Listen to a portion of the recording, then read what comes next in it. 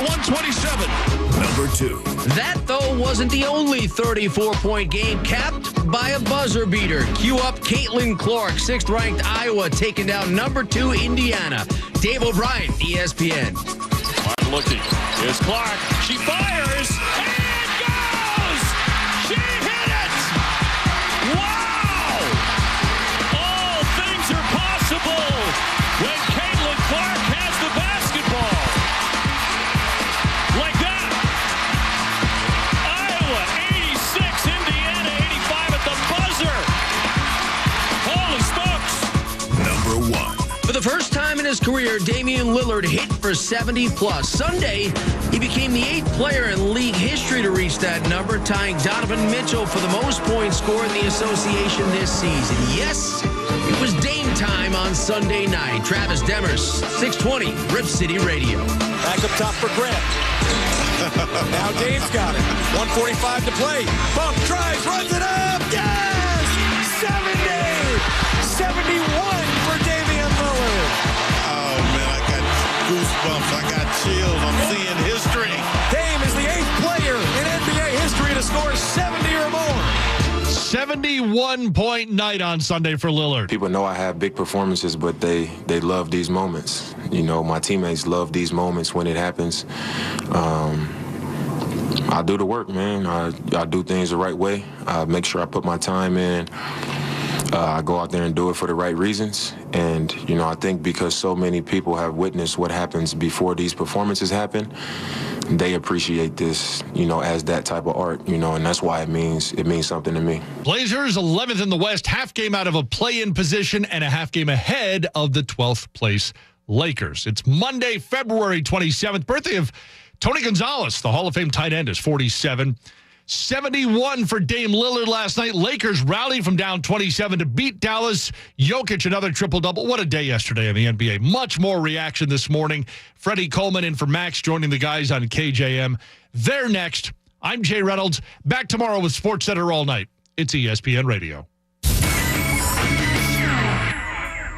Coming up next, Keyshawn, J. Will, and Max on ESPN Radio and ESPN2. Do you have 3 ex-wives and your current trophy wife wants a life insurance policy 3 times the size of the policies you had to purchase for your previous mistakes? If so, you need to call Big Lou at Term Provider, 800-511-3535. Big Lou is intimately familiar with your problems, and if you're 50 or 60 years old and in reasonably good health, a $1 million policy should only cost about $100 to $200 per month. Big Lou may have a solution for your previous policies as well. You may even save enough money to lighten the load on your new $1 million policy. Remember, call Big Lou. He's like you, except he's only on number 2. Call Term Provider, 800-511-3535. That's 800-511-3535. For $1 million in term life insurance that you can live with, call Big Lou at 800-511-3535. See DallasStillSucks.com for details. You know, when the winters are mild, the deals are wild. Gary Barbera knows how to sell a Jeep cheap, not 1 or 2, but a slew. Holy Jeep! $199 down or $199 a month. Your radio's not broken. Now, at Barbera's on the Boulevard, Jeep cheap Cherokees, Even new Grand Cherokees. $199 down or $199 a month. You gotta get your butt to Barbera. Instant credit, come and get it. Philadelphia's Credit Connection. Grab that jar of pennies on your porch. Bring it to Gary Barbera's Cheap Jeep Land. Holy Jeep! You pay the payment, I say, $199 down or $199 a month. If it weren't true, I couldn't say it to you. Gary Barbera's on that big bargain corner of Borbeck and the Boulevard in the great Northeast. I'll say it again, so you know where and when. New Jeep cheap Cherokees, $199 down or $199 a month. Is Barbera the best? Boy, I guess. All offers on approved credit. Plus tax 452 doc fee. Oh, and yes, Gary. DallasStillSucks.com. Right now, Wawa's serving up any 2 Sizzlies for just $5. Every day until 11 a.m. Bask in the warmth of breakfast with a delicious sausage, egg, and cheese croissant. And try the new bacon burrito. Or get 2 egg bites with a bacon, egg, and cheese bagel without breaking the bank. Wake up and smell the Sizzlies. 2 for $5. It's a deal worth waking up for. Great morning start at Wawa. Love is in the air for lattes. And at Wawa, the selection is nothing short of, well, a latte. Quality espresso, plus rich flavors like buttery caramel cream, dulce de leche, and vanilla ice cream. All crafted to crave at your nearest Wawa. With dozens of flavors, it'll be a challenge just to find your favorite. Try a hot or iced handcrafted latte today. There's a whole latte to love, just around the corner at Wawa. ¿Tienes un arma en la casa que no está bajo llave? 房子里有没有解锁的枪? No matter how you say it. Is there an unlocked gun in the house? Always ask if there's an unlocked gun in the house. Guns are now the leading cause of death for kids. So, the next time you drop your kid off at a play date, a sleepover, or even at a friend's, remember, it doesn't kill to ask.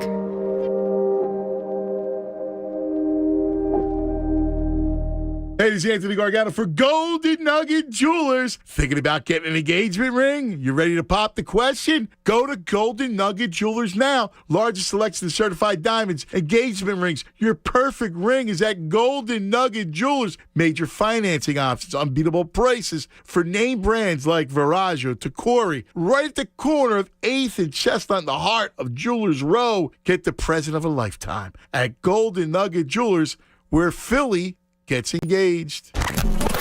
WPEN Burlington, Philadelphia. A Beasley Media Group station. Official home of the Sixers, Flyers, Philadelphia Union Soccer, and the best Eagles talk in Philadelphia. 97.5 The Fanatic. Good morning. Thought I'd help you wake up. It's 6 a.m. and you're listening to The John Kincade Show, Philadelphia's longest-running sports talk morning show. Excuse me, what'd you say? On 97.5 The Fanatic, Philadelphia. Let the party begin! Let's get it started. Let's get it started in here. The show starts now. Wait a minute, where is everybody? Egan, let the audience in, would you? Open the door. Connor, let the people in. There's breakfast, right? And come on. Bob, where is everybody? I mean, I don't see anybody. Everybody you need is right here. After open house week, which was just crazy energy and excitement. We appreciate all of you who were either a part of it, just listening, or were in attendance. And yes, we will be doing it again. We'll tell you all about it when we're going to be able to do it again for you and hang out with you. That was a lot of fun last week. What did you find different about doing the show live in front of an audience? And we've done road shows before. Yeah. Which are different. The road show's different. That was crazy. Yeah, the energy's pretty cool. Like having people there and it's awesome. It's absolutely awesome. And the guests that we had, I had so many friends get in touch with me this weekend about Doc being on and George Niang and, oh, my God, he sounds like a great dude and all of those things. It was good that everybody was so happy with the Sixers on Friday before Saturday came around. And I'm sure there's going to be great overreaction this morning. Pat, how'd you like a live studio audience? What'd you? Yeah, it was cool. It was fun, I wasn't liked it a lot. Yeah, it felt like the breaks were 2 minutes long, which is a good sign because you're talking to so many people. Yes. It was nice to see members of our sales department, which I haven't seen in since 2.5 years. So it was nice to see them stop by and check out the quote. A couple of them said we're checking out the new show. So it was nice for them to notice us. Okay, we're 2 minutes in and he's taking shots. 2 minutes in. Coach. I was taking shots to their face, so it's okay. Coach, good reaction, I'd say? Yeah, it was a lot of... Let's see. It was a lot of moving parts. A lot of moving parts. Yes, on everybody's end here with the show. So it was at the end of each show, it was tiring, mentally tiring. That's how I felt. I felt like I saw the commercial this weekend a couple times as my wife watches endlessly Love It or List It. All the other shows they put on HGTV, they have that Prevagen commercial.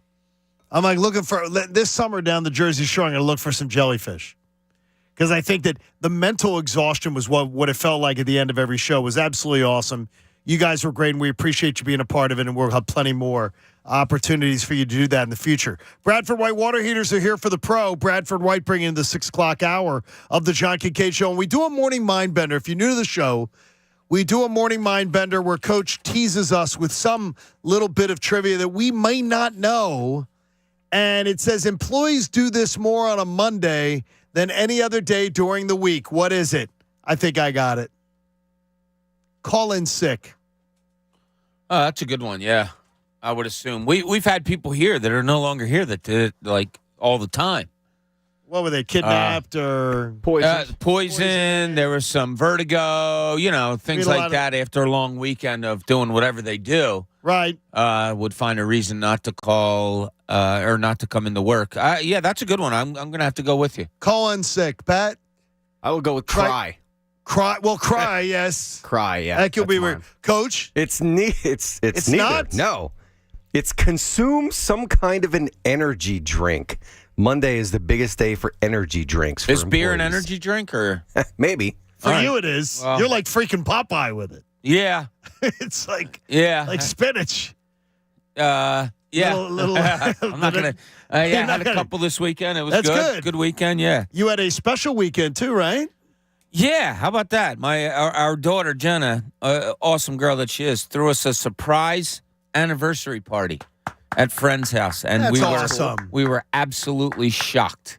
That is absolutely awesome. It 30 years coming up in, 2 weeks? Yeah, a couple weeks, yeah. So it was special. Yeah. 30 years is special. It's special for her. It's special for me. It's gruesome for my wife, I'm sure. But yeah, great weekend. And my microphone just broke. And the microphone. Well, you can hold it like you did the other day. Did a good job with that one, too. Why'd you manhandle it? We're going to give you opportunities. He sort of did on that one. But, hey, Fanatic Knockout's back. We want to remind you, every single hour, you can win a pair of tickets to the Sixers-Mavs game coming up Wednesday, March the 29th. Then head down on the court after the game to play a round of Knockout. You can listen for the Knockout Sounder every hour during the show today and be the correct caller, and you're in. It's all being brought to you by Ferguson HVAC, your Delaware Valley Train heating and air conditioning distributor. Visit Train.com to find a Train HVAC dealer near you. Do we want to play the sounder, Coach, so everybody knows what it is? Sure. Pat has it. It's time to get knocked out. That is not now, but that is when you will call. And you will call 215-263-0975, but not now. Not now. That's just your test run. How many people are going to dial right now? Oh, there's going to be There's more gonna than be a couple, that'll do that right now. So be listening, and we will make sure that you have got yourself taken care of with the chance for knockout. I want to let's flat out start it here. The Sixers showdown with the Celtics told us a lot, and for me, what it message was is that I thought that was such an entertaining game. And so many interesting swings and exciting turns. But when Joel Embiid's off the court, this team isn't ready to compete with the big boys. You may get by the Charlottes and the Houstons and things like that. But when Joel Embiid leaves the court, this team's, I'm going to flat out say, sort of inadequate. And to me, the bigger statement being Sixers are 1-4 versus the top two teams in the conference. That if you're going to get to the NBA Finals right now, you'd have to beat both of the teams that you're 1-4 against 4 out of 7 games. Am I sounding an alarm after Saturday night? That was a hell of a game. But Joel Embiid can't do it by himself. There needs to be so much more. And, Bob, one of the things I'm trying to figure out is what's going on with Tyrese Maxey. And after the game, Joel Embiid talking about having to sort of put his arm around Tyrese Maxey and tell him, I study tape to figure out how people are going to defend me. And then I adjust. He's got to adjust. He's got to come up with some new stuff. He's got to do some different things because if Maxey isn't playing aggressive and confident, Joel Embiid's own words, if he isn't aggressive and confident, then they're not going to win. Yeah, that was pretty big that he said, we don't go anywhere without him. I like that, though, from Joel. Yeah. I really admire that because I think he's putting his arm around the guy and saying, we need you. You're my peer. Yeah. You're my peer. Don't mind it at all. Doc Rivers told us on Friday he still has to figure things out with this team. And, for the last however many games that they still have left, he's going to have to do that. Now, whether it means Maxey being a starter, coming off the bench, whatever it is, that's for him to determine. But you're right, John. The bench was just horrible on Saturday night. Oh, my God. Didn't like it at all. Can't stand the perimeter defense. Wait. Is there perimeter defense? Is there? I didn't see any. Is that such a thing? I didn't see any. I mean, and that to me is effort. That's what pisses me off. That's effort from professional athletes. Yeah, I agree. You have to want to play defense. You have to want to. You have to have some foot speed, which a lot of their players don't have. You're getting beat off of a dribble for a 3-pointer with 1.2 seconds to go. That's not good. Giving up 5 3-pointers to Al Horford. Oh, my gosh. I mean, come on. Recognize something and stop it. It's and by not the way, that 3 bad. of those wide open. Nothing even bothering him. Yeah, he's trying to put it up. Yeah, those things are bothering. The fact that the Celtics go 16 for 36 on 3-pointers. I mean, you're giving up way too much from the outside. But I will say this. Look, the Celtics have won 9 of 11. Okay? Milwaukee's won 14 in a row, 16 of 17. The Sixers have won 14 of their last 18. These are 3 really good teams. And those are the 3 teams. One of those 3 is coming out of the East, and whoever does is going to win the NBA championship. Pat, are you where do you fall? I mean, I know there was a little frustration after the game on Saturday, Absolutely. like everybody felt. Yeah, absolutely. What was the number one source of frustration for you? The bench. Unequivocally the bench. They gave him nothing. Maxey looks completely lost out there. He's not playing with confidence at all. He's playing like a guy that doesn't want to make a mistake because he feels like it'll be jumped out in neon. Like it'll relegate him down or something? Yeah, kind of. Like it just to me, it looks like he's playing like, I don't want to shoot because if I miss it, I'm going to cost the team a chance at some points, so I'll just dish it. Like he's not playing with the Tyrese Maxey confidence that he had last year. That's huge. Well, he's not starting. No, he's not, and maybe that's part of it. I mean, he's, as we've brought up many times, he's still playing 30-plus minutes a game, but you have to remember this kid's 21 years old. I mean, confidence is huge, and even though we look at it like, well, dude, you're still getting your minutes, he might look at it another way. Hey, Chris is on a cell and jumping in early. Chris, good morning. You're on The Fanatic. Thanks for getting me on, guys. Go on, Chris. Hey, can you hear me? Yeah, what's up, buddy?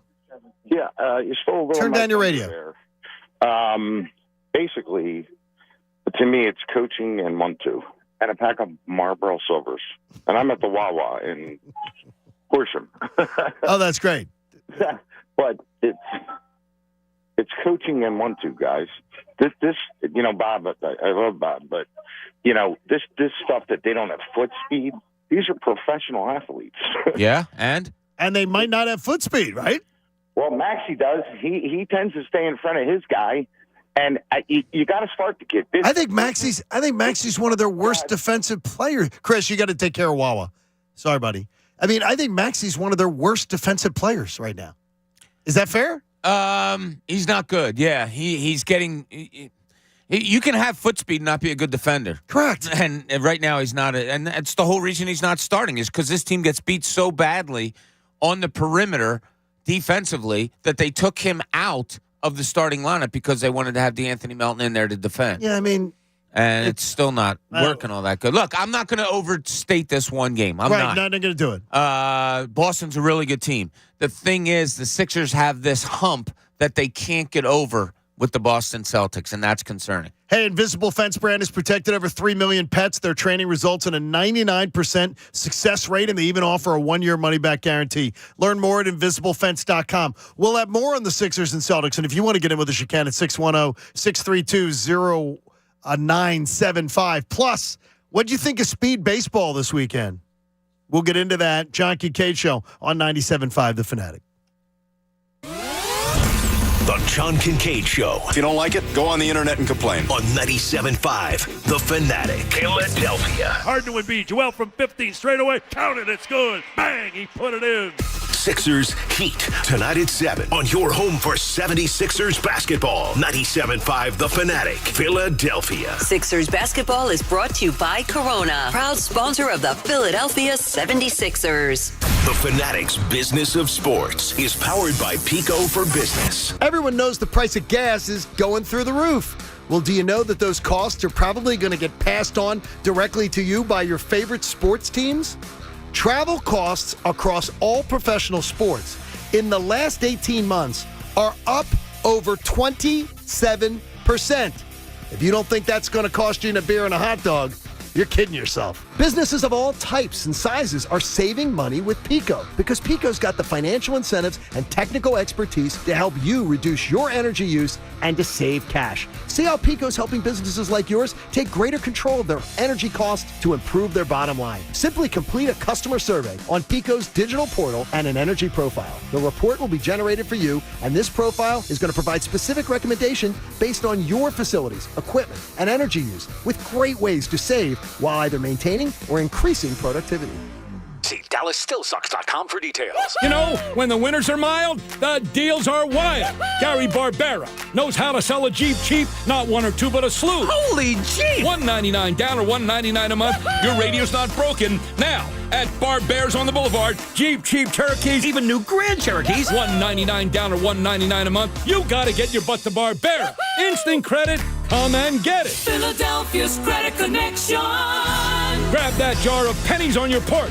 Bring it to Gary Barbera's cheap Jeep Land. Holy Jeep! You pay the payment, I say, $199 down or $199 a month. If it weren't true, I couldn't say it to you. Gary Barbera's on that big bargain corner of Borbeck and the Boulevard in the great Northeast. I'll say it again, so you know where and when.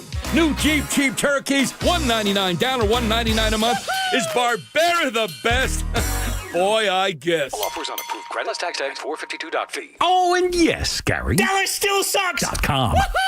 Hey, it's Joe Conklin. Join me now and get all the thrills of the casino in the palm of your hand with the BetParx Casino and Sportsbook app. BetParx is the only casino and sportsbook app that I recommend. Slots, blackjack, roulette, table games, get them all with the BetParx Casino and Sportsbook app. New users get up to $750 bonus plus 500 free spins when you sign up now. Don't miss this limited time offer. All your favorite casino games ready when you are on the BetParx Casino and Sportsbook app. Must be 21 and older and in Pennsylvania or New Jersey. Gambling problem, call 1-800-GAMBLER. Parx Casino, this is how you win. Get ready for a fun night of live music at the #1 casino in Pennsylvania. Visit 360 at Parx Casino. Friday, March 3rd, Shorty Long and the Jersey Horns take the stage. Saturday, March 4th, the music continues with the sensational Soul Cruisers. Plus Joe Conklin's Comedy Night every other Thursday night. Follow on social or at parxcasino.com. Parx Casino, this is how you win. 21 gambling problem, call 1-800-GAMBLER. Finding great candidates to hire can be like, well, trying to find a needle in a haystack, but not with ZipRecruiter. Its powerful technology actively finds and invites qualified candidates to apply to your job. So while other companies might deliver a lot of hay, ZipRecruiter finds you the needle in the haystack. See why 4 out of 5 employers who post a job on ZipRecruiter get a quality candidate within the first day. Try ZipRecruiter for free at ZipRecruiter.com/free. That's ZipRecruiter.com/free. At the Home Depot, we know the world is a messy place. Keeping it clean takes science. That's why businesses everywhere have long trusted cleaning products from Ecolab to take on the toughest messes. And now, that level of clean is available for your home. Introducing Ecolab Scientific Clean, a full line of professional-grade cleaning products for all your home's needs, so you can clean like you mean business. Now available exclusively at the Home Depot. How doers get more done. At Total Wine & More, save big on what you love this month with hundreds of deals. Get up to 35% off over 100 different wines and spirits, including Cabernet, sparkling wine, single barrel bourbon, and so much more. These savings are huge, and even better, they're on top of prices that are already the lowest in town. Deals this good don't last long, so visit Total Wine & More to find yours. Love what you find at the lowest price, only at Total Wine & More. Drink responsibly, B21. This week at Macy's, refresh your wardrobe for spring with great deals like the season's latest handbags and shoes, $34.50 to $129. Iconic Levi's jeans for him and her, $59.99 to $69.99. And active looks to move in style, 25 to 40% off. Plus, Star Rewards members earn on every purchase except gift cards, services, and fees. At Macy's. More at Macys.com/Star Rewards. Savings off sale and clearance prices. Exclusions apply. Hey, it's Cuz. Don't give up on your New Year's resolution to lose that weight. Just call NJ Diet. Lose a contractually guaranteed 20 to 40 plus pounds in only 40 days. That's guaranteed weight loss. NJ Diet's scientific approach uses your hair, saliva, blood work to personalize solutions and supplements that will help reset your metabolism, where the side effect is weight loss. No shots, no hormones, no surgery, no prepackaged foods, full supervision every step of the way. Go to njdiet.com. Lose that weight for good. For the ones finding new ways to ensure the job always gets done. For the ones wearing many hats. For the ones who are hands-on, even from far away. And the ones keeping business moving forward. We are Grainger, offering professional-grade industrial supplies, plus real-time product availability and access to experts ready to answer your toughest questions. Call, click Grainger.com, or just stop by. Grainger, for the ones who get it done. Listen to 97.5 The Fanatic everywhere. On Alexa at 975thefanatic.com, the Fanatic app, and now on Odyssey. Now, back to the John Kincade Show on 97.5 The Fanatic, Philadelphia. John Kincade Show on The Fanatic. The marketing pro is very upset. He goes, commercial after 13 minutes, I'm done. I'm out. That guy always complains. Yeah, he says. Mainly about me, so I'm just happy that. So did he complain when it was like 23 minutes after commercial? Does he realize you're going to get the same amount of commercials? Well, no. I'm not going to bother. I've asked him to, not going to bother. Like the open house was a prime example. Perfect example. You want to, instead of bitching and complaining, just ask a question. It's the same. It's just a little different. Change is hard. You can look at that guy's timeline, though, and realize he's a professional complainer. Well, things work like that sometimes. But we thank him for listening. It is. We thank you for listening. Very, very much. Look, I'm not. Bob, you said it best. I'm not going to overreact to one loss, but it's a pattern with this team. And I love how you said they got to get over a hump. They're 1-4 against the two best teams in the conference. And I'm supposed to believe where they're seated right now. I'm supposed to believe that in May, they're going to manage to beat both of those teams in 7-game series, win 4 out of 7 against both of them. With the way the bench played, as Pat sort of presented right off the bat, the way the bench played and the way the bench has been playing, I don't believe so. The way the perimeter defense is gone.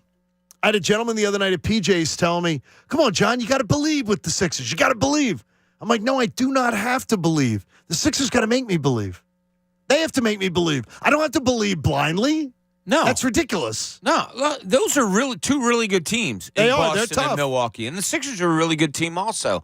I do believe there's a hump there with the Celtics. That it's a mental thing, it's a physical thing, whatever it may be. A guy just tweeted at me and said, how can you say that Doc Rivers has to figure this team out? You have to listen. I didn't say that. Doc Rivers said that on our show on Friday. Doc said that. I repeated what the head coach said, so please listen. But anyway, yeah, it's concerning. The bench was concerning on Friday night. Of course, the obvious outrage is, you have to start Maxey. He's worthless off the bench. It's something they have to figure out. Well, it absolutely is. I don't like the fact that his family had to come into town and I don't get his head straight and about like it. I don't. Well, first of all, I didn't believe the story in the beginning that Maxey said to them, "Yeah, put me on the bench. Take me off the bench."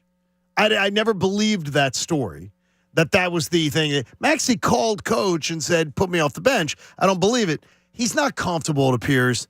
And he's having a crisis of confidence. By the way, that can happen to anybody in any walk of life. Yeah, guess what? Anything. It happens in life, and you overcome them. My 23-year-old called me this weekend and said he was having a problem with something. He's a year older than Tyrese Maxey. I don't care that he called his parents. I don't care about any of that. I care about the kid. I'm not disregarding it. Like, I don't think that's a huge problem at all. Yeah, they have to figure out where's this kid best suited. Here's the problem. It's pretty simple. The guy can score at will. The guy can't play a lick of defense. So what do? Do you put your best defense out there to start a game, or do you put your best offense out there to score a game? Hey, start a game. Tasty Cake Dom's on the line. Dom, good morning. You're on the Fanatic. Hey, John. How are you? Hi, Dom. John, of course you and Bob can appreciate this. Of course I'm overreacting 15 times more than anybody else because I'm 58 years old and it's the Celtics. Right. So well, we hate the Celtics, and it triggers all of us. I love that you and Bob are with Pat because on Saturday I spoke to him about Celtic hate, and you guys can appreciate I despise them. But, John, my frustration is Jason Tatum can't throw a rock in the ocean the whole game. And he hits that. I mean, great players hit great shots, I understand, but that was what was frustrating to me, to lose the game like that. He can't throw a rock in the ocean, and they lose the game that way. It was very frustrating. And it was weird because it was almost the opposite of Dom, and I hope you're feeling better, buddy. Yeah, thanks, Dom. It almost was the opposite of Harden, who accumulated a lot of stats, but I felt made no impact on Saturday night. He had a disappearing act. Well, first of all, defensively he was horrible. Second half he was horrible. Defensively, well, yeah, he's never going to impress with his defense. Yeah, not at all. Yeah. But he was anonymous down the stretch when they needed him. Yeah, you need more from him. You need, a lot of people are complaining about Tobias Harris. I was on a show yesterday morning, and, that was the main talk. Oh, Tobias Harris, why'd you give him all the money? I don't care about the money. All right, he has the money. You need him to play the way you need him to play. And somebody said to me, yeah, but would you take him above other guys in the league that are the third and fourth guy? And I was like, listen to yourself. Yes. Yes. I absolutely would. So Forget would about I. the money. Yeah. So it was it a bad loss, John? Yeah, that's a bad loss. It was a frustrating loss, yeah, because it's the Celtics, and Don put it, there's Celtics hate, and that's the team above you. And as I said to you, there is a hump that they need to learn how to get over, and they just can't do it right now. Pat, I think it was a bad loss because of the fact that you wasted a Joel Embiid MVP-type effort, and he didn't get enough supporting cast assistance. Yes. If Maxey or Harden plays a average game or a little better than average, they win that game. I don't even put it on Harden. I pretty much put it on all the bench pieces because you look at and I know it's not a great stat, but the plus minus, it's alarming with how empty the bench was. I think the leading scorer off the bench was Jalen McDaniels.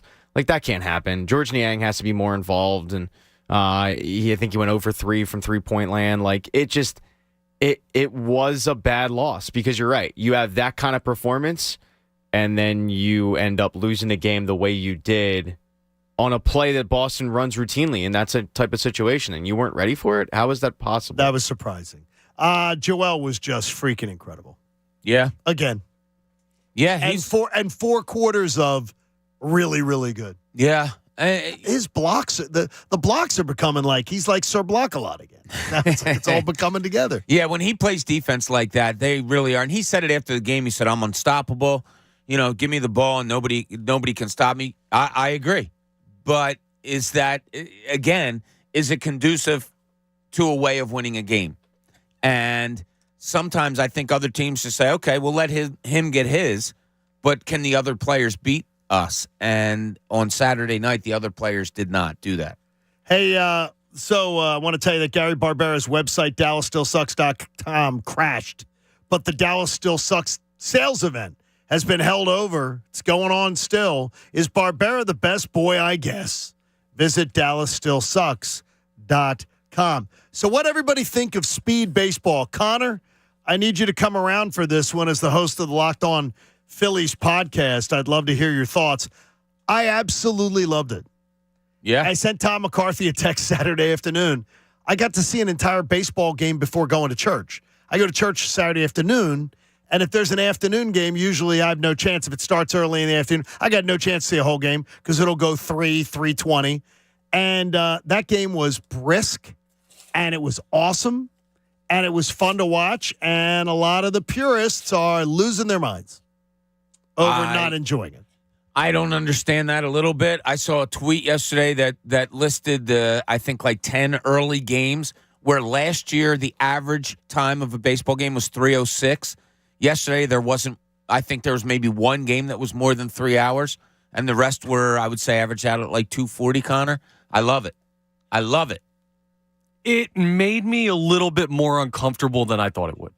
Now, it's like when you put on a new pair of shoes for the first time. You know you're going to get used to them. You know you're going to break them in, but it just doesn't feel normal. I like the result of it, but I don't know. It felt a little weird to me to Why? start. Did it seem rushed to you? Or? Yeah, it did. It's just not. I mean, you watch years of baseball, and then all of a sudden it's different. You have a clock on something you never have before. But I like the result of it. I'm going to like the rule. It just felt a little weird to me. I didn't have to see any of the Nomar Garcia para rituals, which created a generation of baseball players that all had to have their own little routines and their own little things. By the way, Bryce Harper's going to have to adjust to this.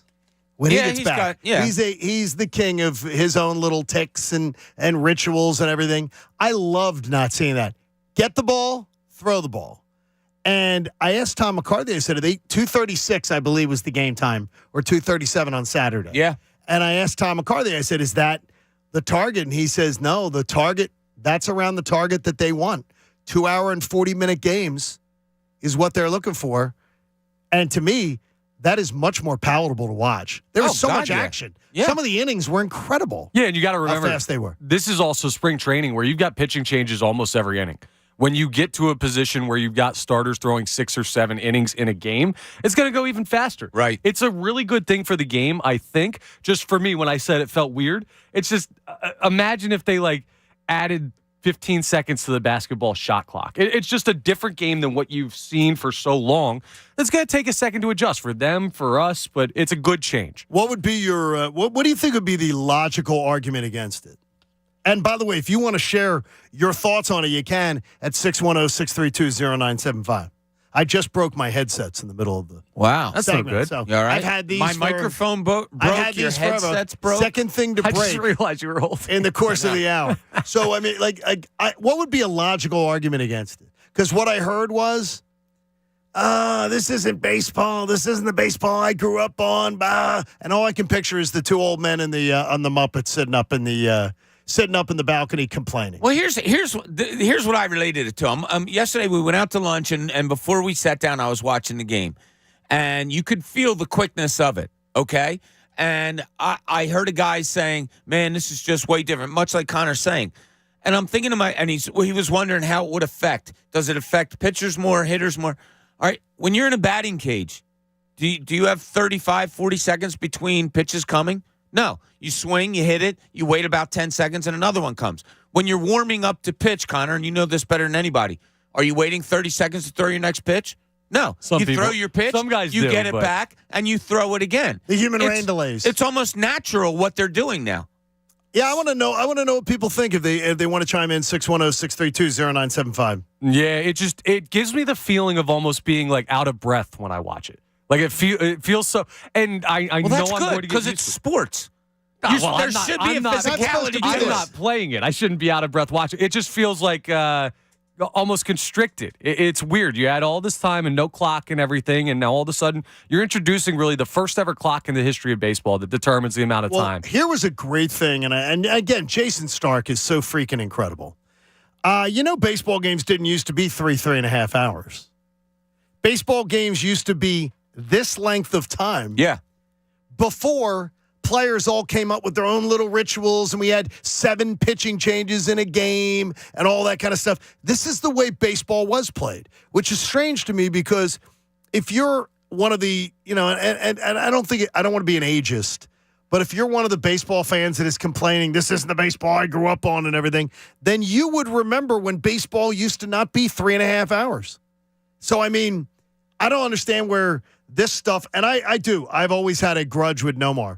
I've always had. I think he's. How did Nomar Garcia hurt you? I think he started the crap, having to adjust his gloves every pitch, every freaking pitch. He has ADHD or whatever it is, OCD, and he's flicking every pitch. He had to do it, and ESPN on any game would have to show you it. I don't think it's fair to put all of it on Nomar Garcia. No, but then a generation of players after him all came up with these little routines that they got to go through. And by the way, you're allowed to step out of the box pad, I think, twice. I think so. You can ask twice. I haven't really dived into the rules of when you can, when you can't. I love the pace of play was fantastic. There were innings where they brought on I forget who was getting interviewed. If it was Brandon Marsh or it was Garrett Stubbs. It was Garrett Stubbs. Garrett Stubbs came on for a live in-game interview. The interview, they bring him on to talk to the inning. The inning lasted like two and a half minutes. And it was like this quick little interview because the inning got done. You never saw that before. And I think that's great. Get the ball, throw the ball. Correct. Here's my one issue with it. When I'm looking at like 8th and 9th inning, big spots in a baseball game. Okay. One of the beautiful things of the sport is the build of momentum. Think about that Bryce Harper home run against the Padres. I don't know how you get that with the pitch clock to allow a moment to create itself. Okay, give me an idea. You're saying that the So none of the other sports have a moment to create themselves because there's a clock. No, I don't think that's the case at all. No, I'm not saying that. Just in baseball, it feels different. Like 15 seconds. Could you imagine if the play clock in football was 15 seconds? Could you imagine if the shot clock in basketball was 15 seconds? Like, you still have time in those sports to have momentum build. To me, like that Bryce Harper at bat is just him walking to the plate real quick and swinging. You actually got the lead in and the dramatics and everything. I don't know how it'll feel in a close game in the 9th inning when guys feel like they're rushing. Other than that, I really love it. By the way, did you see your boy Pete Alonso, Pat? No. Pete Alonso, you're gonna love this one.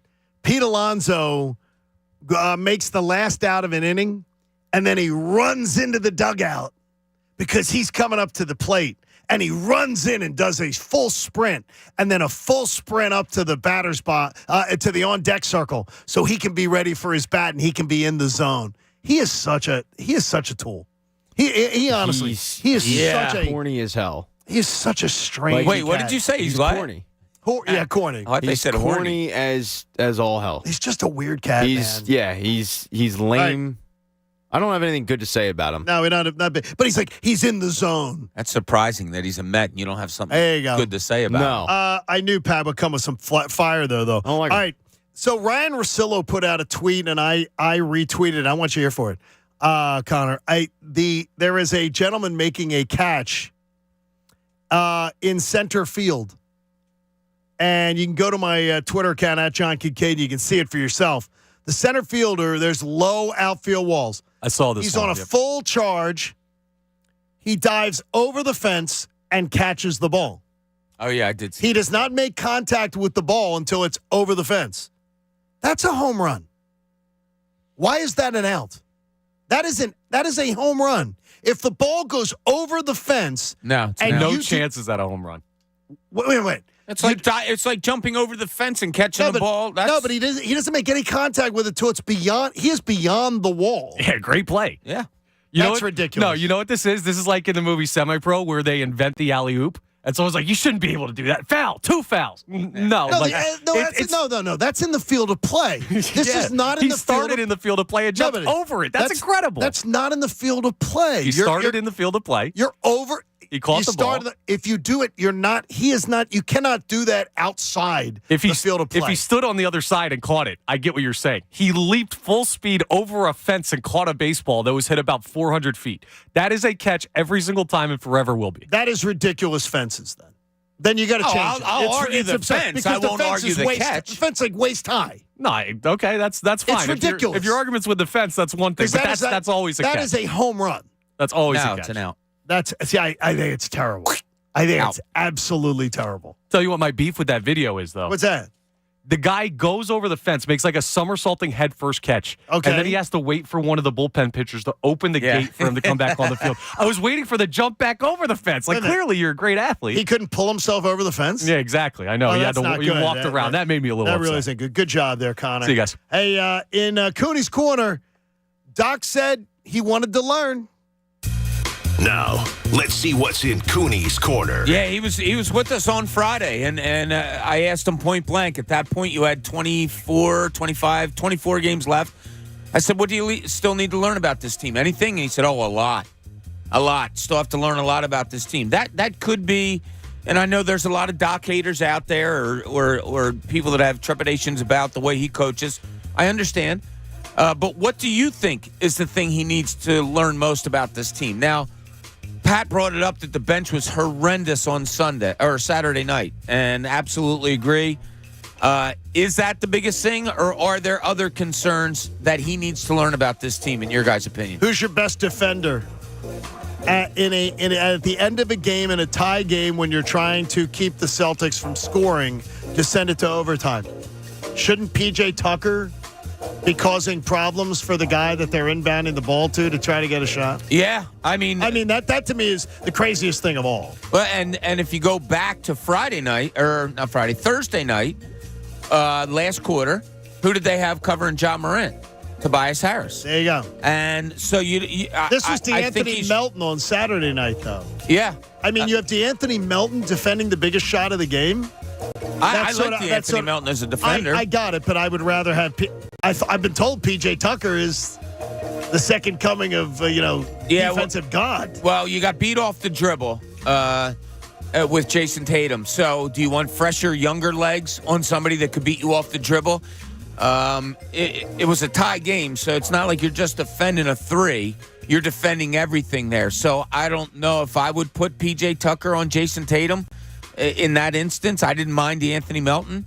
But the biggest question, you hit it, John, it might be that. It might be who is your number one defender. And that's it, yeah. Who is stopping the other team's guy. But, Pat, what's your biggest question with this team that Doc Rivers needs to answer in these final games? It's the defense. I mean, I think Van Gundy brought it up. One of the guys brought it up of, this is kind of why you traded for Jalen McDaniels and he's not on the court. And they curtailed it by saying, oh, we like this move and we like keeping James Harden out there. But they've tried to make the defense a priority, it seems like, in the offseason and even at the trade deadline. And why does it still suck? I mean, and I'm like, P.J. Tucker's done his job. Yeah. I mean, he shut down 16 rebounds or whatever. Yeah, he was a beast. Yeah. I mean, that was a P.J. Tucker appreciation game. That was that was honestly the biggest complete game I've maybe seen out of him against a big opponent. Yeah, he was incredible. But everybody else, what were you doing? Yeah, someone's got to step up. They got to have a stopper. Yeah, and the perimeter defense has been a concern all year. It continues to be so. You didn't trust Matisse Thybulle in that position because he couldn't bring you anything offensively. And I as I said to you guys last year, I thought his defense took a real dip because he was just trying to do too many things that weren't working. It's a concern when you have an Al Horford going off for 5 really important three-pointers and you can't stop an Al Horford. That's ridiculous in my book. Absolutely ridiculous. It's unacceptable. It's what it is. Al Horford can't be the one on the Celtics that beat you. No. God, no. And he beat you. Yeah. I mean, Jason Tatum, okay. That's a great if it player. happens, it's a great player. Yeah, that's a great player. I like not having P.J. Tucker on him at the end of the game when it could be a dribble penetration type of thing. You think it would have been worse, honestly?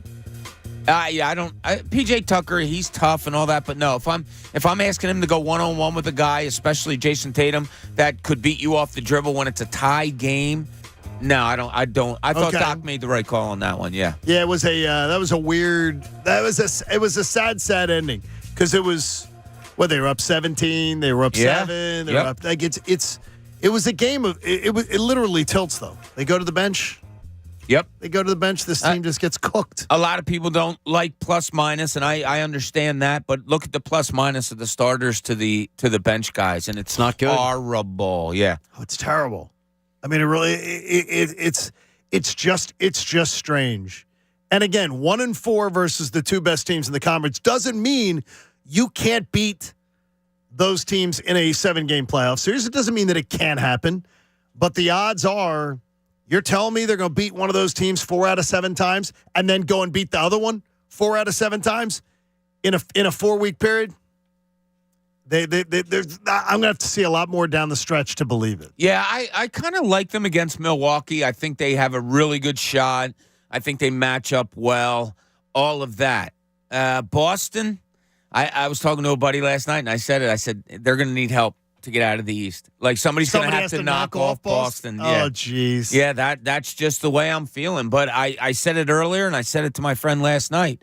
Whoever comes out of the East is your NBA champion. Oh, I think that's the way it Thoroughly looks believe that way after too. watching a lot of basketball over the last 3 or 4 days. Hey, you can get in with us too if you want to change get involved in any of the conversation, change our opinions or try to change our minds. 610-632-0975. Remember, it's time to get knocked out. 215-263-0975. 215-263-0975. You'll get a pair of tickets to see the Sixers play the Mavs on March 29th. Then you'll head down to play Knockout on the court after the game. It's a great experience, and it's all being brought to you by Ferguson HVAC, your Delaware Valley Train heating and air conditioning distributor. Visit Train.com to find a Train HVAC dealer near you. Good luck. We'll look forward to seeing you. Pat is not into something. And he was getting a little skewered for it on Saturday. I heard it on Wake and Cake. John Kincade Show, 97.5 The Fanatic. I want you to download the amazing Bet Park Sportsbook and Casino app, and I want you to do a little better than I have betting point spreads. But individual player performances, that's an amazing way to be able to wager. You're going to absolutely love the Bet Parks app. It's simple, it's easy to use, and new users get the opportunity to get up to $750 in sportsbook bonus back if their first bet isn't a winner. All you got to do is download the Bet Parks app and start playing instantly. You got to be 21 in Pennsylvania or New Jersey to do so. Now, we've got March, all the March basketball games, conference championship games coming up next week, then the tournament. It's going to be an exciting time. You're going to want to get into that, have a little bit of action on the games. You're going to want to bet individual player performances. Tonight, you got a chance to take on Miami. Philadelphia, Miami is always great on the NBA hardwood. So get on in tonight. It's the Bet Parks app. You got to be 21, Pennsylvania, New Jersey. Gambling problem, call 1-800-GAMBLER. The John Kincade Show. For someone who's super, super hot, you're really cranky. On 97.5 The Fanatic. Philadelphia. Right now, Wawa's serving up any 2 Sizzlies for just $5. Every day until 11 a.m. Bask in the warmth of breakfast with a delicious sausage, egg, and cheese croissant. And try the new bacon burrito. Or get 2 egg bites with a bacon, egg, and cheese bagel without breaking the bank. Wake up and smell the Sizzlies. 2 for $5. It's a deal worth waking up for. Great morning start at Wawa. Hey, honey, guess what I got? Oh, is that lunch I'm smelling? Warmer. Did you go to Wawa? Warmer. Wait, is it a hoagie? Warmer. Is it a meatball hot hoagie from Wawa? On fire. Yes! You know I love those. Do you know why hot hoagie season is my favorite? It's warmer. Exactly. Warm up your winter with hot hoagies. Gotta have a Wawa. Hello, Madame Dupree? I'm here for my fortune telling. Come, gaze into my crystal ball. I see financial stability. Nice. If you switch to T-Mobile, because you can get their price lock guarantee, so they won't raise your rate for talk, text, or data ever. Wow, ever? Verizon and AT&T don't have that. And I see a free Samsung Galaxy S23 Plus and no trade-in required. No trade-in? Hey, wait a sec. Do you also work at T-Mobile? Well... Get the new Samsung Galaxy S23 Plus at T-Mobile, free on our Max plan when you switch. No trade-in required. Plus, you get our price lock guarantee, so we won't raise your rate for talk, text, or data ever. With eligible port-in, $800 via 24 monthly bill credits and $200 virtual prepaid card rebate, plus tax for well-qualified buyers. Contact us before canceling service to continue remaining bill credits or credits. Stop and balance on required finance agreement is due. Register prepaid card code within 30 days. Allow 8 weeks. Price lock exclusions like taxes, fees, select promos, and third-party services apply. Details at T-Mobile.com. When the competition in the League of Legends Championship Series is so good, the teams who can't compete stick out like a sore thumb. So far into the spring split of the season, no team has performed as poorly as Dignitas. The season has only been running for 4 weeks, and the historic esports program is ranked last in 12 different team-wide stats. These stats point to Dignitas being the least efficient team by far. Do you hope the team makes a change soon? The latest esports and gaming news. Find it online at checkpointxp.com. At CDW, we get that in business, the only certainty is uncertainty. I agree. Or do I? I do, I think. Well, an APC micro data center solution implemented by the experts at CDW provides certainty that your infrastructure will deliver the performance and support your business needs. So you're ready for anything. I'm somewhat, maybe reasonably confident. That sounds great. IT orchestration by CDW. People who get it. Find out more at cdw.com/APC. I will. Probably. I switched to Boost Mobile and got a free Samsung Galaxy A23 5G phone. Want to know the best part? It was free? Nope. The fact that it's on America's largest 5G networks? Nope. It's the ding. Oh, yeah. Love the ding. Right? It's all about the ding. It's the dingarooski, the dingaroner, the ring-a-ding-ding. Unleash your power to save with Boost. Get a free Samsung Galaxy A23 5G phone when you switch. Boost Mobile. Unleash your power. And the ding. Limited time offer. New customers only. Available on select networks. 5G not available everywhere. One device per line. Tax excluded. Additional restrictions apply. See your local Boost Mobile store for details. At the Home Depot, we know the world is a messy place. Keeping it clean takes science. That's why businesses everywhere have long trusted cleaning products from Ecolab to take on the toughest messes. And now, that level of clean is available for your home. Introducing Ecolab Scientific Clean, a full line of professional-grade cleaning products for all your home's needs, so you can clean like you mean business. Now available exclusively at the Home Depot. How doers get more done. Guys, when you were younger, pulling a hat trick or hitting a three-pointer in the bedroom was easy. But if the only thing you're pulling now is a muscle, it's time to call Iron Mountain Men's Health. Hi, this is Dr. Avidan Appel. My team will create a custom program to treat your ED and low T that's safe, affordable, and effective. Don't get sent to the bench. Schedule your free consultation today at ironmountainmenshealth.com. Iron Mountain Men's Health, the leader in men's sexual health. Finding new patients for your dental practice can be like pulling teeth. If you are a dental professional in the Philadelphia area, we dare you to Google, who's the best dentist near me? If your practice does not show up on the first page of the search results, then you may be committing marketing malpractice. For as little as $499 per month, BuildMeABetterSite.com will create and manage a website to ensure your practice shows up for new patients who are ready to rinse and spit. Visit BuildMeABetterSite.com for your free demo. BuildMeABetterSite.com is a small business resource of 97.5 The Fanatic. WPEN Burlington, Philadelphia, a Beasley Media Group station. Official home of the Sixers, Flyers, Philadelphia Union Soccer, and the best Eagles talk in Philadelphia. 97.5 The Fanatic. John Kincade show on The Fanatic. You know, if you've ever dreamt of seeing Italy, let Anthony Gargano and our friend Vince Rizzuto from Philly Sports Trips be your guides. Man. This summer, they're going to Naples, Sorrento, and Rome. Check out GarganoTravelGroup.com. La Familia over in Italy. Have you been to Italy? I have not, and we definitely want to go. Yeah, so do I. Pat, you haven't been to Italy, have you? No, I want to, though. Everybody, why is it? What is the draw? We all want to go to Italy. I think it's the weather, the food, and I'll the history. go food. Yeah, food sounds and good. I'd like to sightsee, culture. Yeah, all of that. I had friends. I think that's my number one priority, John. Is Italy? Well, that's so, yeah. It's my number one overseas priority. Yes, is Italy. I'll give you that. Yes, is that I want to go to see. I absolutely want to see that. Friends, my friends Paul and Ann, who were here for the Eagles for the NFC Championship game and the divisional game. They sent a picture yesterday from the Amalfi Coast. Hello from the Amalfi Coast. Oh, isn't that nice? Hey, how are you? I said, congratulations. Hello from Ardmore. Yeah, I said, hello. How you doing? This is Westchester. Hope you're having a great time. It looks amazing. I don't know what it is. I'm fascinated by architecture. Oh, yeah. And I am somebody who can't build anything myself. I get that. You do really? Yeah, because we live in an area where 95 has been under construction for 30 years and a pothole is fixed and then reopens within about 20 minutes. And then you go to Italy, go to Rome, and you've got the damn Colosseum, which is still standing. And there's been a tower that's been leaning over for a couple hundred years. And what's somehow that hasn't called? fallen. Leaning Tower of Pisa. So, yeah, I mean, I don't know what they're doing over there that they got it so right, but I think we need some of that ingenuity over here. I think it would work. And I would think Anthony knows some of the people who could get it done, right? He's got a guy. He's got to be related to some. Bond over my meatballs. He can be related to some of them. Yeah. I mean, it sounds like a great trip, and Philly Sports Trips just does an amazing job with Gargano Travel. Can you just imagine?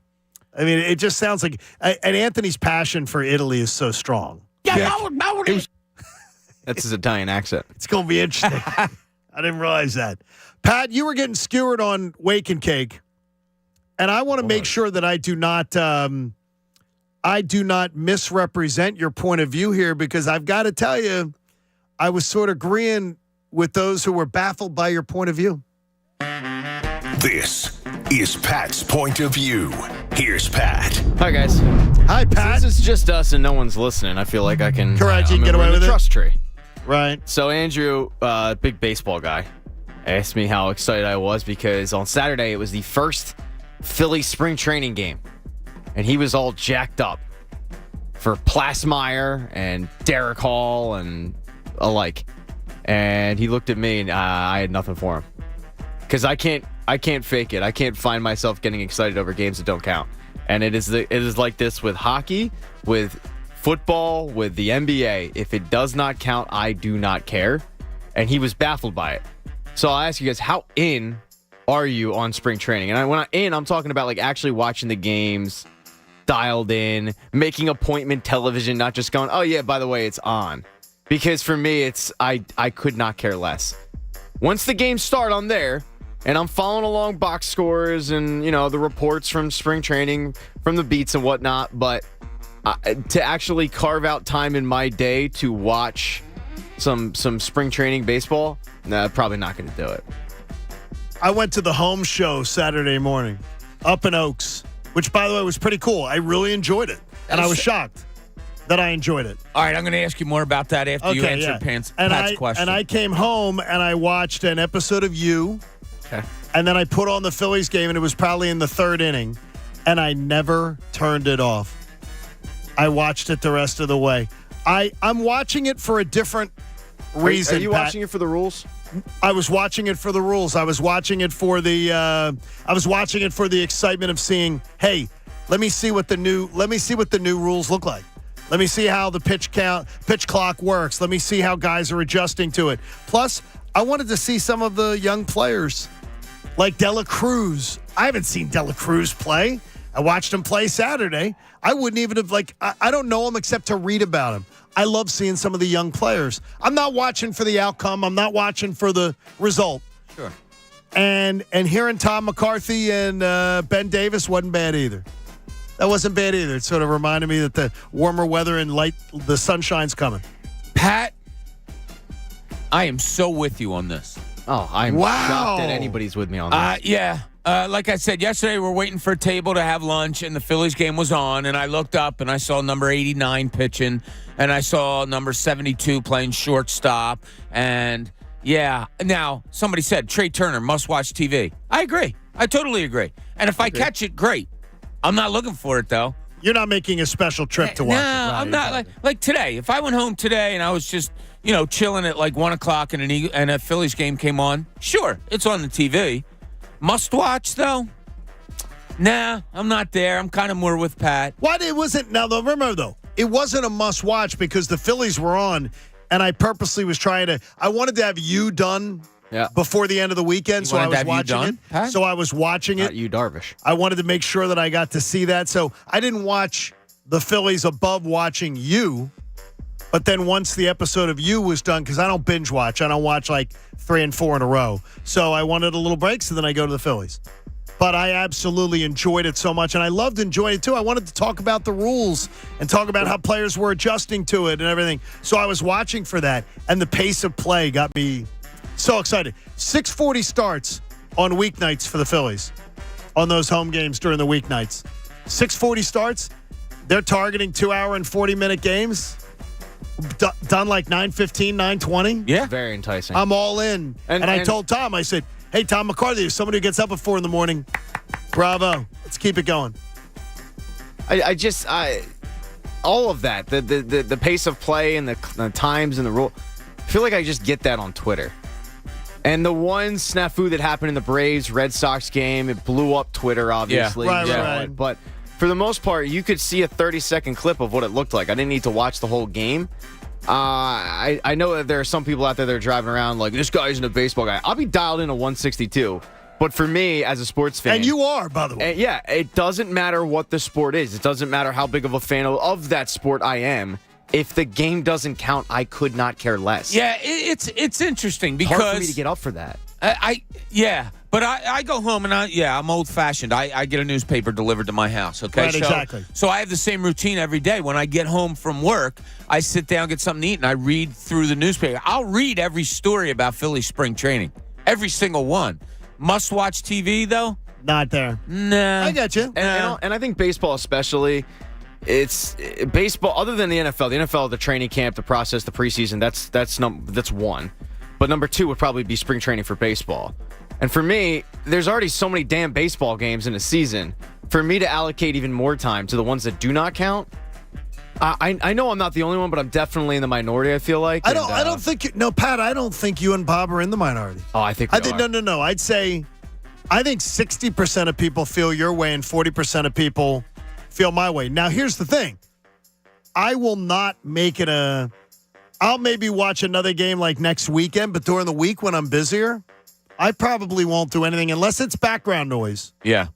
I won't make it a point of sitting down and watching it. Will you make an appointment of sitting down and watching Andrew Painter? Yes. See, I will not. See, I will. No, that's the exception I'll make, Pat. The reason why is because, and I brought this up to Andy, how many times in spring training have we seen a guy do great and look amazing, and then the regular season comes around and he gets shelled? And vice versa. I got you. During spring training, he looks terrible. So I don't even know what I can discern from an Andrew Painter start, which is either going to make me feel good or bad. So because of that, because I don't know what I'm looking for, I'm not watching. How many times have you watched him pitch in a live game? Live. Once. I don't think I've ever watched him in a live. I've only watched him on highlights. I made sure to watch one of his Reading starts. Oh, okay. But it was on Access Television. Oh, okay. There you go. It was not easy to find. Was Community Access? Yeah, you can find some of the Lehigh Valley Iron Pig games and the Reading Titans games. I'll give you another reason why I'll tune in every once in a while. And I don't know if you guys can guess what it is. Simply the weather. I love watching people in shorts and T-shirts watching warm weather baseball, knowing that it's coming. It is. Yeah. It is. So that's another thing that's kind of it's almost like background. It is. But it's just a joy. Well, I think that like Tom McCarthy is the background music to my summer. There you go. And in that on a summer night, agreed. Every single summer night, Tom McCarthy's on in my house. Yeah. And Christina comes by the other day and she goes, "Oh my gosh, they're already back on." Like she's like, "Oh God," because she knows every night there's going to be Phillies on at some point in the night. Will it be 9 innings for me? No, I'm not going to be locked in like Pat, but it'll be every single night watching the Phillies, and I couldn't be more excited for it, especially what we're seeing. Yeah, and we are those guys. We are the 162 guys, right? And it's what we do for a living and all of that. This makes it easier. And everybody likes something that's easier. So sped up baseball is exactly like down our alley. And they'll fine-tune it. Yeah. And they will. All these problems. Sure. Hey, the 7 a.m. hour is all brought to you by the all-new BetParks app. It's a sportsbook, a casino, and a sleek, easy-to-use app in Pennsylvania and New Jersey. You got to be 21. Gambling problem, call 1-800-GAMBLER. Congratulations to Matt Mann. He was our knockout winner. Last hour, he scored himself 2 tickets to see the Sixers play the Mavs on March the 29th. And after the game, Matt and a guest will be coming down to play knockout on the court down with us, which would be a lot of fun. So come on out and for that. Pat, are you playing this year? Better question is, are you playing this year? No. Why? Because I'm 68 years old and I don't have it in me anymore. You look 38, though. You're not 68, Bob. On a court. Okay. And we've heard about your basketball prowess. I haven't said a word about my basketball prowess. If I'm sitting here and I'm playing, and I was a 8th grade B team legend, I think you had 7 points. 7 points all season. Big 3-pointer. By the way, that was good. You had a 3-pointer, too? I did. I had a 3-pointer. The other team had to call timeout. They were so surprised. Yeah. What did you want to know about the home show? I went to what it was. By the way, it's the first time I've ever went to anything like that. Sure, because first inclination is to tease you that you went to the home show. Oh, and absolutely. And I've never been to one. Being self-reflective as I am, I wanted to hear about it because I like to go to Home Goods. I like doing those things. You like all those things, and I've mocked you for that because I hate that. Tell me what it was like. I loved it.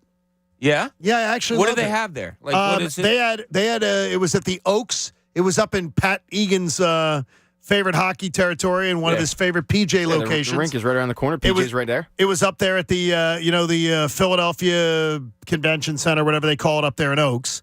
And we got there Saturday morning. We were there. We went and had breakfast, drove up, and we're pretty much there as it was opening up.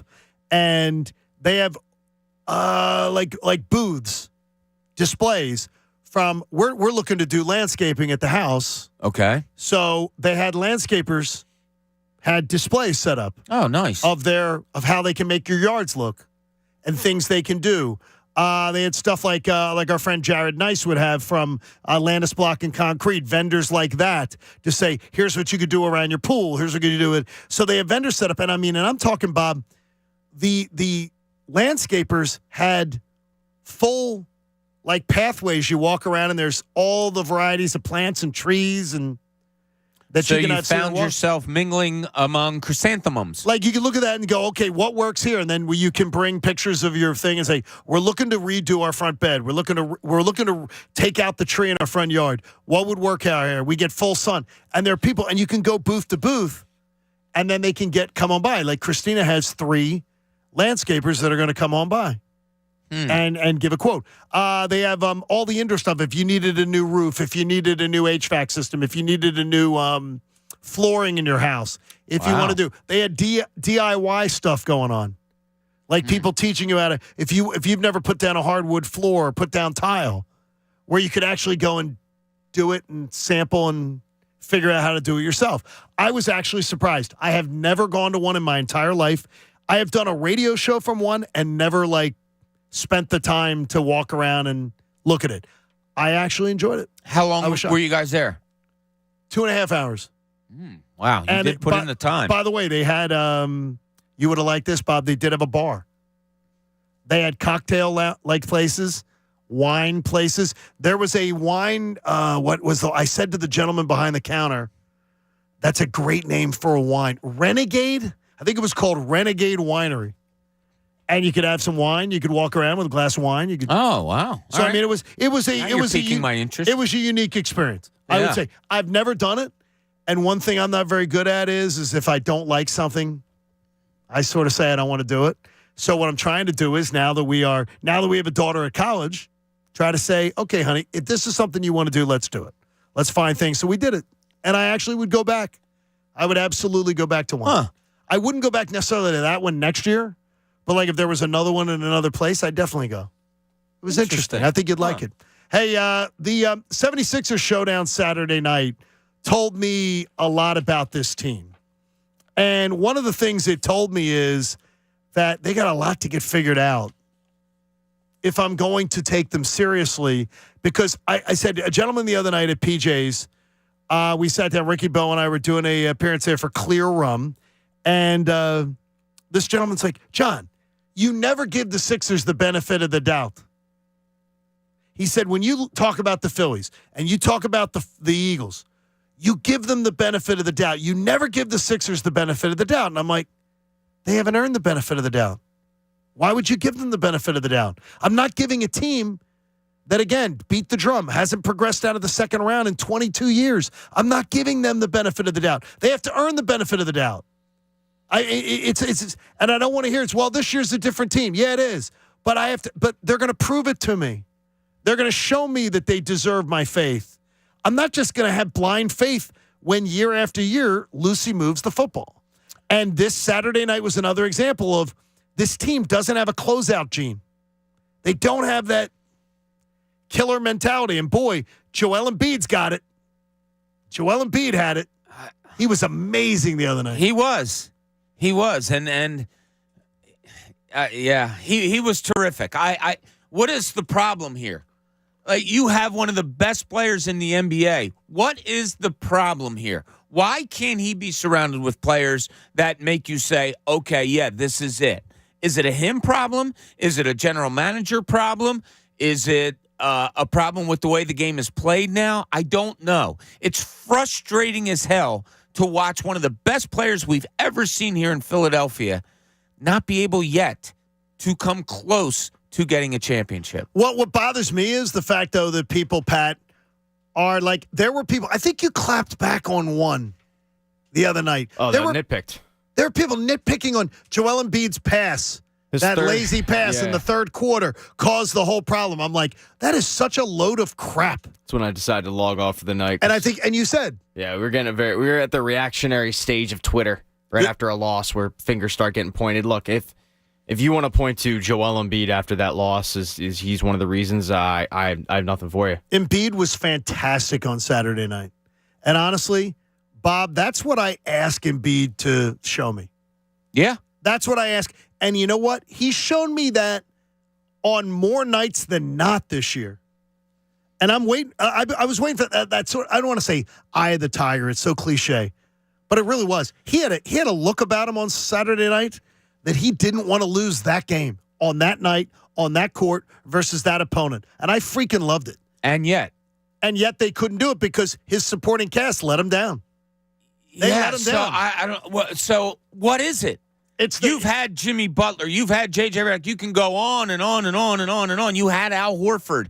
You had all of these guys around Joel Embiid, and it's never worked. And I'm not blaming Embiid. I'm not. No, you're not. I just don't know. What is the answer? Well, the answer is that they are. Well, one thing I would say is a theory is they're trying to do things differently than any team in the NBA is doing it.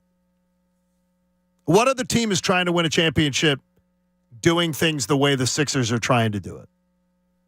Well, who's built around a big man? Right. Now, Giannis, you're going to tell me that? As someone might tell me Giannis is not. Giannis's game is nothing like Embiid's. No. Jokic. I mean, Denver. But I don't think Jokic's game is about power. No, it's not. And you know what I mean? And Embiid aren't even close. I got you. So, I mean, you know what I'm saying. Yeah, I'm trying to think of teams that are built around big men. Like, I think they're trying to do it differently. The big men, the other teams, like Denver, Milwaukee, the only two I can think of. And if they're the ones they're building around a big man, they're playing an entirely different game. And they're trying to play a different game. And I wonder how much that hampers or hurts Joel Embiid and hampers or hurts the whole team on a chance to win. Yeah, I asked a question when I was on a show yesterday. I said to the guys, I said, okay, well, what do you want? What does this team need? And the obvious answer is, well, they need more perimeter shooting. Okay, they've had a ton of that in the past with Joel Embiid, and it didn't work. You've had speed. You've had defensive teams. You've had all these things, and it just never seems to work. Now, could it go back to coaching? Could it go back to something else? Yeah, I'm not trading Joel Embiid. I'm not thinking I can. Here's what I said, John. If you're in a pickup, a game on the out in the playground, and Joel Embiid's there, you mean like LeBron did the other night? You don't think you can win with him? Why can't they? I don't know the answer. That's what I'm saying. I don't know what the answer is. Hey, let's see. Jay in DC joins us on the Fanatic. How are you, Jay? Hey, John.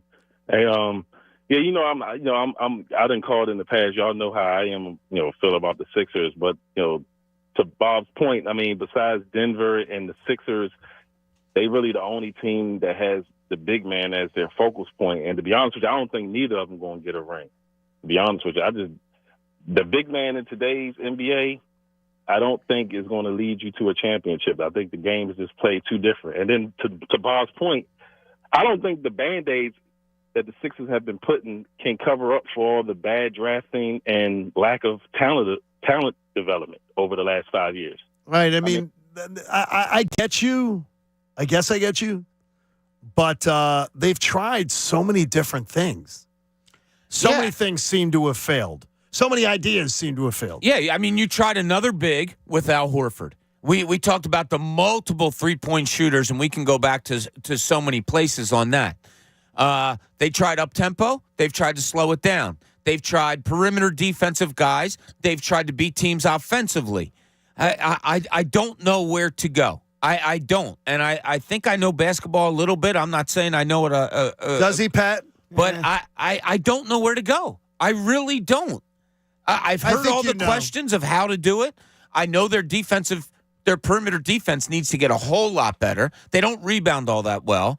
There are facets of it, but they have done those things well in the past, and that still didn't work. Hey, Mark in South Jersey joins us. Mark, good morning. You're on The Fanatic.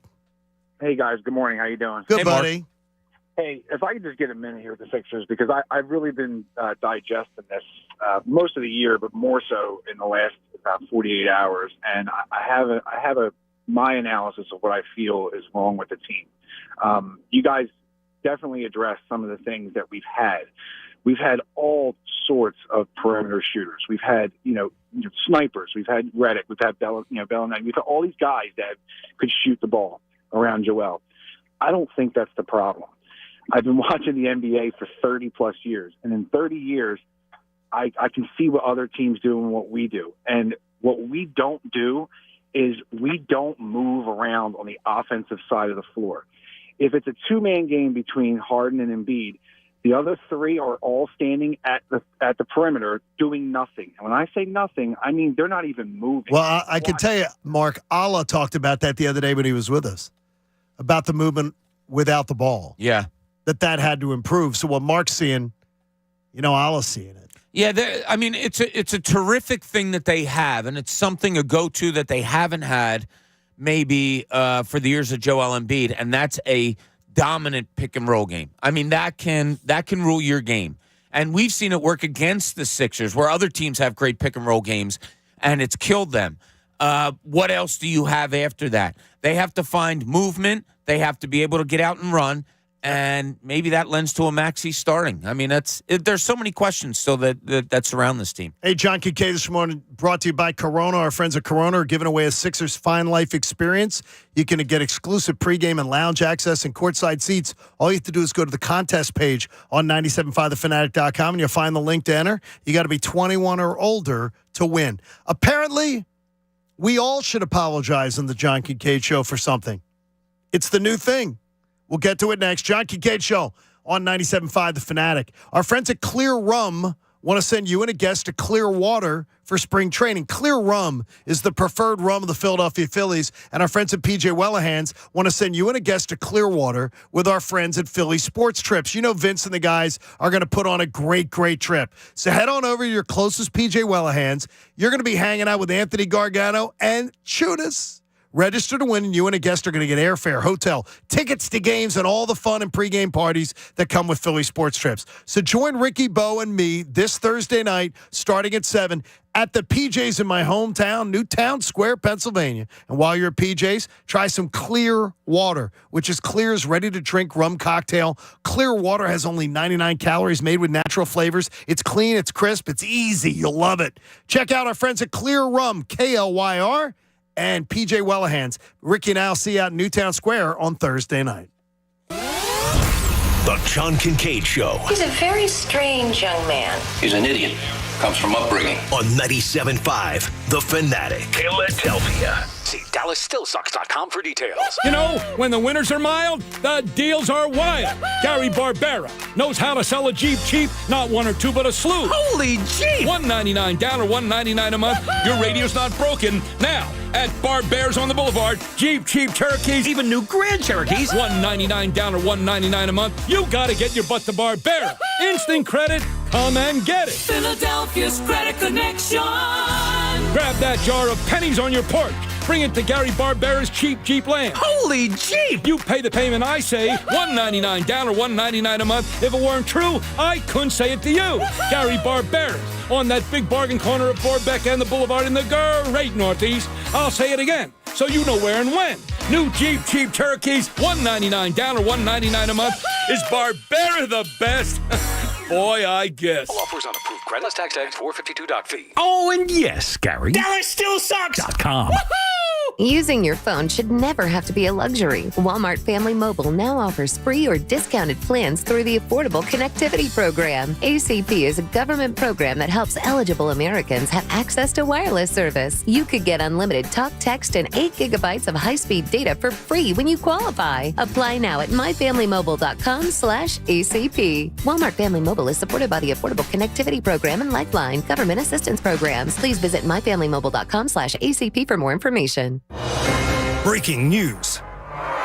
Tax refund shock is everywhere, but what is it? My tax refund shrank. Mine too. The culprit? Pandemic-related stimulus payments and tax credits expiring. In this reporter's opinion, you need a tax expert. Hey guys, Jackson Hewitt guarantees your biggest refund. And tax prep is 50% off? Going there now.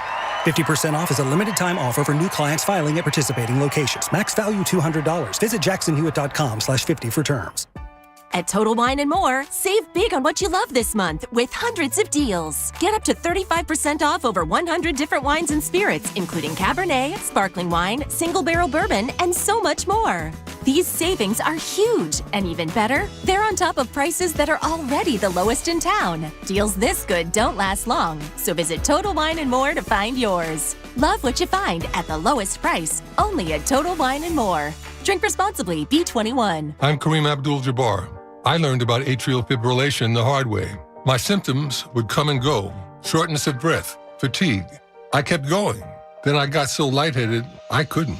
My doctor said I have AFib, so I'm about 5 times more likely to have a stroke. Other symptoms, irregular heartbeat, heart racing, chest pain can come and go, but the risk of stroke stays. If you have symptoms, tell a doctor. Visit notimetowait.com. Sponsored by Bristol-Myers Squibb and Pfizer. With PatriotSoftware.com, accounting and payroll, keep your time and money. Mike Jaffel here, serial entrepreneur. Business owners, are you aware that your current payroll provider is overcharging you? Don't believe me? Get on PatriotSoftware.com to instantly see what payroll for 1 to 500 employees should cost you.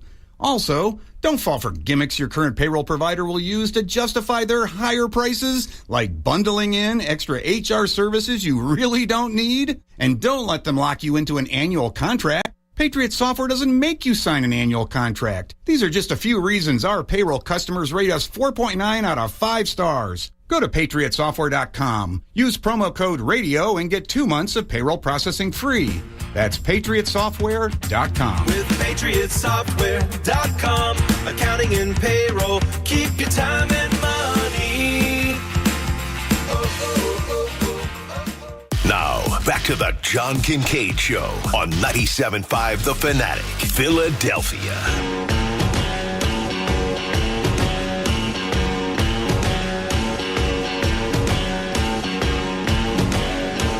John Kincade Show on The Fanatic. You know, at Jefferson Health, there are more than 12,000 caregivers who push beyond what's possible. It's healthcare that's rooted in care.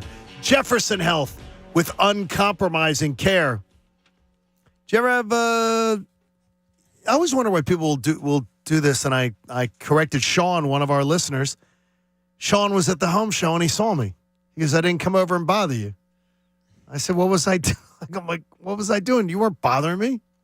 I said, we ran into my cousin Heather and Steve. We ran into Heather and Steve out there walking around. It wasn't bothering me. I said, I'm just walking around the home show like going, how do people do these things? Like the stuff about construction and everything, I'm amazed. Yeah. I can sit and watch, like, there were guys who build, you get the bring home sheds that they deliver you all the stuff and then you put it together yourself. Yeah, I'm not good at that. I was watching these guys do it, though. It's fascinating. Yeah, like it's fascinating. I can't do it. I that's what phone books are for, and back in the day, to get the call, make a call, and have somebody come out and fix whatever you need fixed. Oh my gosh, I was watching these. I'm like, okay, that's incredible. The stuff that people can make. They had woodworking, like shops you could go by and see. If you wanted to make a sign, like for over your bar, in your house, there was like people learning how to do that. It was pretty amazing. I would like to know how to build a bar. You know what I need? Here's what I need, John. I need a outdoor bar area, whether it's a tiki bar or something. I need an outdoor bar that I can sit 4, 5, 6 people. Okay, they had them. Oh, you put you these. Didn't call me. No, these are like sheds that are open on one side, but you can close it them. For the winter and stuff. Yeah, correct. But they almost look like shipping containers. Yeah, I and need you them. open it up, and inside it probably could sit 6 people. Yeah, I need around a bar. That. Well, they had it at the home show. Can you say it's crazy? So, I'm asking that people join with me. And I didn't realize, Bob, you're going to have to apologize. Pat, we're going to have to apologize. Okay. I don't know. I don't usually apologize. But. Well, I don't know if anybody saw, but Michael Barkan the other night was forced to deliver an on-air apology for the fact that after the Super Bowl on cable television, he uttered bull sheesh on air.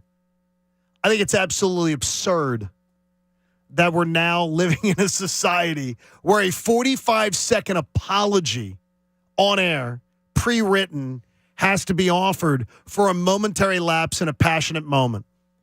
If you're somebody that was offended because Michael Barkan said bull sheesh on television, seriously, clutch your pearls elsewhere.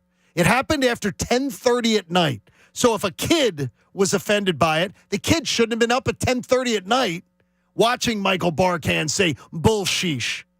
Seriously, do we have to be offended about everything? Yeah, I blame Barkan.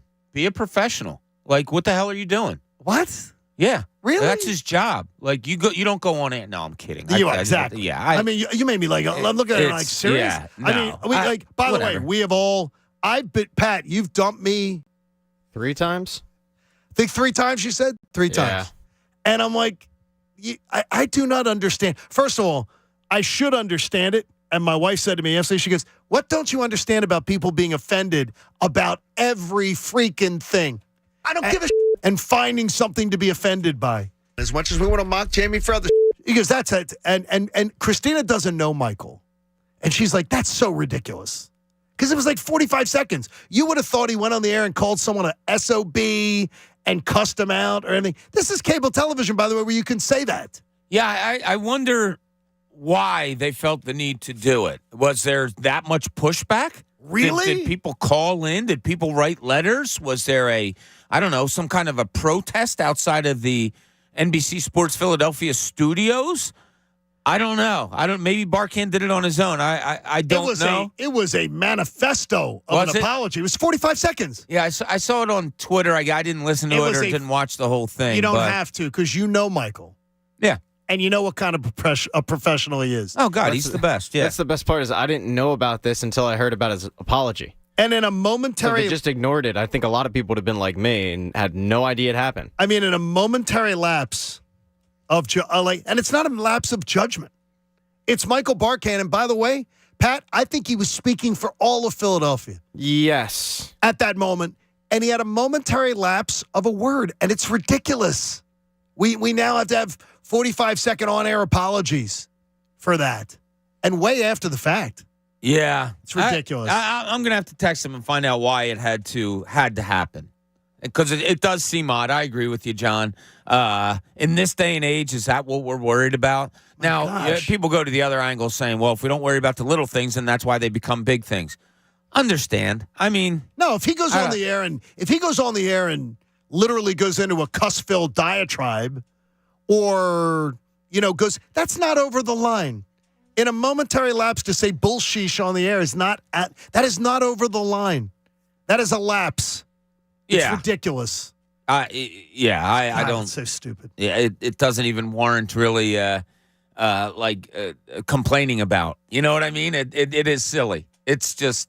I wonder why. I'm gonna text him now and ask him why did that have to happen? And we'll see what it is. What do you think the reason is? I think somebody forced him at corporate. Yeah. Okay. I agree with you. Wow. Yeah, I think it's. I don't even think it's pressure from viewers or sponsors. I think it's the fear that there would be pressure from viewers or sponsors. So let's get ahead of it. But it's like, come on. Yeah, I don't know. Yeah, so it's crazy. It's. I mean, it's just ridiculous. It's so absurd. And guess what? That's what everybody was saying at that moment in their living rooms or otherwise. At the end of that, what offends people? Nowadays, with all the stuff on like streaming services, Pat, and everything else, I'm shocked that someone saying bullsheesh would cause them to have a problem. If chances are, if you're up that late, you've heard it before. You're not expecting it, I guess, in that moment, but you were probably saying something similar. So yeah, I've said to you guys before, like I have. I don't want to say this wrongly. I have my mouth is my mouth, and my kids hear my mouth, and I don't go out of my way to curse in front of them. But if it comes out, that's real life. That's who I am. I don't have a book on how to be a father. I try the best I can, and I hope to God I do a good job. But I'm not going to fake who I am in front of my kids. I have a potty mouth. I do. And my kids have heard it, and they know it. But when I do have a potty mouth, it's because it's coming from real emotion. I'm not going to hide my real emotion in front of my kids. Michael Barkin had real emotion that night as a sports fan, and it came out. I think whatever. I think Michael is as authentic Philadelphia broadcaster as there is. Yeah. That's what makes him great. He's Absolutely. authentic. He's just he is who he is. And God bless it. Because I couldn't have delivered that apology. I couldn't have, with a straight face, delivered that apology. I would have had to have, Pat, you and I would have had to have inserted some sarcasm somehow. Mike, it's a little bit different when your job's on the line, but I would have wanted to for sure. It doesn't shock me that Michael found a way to just totally do it professionally and handle it. I mean, I hear you. I don't know if I could have had a straight face. I don't know if I could. I'm sorry. I probably would have laughed. I almost would have wanted to do it and then said at the end of it, well, I delivered this apology, but I really think it was, and then just said it again. Yeah. That would be fun. It's funny. Like, we had people in last week that watched our show. Yes. Well, the mics go off, and we go to talk to them. And, that's the way you talk. Them, exactly. That's the way I talk about sports. Like, he played like, Exactly. Bleep. Sheesh. That's just who we are. And, yes, do we have to watch ourselves? And you're not very good at it, John? About what we say on the air? Yeah, absolutely. But to have to take it to that. It's the influence of being with you three. I guess it is, huh? Well, wait a minute, Pat. I believe you speaking to my old producers and everything. I said, I think they ever had to do it twice in like 20 years. And in a matter of like 2 years, it's like 3 times potty mouth. I think I'm on a clear streak this year, though. 2023 is a new day. These 6 weeks you've been great. You're a new man. Hey, in Pat's point of view, he says there's a little bit of fear involved. This is Pat's point of view. Here's Pat. This better not be a bullsheesh effort. No, maybe. I don't know. It better not be, Pat. You'll figure that out. Saturday was kind of my biggest fear with the Sixers is that Joel Embiid goes off. He has an MVP-like performance, and in the waning seconds, they still find a way to lose. I don't know what it is about the Sixers in Boston, but Boston owns this team. Oh, it's real. It sucks. It's like you will be watching that game play out, and they'll jump out to a 15-point lead, and you'll be feeling good. Oh, they're hammering them. And then Boston just crawls back into it. They make it tight, and then ultimately they end up coming out on top. And I got to see a post-game interview with Jason friggin' Tatum. Like, that's my worst fear. That's one of the reasons why I don't have a ton of confidence of them getting out of the second round. I'm not saying it can't happen because I could see a 7-game series of all the games ending the way that Saturday's did. But for whatever reason, this team has something up with Boston where they can't win when your big man goes 41, 12, 5, and 3 blocks. He was so awesome. And you can't pull out, and he almost had a game-tying 3-pointer, and you can't pull it out. That's my big fear. This team is deep. The deepest that he's ever had. But at the end of the day, there's a chance that there are some teams that are a little bit better than you. And on Saturday, it was Boston. And I'm not saying that in a 7-game series that you can't win, but it didn't give me a lot of confidence. And Bobby, how much I love the Tunis, love Tyrone, but I know I'm going to hear from them today. God, why are people down on the Sixers? Why are people just not enjoying the Sixers? It's because they think they're watching the same movie. It's because they think what they're seeing now is the same buildup to disappointment that they've seen over and over and over again. That's why they're not as into it. That's why they're not enjoying regular season wins, because they're freaking empty calories. They're empty calories. 52 wins isn't going to keep you warm at night if this team goes home in the second round again. It's not going to mean a thing. Not anymore. Yeah, it doesn't. I can't speak for Tunis or Tyrone. I think they're going to be very upset about that loss on Saturday night. Here's the biggest reason, too. The last 2 times, Pat, you make a great point, and we talked about it earlier last week. They can't get over the hump that is the Boston Celtics. Well, guess what? Who won the Celtics game for them with a three-pointer at the end of the game is Jason Tatum the other night, right? Yep. Jason Tatum in the last 2 games against the Sixers is averaging 15 points and is only a +1. And they've shut him. Well, I don't know that they've shut him down as much as he's played terribly. He hasn't had his best games, and yet, the Celtics find a way to win. Yep. And I harken back to when I was covering the team, a meaningless preseason game. I think we were at the University of Massachusetts, and both third-string teams are in, and the Celtics were running an offense, and the Sixers were just running out players. Like, the Celtics have something. They have an organization that just knows how to win, and the Sixers haven't gotten there yet. They just haven't. And that's the reality of it all. And the biggest block in their way of becoming that is the team that is that. And that's the Boston Celtics. Well, scary, Pat. And it is a fear. And it's a well-founded fear. I mean, it's not an alarmist viewpoint. No, I mean, all last week I was getting, not heat, but a little bit of side eye from people when I was saying, look, I think the Sixers are very good, but I think at the end of the day, the Celtics and the Bucks are just a little bit better. I think they've improved as well, and then some. And that's why I don't have a ton of confidence about the second round series thing. But I don't think they get hammered in it. I think they compete. No. But Saturday was a prime example of how I could see a series playing out. It's like you play incredible, and then you ultimately end up losing at the end. I hate the fact that they wasted that effort from Joel Embiid. Sucks. Because that was an incredible. I mean, Joel Embiid must have went home and just crashed. Because that was a full effort from beginning to end. He cared about every possession, it seemed.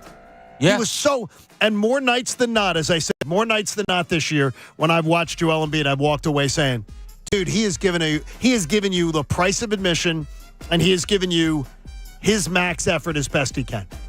Yeah, and that's another thing that has to bother you. He gives you the most that he can, and yet you can't beat that. It's not enough. It's not enough. That's it. Like that for me. I mean, what more could he have done other than get that ball out 0.2 seconds ahead of time? He did everything, but you need the bench to step up at some point. You need to get Maxey right. You need a little bit more effort from the supporting cast. Can I ask you, though, Pat, you said it earlier on in the show. Yeah. You really don't take any issue with Harden on Saturday nights? No. I thought he was surprised you do. I thought he was anonymous. The fourth quarter, he was anonymous. Defensively, he's never going to be great. He was terrible. And then the fourth quarter was all Embiid. They need him to, but they need him to be. He needs to be able to hit it, knock a shot down. He needs to be able to, when given the opportunity, he was. I haven't looked at a box score, but after watching the game, he was the least of my concerns. No, it was all the bench. I thought Harden did his job. Yeah, and I think Embiid is able to dominate because of Harden being out there. Even when Harden's because of the space that he develops. Yeah, he's so good that even when he's not hitting shots, he's opening things up for his teammates. Well, he definitely does that. There's no question on those. Yeah, there are parts of Harden's game that don't show up on a box score that help Joel Embiid tremendously. And I talked about the two-man game as something that they haven't had a go-to offensive play, is something that they hadn't had before. And I think that that's going to be a big factor in how far they go into the playoffs. But finding more offense when Embiid gets the ball in his hand is definitely something they have to look at. And just to sort of summarize, because there's some people getting in later to the show, you do not have a concern about Maxey, or you just think it's something that'll work its way out. I'm not going overboard with, oh my God, the guy's in a bad spot. Look, a sophomore slump, dead legs, all of those things happen. It is a junior it's real. Slump. I mean, sophomore, he didn't get to play much. Yeah, all of it is real. Playing at 90 games a year is real. Those things happen. He was out for a lot this year. So it's a different type of year. No, I'm not worried about him. I'm not. No. And that's good, because it's and the whole thing is, like you were talking about, even kids in their 20s, will call mom and dad and be like, I'm fighting something. I'm going over something. Can you help me with something? Sure. It does concern me, though, because I think he's worried about getting paid and how that's going to work out for his contract. And because of the fact that I've heard NBA players talk about it on the shows, saying Tyrese Maxey coming off the bench. They talked about it Saturday night a little bit on the pre. You know, when you're coming off the bench, when you're sitting down to negotiate, you don't have the same clout. Yeah, he does. Trust me, I've talked. I specifically called around the NBA about him. People will. It makes absolutely no difference him coming off the bench or starting. They know what his talent is. He'll be paid accordingly, and he'll be fine. There's no doubt about that. Maybe it's does it go back any, Pat, I wonder, to the Tyrese Maxey's been a guy who he's always been one of the better players on every team he's ever played on, and being so asked is to every do a guy in the NBA. Being asked to do a different role, though, than he was doing. Because he stepped up. He bailed this organization out when Ben Simmons crapped out on them. Yeah. And now he's a supplemental I think it's just a confidence thing. Yeah. This kid's 21 years old. It's got to be an ego blow. It has to be. See, I sort of feel that way too. But I mean, Bob's making a good point though. When you talk to people in NBA circles, they know his value. But yeah. He knows Oh my God. value. Yeah. Right. Yeah. I think we're really over. Yeah, it's been a weird season for him. I mean, he went out with a broken foot. He comes back. His starting job is I don't want to say taken away because that makes it sound a little too harsh, but he's relegated to a different role. And yeah, that's a figuring out process. And you know, that's what he has to do. Let's see what Zach in Doylestown has to say. Zach, good morning. You're on the Fanatic. Hey guys, long time caller, first time listener. Thank you, Zach. I get everyone loves Embiid and he's Mr. Box Score, but guys, Boston picked on him in the third quarter. Like it was pick and roll. Robert Williams is sprinting down the court past Embiid. Embiid is an ultimate front runner. And here's the point about Embiid. First it was, Jimmy Butler's the problem. Get him out. Then we can't win because Ben Simmons. Get him out. Last year we can't win. Harden chokes in the playoffs. This year when we lose in the second round, it's Doc Rivers' fault. We can't win with this. Zach, wait a minute. Zach, who was the best player? Zach, breathe. Zach, breathe. I can't breathe. Yes, you anymore. can. Zach, who was the best player on the court Saturday night? Jason Tatum? No. Jaylen Brown? No. Are you just trolling? Like, you're just trolling? Now it's ridiculous. Are you just trying to troll? The best player on the court on Saturday night was Joel Embiid in the game. And if you didn't watch the game, that's okay. If you didn't watch it, you can even hear the broadcasters on this that did the game telling you Embiid was all over the place. He didn't get the support that he needed. There's no way that was a legitimate thought, couldn't be right? No, Like, he must have been trolling. No. Yeah, I agree with you, but he did make a semi-good point. And Boston has done this to the Sixers for years now. When they run pick and roll, they get the Sixers to switch off, and they get the matchups they want every time. And whose is that, Doc? It's lack of effort. It's Doc. It's lack of effort. I could tell you defensively. Yeah, I mean, you can't leave your guy. I was taught early on playing. Look, when I tell you to do something, do it. There can't be any excuses. You know, sometimes, somebody's better. Somebody can do things that you can't stop, but you have to know that you're trying to stop it. And to just blatantly let another team pick and roll and make you switch and find the matchup that they want, that can't happen. Pat Wyatt was trolling. He betrayed himself because of the fact that says, and then we got Ben Simmons out of here because he was actually trying to say that like Ben Simmons was scapegoated. Yeah. Out of here. That's Guy's where not in a rotation. You gotta that's really bad. They're mocking. By the way, when you have the NBA players on the pregame show with Greeny and so you got Jalen Rose and them, and they're sort of mocking him, Ben Simmons, he's got to come to a point where there has to be some level of self-awareness at some point. I keep thinking there has to be. Yeah. When you're getting NBA players, and I'm not talking about legends, I'm talking about, Jalen Rose and Kendrick Perkins and them sort of mocking him. That at some point I would think the self-awareness pops in. He's not that guy. Like that. Yeah. To quote Bob, he's really not. Like he's the guy who's sitting behind a mask of the emoji, right, with the smoke blowing out, but behind that mask he's crying internally. Hey, Aaron in North Philly joins us. Aaron, what's going on, brother? Hey, what's going on, y'all? Hey, Aaron. Good morning, man. Long time, first time. Appreciate you. I understand you guys have a job to do, and y'all like to let the folks hear from other folks in the town. But first thing in the morning, man, people talking trash about Embiid, the Sixers. Yeah, it was a tough loss, and we got a little bit of juju when it comes to Boston. I'll admit it. But to hear that from our own fans, every morning, like, Aaron, ridiculous, man. Aaron, I think Pat pulled it out perfectly. That's just a troll job. That's not somebody can't. You didn't watch the game if you didn't think that Joel Embiid was the best NBA player on that court in that game. Then you're just trolling. And no, I mean, I understand, but I hear it a lot though. Like it's like every so often people get like super down. It's the same folks who are like not quite sold on Jalen Hurts being the quarterback, right? Well, we haven't heard that. Aaron, don't give them air because we haven't heard that I haven't heard that in months. Honestly. What, Jalen Hurts stuff? That people are not sold on Jalen Hurts? I heard that in the summer. I heard that in September and October. I certainly didn't hear it in December and January. Yeah, if this had been a loss to Atlanta to pick a team on Saturday night, okay, maybe we would be going overboard and speaking the way we are. I don't think we're going overboard today. I don't think callers are going overboard because that is the hump that is directly in front of you to get to the Eastern Conference Finals. What time is it, Pat? It's time to get knocked out.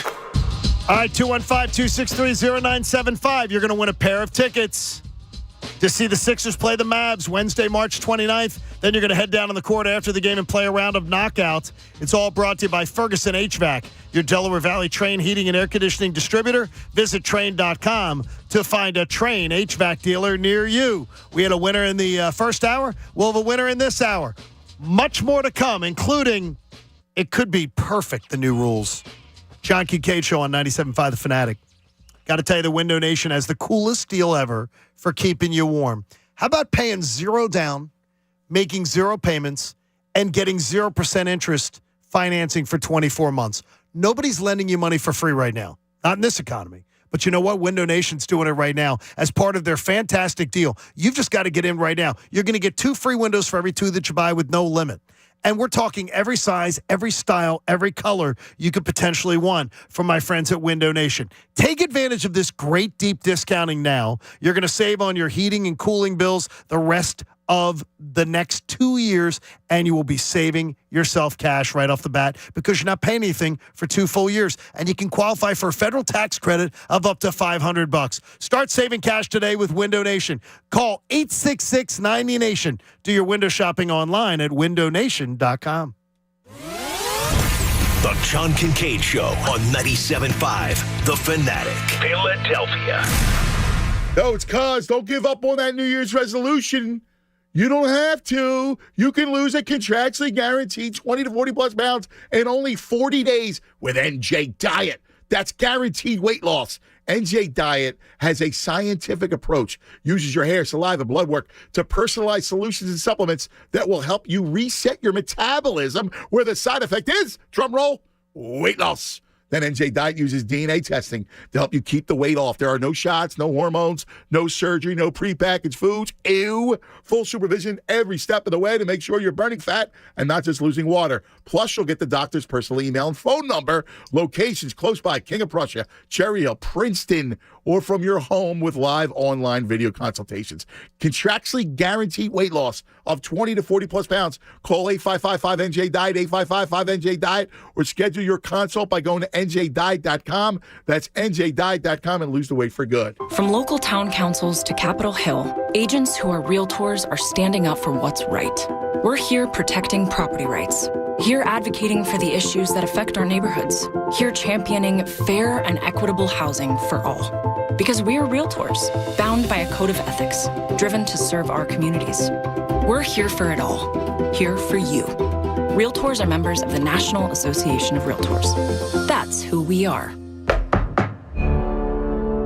Before new Cascade Platinum Plus, I would pre-rinse all my dishes because my old detergent just wouldn't get them clean. But now, I do dishes differently. And no pre-wash, no rewash, money-back guaranteed kind of different. Because Cascade Platinum Plus has double the grease fighting power of Dawn built right in, with twice the scrubbing power, giving me a clean that lets me break all the dish rules. I just scrape, load, and I'm done. Yep. So clean. With Cascade Platinum Plus, I dare to dish differently. O'Reilly. Don't risk getting stranded with a bad battery. Let the professional parts people at O'Reilly Auto Parts test your battery for free. If it needs to be replaced, get up to a $15 O'Reilly gift card after rebate with purchase of select Superstart batteries. For power, performance, and reliability, choose Superstart batteries at O'Reilly Auto Parts. O'Reilly Auto Parts. Let's be real. Mopping is a hassle. You have to fill the bucket, pushing a wet, heavy mop around, then cleaning the mop when you're done so it doesn't grow bacteria. A hassle on top of a hassle. Try Swiffer WetJet. With Swiffer WetJet, you start with a fresh pad and cleaning solution every time. And when you're done, you just toss the pad. Swiffer WetJet, the faster, easier, cleaner way to clean your floors. Hey, it's Joe Conklin. Join me now and get all the thrills of the casino in the palm of your hand with the BetParx Casino and Sportsbook app. BetParx is the only casino and sportsbook app that I recommend. Slots, blackjack, roulette, table games, get them all with the BetParx Casino and Sportsbook app. New users get up to $750 bonus plus 500 free spins when you sign up now. Don't miss this limited time offer. All your favorite casino games ready when you are on the BetParx Casino and Sportsbook app. Must be 21 and older and in Pennsylvania or New Jersey. Gambling problem, call 1-800-GAMBLER. Catch Sixers game day action at Eagleville Tap House. Enjoy $4 Modelo drafts during every game. And don't miss their St. Patrick's Day celebration with live music and great food and drink specials. For details, go to EaglevilleTapHouse.com. Follow them on Facebook and Instagram. We all know Philly sports is big business, and we've got you covered every weekday with the Fanatic's Business of Sports reports that are powered by Pico for Business. For information on how your company can save with Pico's incentives, go to pico.com/business. WPEN Burlington, Philadelphia, a Beasley Media Group station. Official home of the Sixers, Flyers, Philadelphia Union Soccer, and the best Eagles talk in Philadelphia. 97.5 The Fanatic.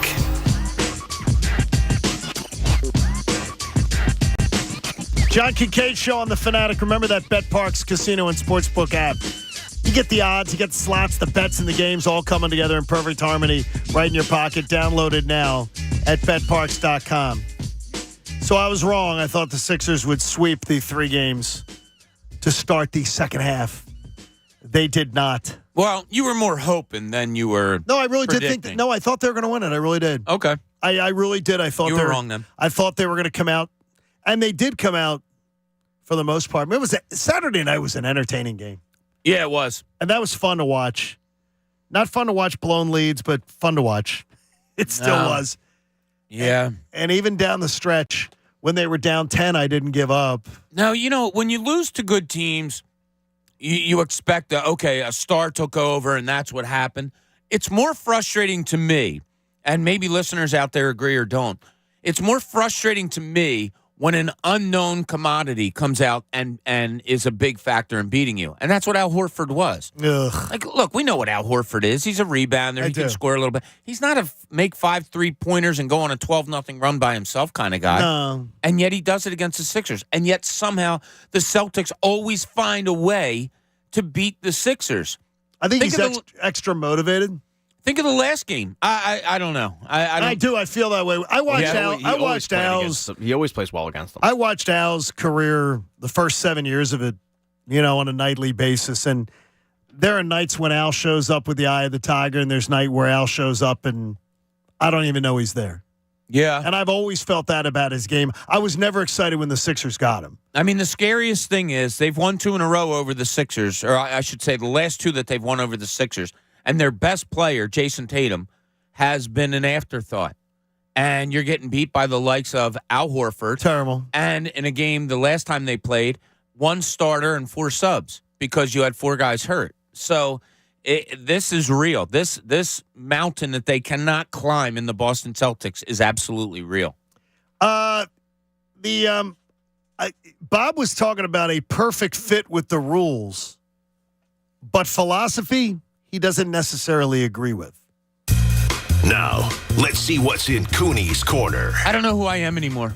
I don't know who you are anymore either. I don't. I need to take a deep, long look in a mirror and find out where I went. Because as we talked about on, who do we have on? Tommy Green on like Thursday. And he was talking about robotic umps and how much he hated the thought of it. And I'm right there with you, Tommy. Don't like the thought of it at all.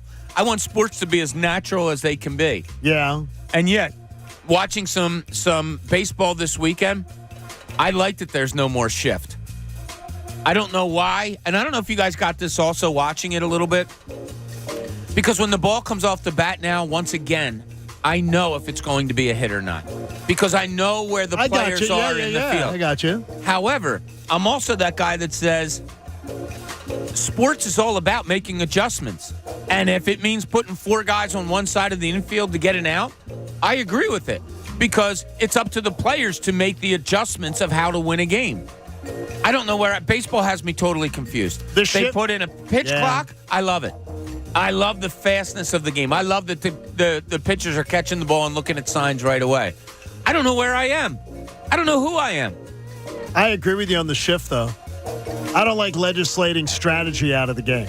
I don't. I do like legislating the OCD stuff out of the game. Yeah, because it's ridiculous, and now it's gone. Cleveland pitcher yesterday had it. He got called for stuff because he was delaying the game and having trouble like getting into his little routine about like what he. I'm so glad not to have to watch that. I don't want to watch it. Yeah, and it totally goes against all these things that I'm thinking. Am I becoming lazy? Because I know now when the ball comes off the bat, I know if it's a hit or not. Whereas before, I would be, oh, great, there's a hit. But there's a guy fielding it in short right field. Right, third guy on the right side. Yeah. So I don't know. I just don't know anymore. I don't know what I like, what I don't like. I'm at a total confused state. How do you like Bob? Yeah, I am like Bob. It feels good to say that, Bobby. I didn't expect to like it probably as much as I do, but I think it's going to benefit a lot of Phillies. So it's one of the reasons why I like it. I mean, their defense has never been great.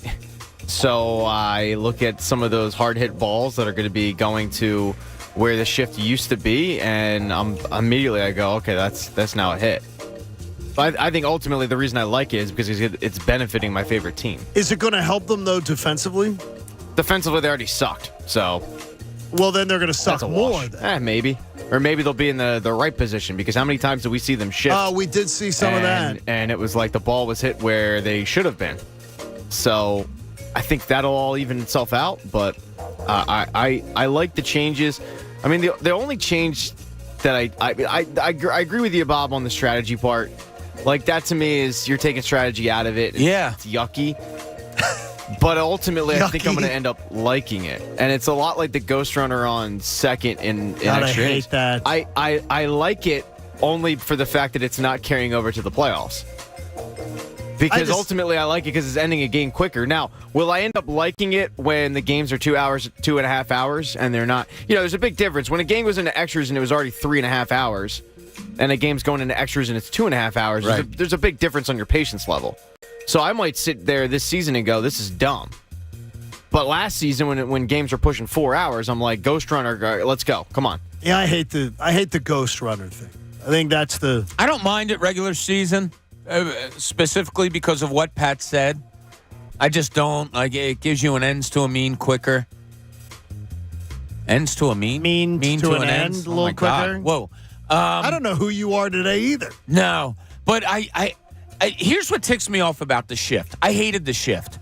But they didn't, and this sounds weird, but I would have liked for batters to be able to screw the shift or giving more time. Why can't a hitter go to left field, a right-handed hitter go to right field, a left-handed hitter go to left field? Greatest players in the game. Yeah. I mean, and they seriously, can't adjust. Yeah, I would have liked for it to have played out that way, that hitters took so much advantage of a shift that they needed to go back to regular baseball, not that rules dictated, because that's the essence of sports. You learn how to adjust, and you learn how to make teams pay for doing something wrong. They didn't give that the chance to do it. Now that I can. You know what I mean? Agree. No, Yeah. I totally agree with it. Yeah. I don't understand why the greatest players in the world couldn't ever learn to adjust to a shift. Well, it's a sport of failure. That's the thing. It's like that was never going to happen. It was never going to be the defense had to adjust back because it's literally a sport where 3 out of 10 times you're a Hall of Famer. There you go. So you were always going to fail. It's just a matter of how many times did you fail, and you were never going to succeed enough for them to justify going back to the way it was. There you go. A little bit of an issue. It's weird. Yeah. People have an issue. I think fans are having more issues with these rules, though, than the players are. And again, Jason Stark with some great stuff this weekend on it that the players like 24, 25 and below, the younger guys, many of them have already been dealing with this or have dealt with it, and they seem to have no problem with it. They're like, okay. Well, because they've been dealing with it in the minors. We adjusted to it. Yeah, but they grew up their whole lives playing baseball a different way, and they're not doing But my point is they've had at least a year plus, most of them, to adjust to a lot of these rules. I don't hear a lot of 10-year vet. But I don't hear a lot of veterans complaining. No, we didn't yet. hear that, right? I expected this weekend to be, oh, boy, here we go. Now the veterans are going to come out and complain. It's more of Twitter was complaining, whereas the players seem to be pretty okay with it. It's Twitter from people that will ultimately watch. Yes. Like, I got that a lot. It's just, this isn't baseball. And I responded with, well, it is now. You're going to be watching. And I equated it to... It sounds... I'm sorry, Pat. No, I'm not interrupting. I'm adding on here. It sounds like you're being a wise ass, but you're totally right. It is now. Yeah, I'm not trying to be a wise... Yeah, right. This is the game now. I equated it to... it's not a great comparison, but the shot clock. I'm sure there were detractors of the shot clock when basketball implemented that back in whenever they did it. And I'm sure people were like, this isn't basketball. Ultimately, you got used to it. Now we don't know a life without the shot clock. What did Dr. Naismith say, Bob, when you interviewed him about the shot clock when they invented that? Did he wasn't a fan, but then he also thought nets were weren't a necessity. So he and I disagreed on a lot of things. Can't have a sport without a peach bucket. Yeah, there you go. I mean, but we hashed it out. Hey, our buddy Steve Kolscher was our winner in the 7 o'clock hour of grabbing himself some tickets to see the Sixers play the Mavs, and he's going to be playing a little knockout with us down there. Your chance to win in the 8 o'clock and 9 o'clock hour are coming your way here on the John Kincade Show. We appreciate that. And remember, you can go big on burgers at Whole Foods Market. Animal welfare certified 90% lean ground beef, just $4.99 per pound. $4.94 per pound, I should say, with Prime through February the 28th. That's tomorrow. While supplies last, shop in store or online, and terms do apply. Rob in the Northeast joins us. Rob, good morning. You're on the Fanatic. What's up, guys? What's up, buddy? Listen, there's two things with the speed of the baseball. I don't know why everyone's so excited to get games over with. Did you watch 3.5 hour baseball games? Regular season baseball games? Not every game is 3.5 hours. How long? The games were endless. It was average 306 last year, right? 3 hour games. It was ridiculous. Okay, so what's going to happen now? Your in-game experience at the ballpark. Now you're paying top dollar for tickets. You're going to race around. God forbid you want to get up and get something at the concessions. Now you're going to miss 2 innings. $16 is top dollar? I mean, seriously now. Come on. Tickets to this is the cheapest ticket you can get for a major league sporting event. It's incredible. $16. I don't get it. That's top dollar now? You want to say? Look, if you want to do like the Jamie Lynch experience of like going and getting seats in the 100 level, and we're getting IPAs and all that stuff. It's going to cost you a lot of money, but it's not affordable for a family of 4. Yes, we've done this before. You can go with a family of 4 and pay $70. And look, when are you going to get something between innings? Innings haven't changed. By the way, a family of 4 could go to a spring training game because a buddy of mine picked up the other day. He picked up 4 seats, $18 each. For a probably sitting pretty good for that too. And he was. He got 4 seats, 18. Now, as you go back and as spring training progresses, the ticket prices go up a little bit. Right. When you're seeing more veteran players. But it was like 4 seats, $18 each. I think he spent $72 and free parking. And he went to a spring training game, if you're down there. And I know Philly Sports Trips will be doing that. Cuz and Chunas will be going down and doing that too. And if baseball was more of an event than an everyday thing, then I understand Rob the caller's point. Like, why are you rushing it? But it's every day. And you're not just talking about the fans. You're also talking about the players. The players are going to love this. They're playing every damn day. 162 days out of the year, they're playing baseball. Yeah, making it quicker, it helps everyone. It just does. It's for me, it's the fact that you just don't know when a game is going to end. There's no clock to a baseball game. There's a beauty in that, and it's one of the reasons why I love baseball. But when you're pushing 4 hours at times, there's also a drain to it. And the fact that you don't know when it's going to end. Every other sport, you have a clock, you can figure it out. Baseball is different, and I like it, but when you're pushing 4 hours, I don't. It's pushing 4 hours. It's like, let's move this on a little bit. Your worst ticket rep you ever dealt with, Pat? Yeah, Matty sucks. Cousin Maddie's listening. It's terrible. He said someone who doesn't watch a 3-hour game isn't going to watch a 2.5-hour game. He said the clock is changing strategy, and you said you don't want rules to do that. The clock does not take strategy out of the game. No, not at all. There's not one piece of strategy. The shift takes strategy out of the game. Yeah. The clock does not take strategy out of the game. No. At all. Not at all. Does it change things a little bit? Maybe. Maybe a guy isn't as effective pitching because he has a routine that doesn't adhere to the pitch clock. I was going to say shot clock. But no, it doesn't change strategy at all. No. I mean, there's absolutely nothing with that. Yeah. So I was hoping we already would have had news of a contract extension for C.J. Gardner-Johnson. As it appears, the Eagles will use the franchise tag on him if they don't come to agreement. That from ESPN, from Tim McManus, from others, that is the sort of a idea, is that they would use it if they didn't have him under contract. They have until March the 7th. So there's 9 days to make that decision. I wonder if they come to an agreement with C.J. Gardner-Johnson, is there any other player that they would consider using the franchise tag on?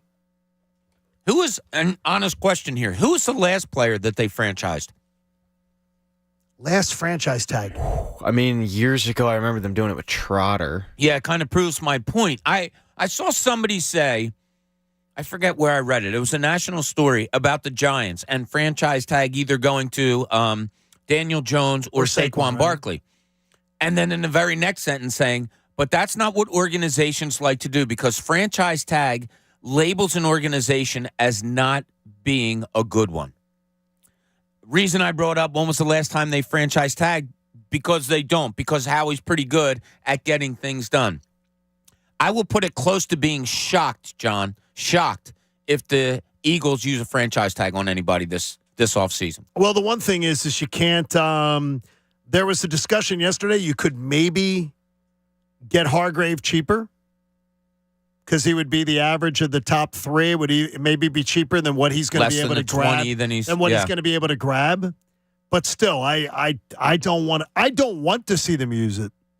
But I wondered if there would be anybody that they would consider. Yeah, this doesn't seem like an organization that would do it to me. I will be very, very surprised if they label somebody a franchise.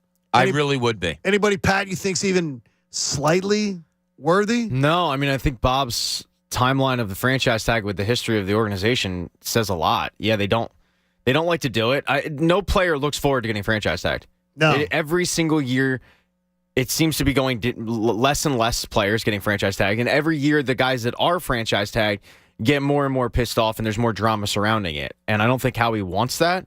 I think he's built a culture in this organization of guys that want to be here. There's a prime example of that. Just go look at Miles Sanders' Instagram account.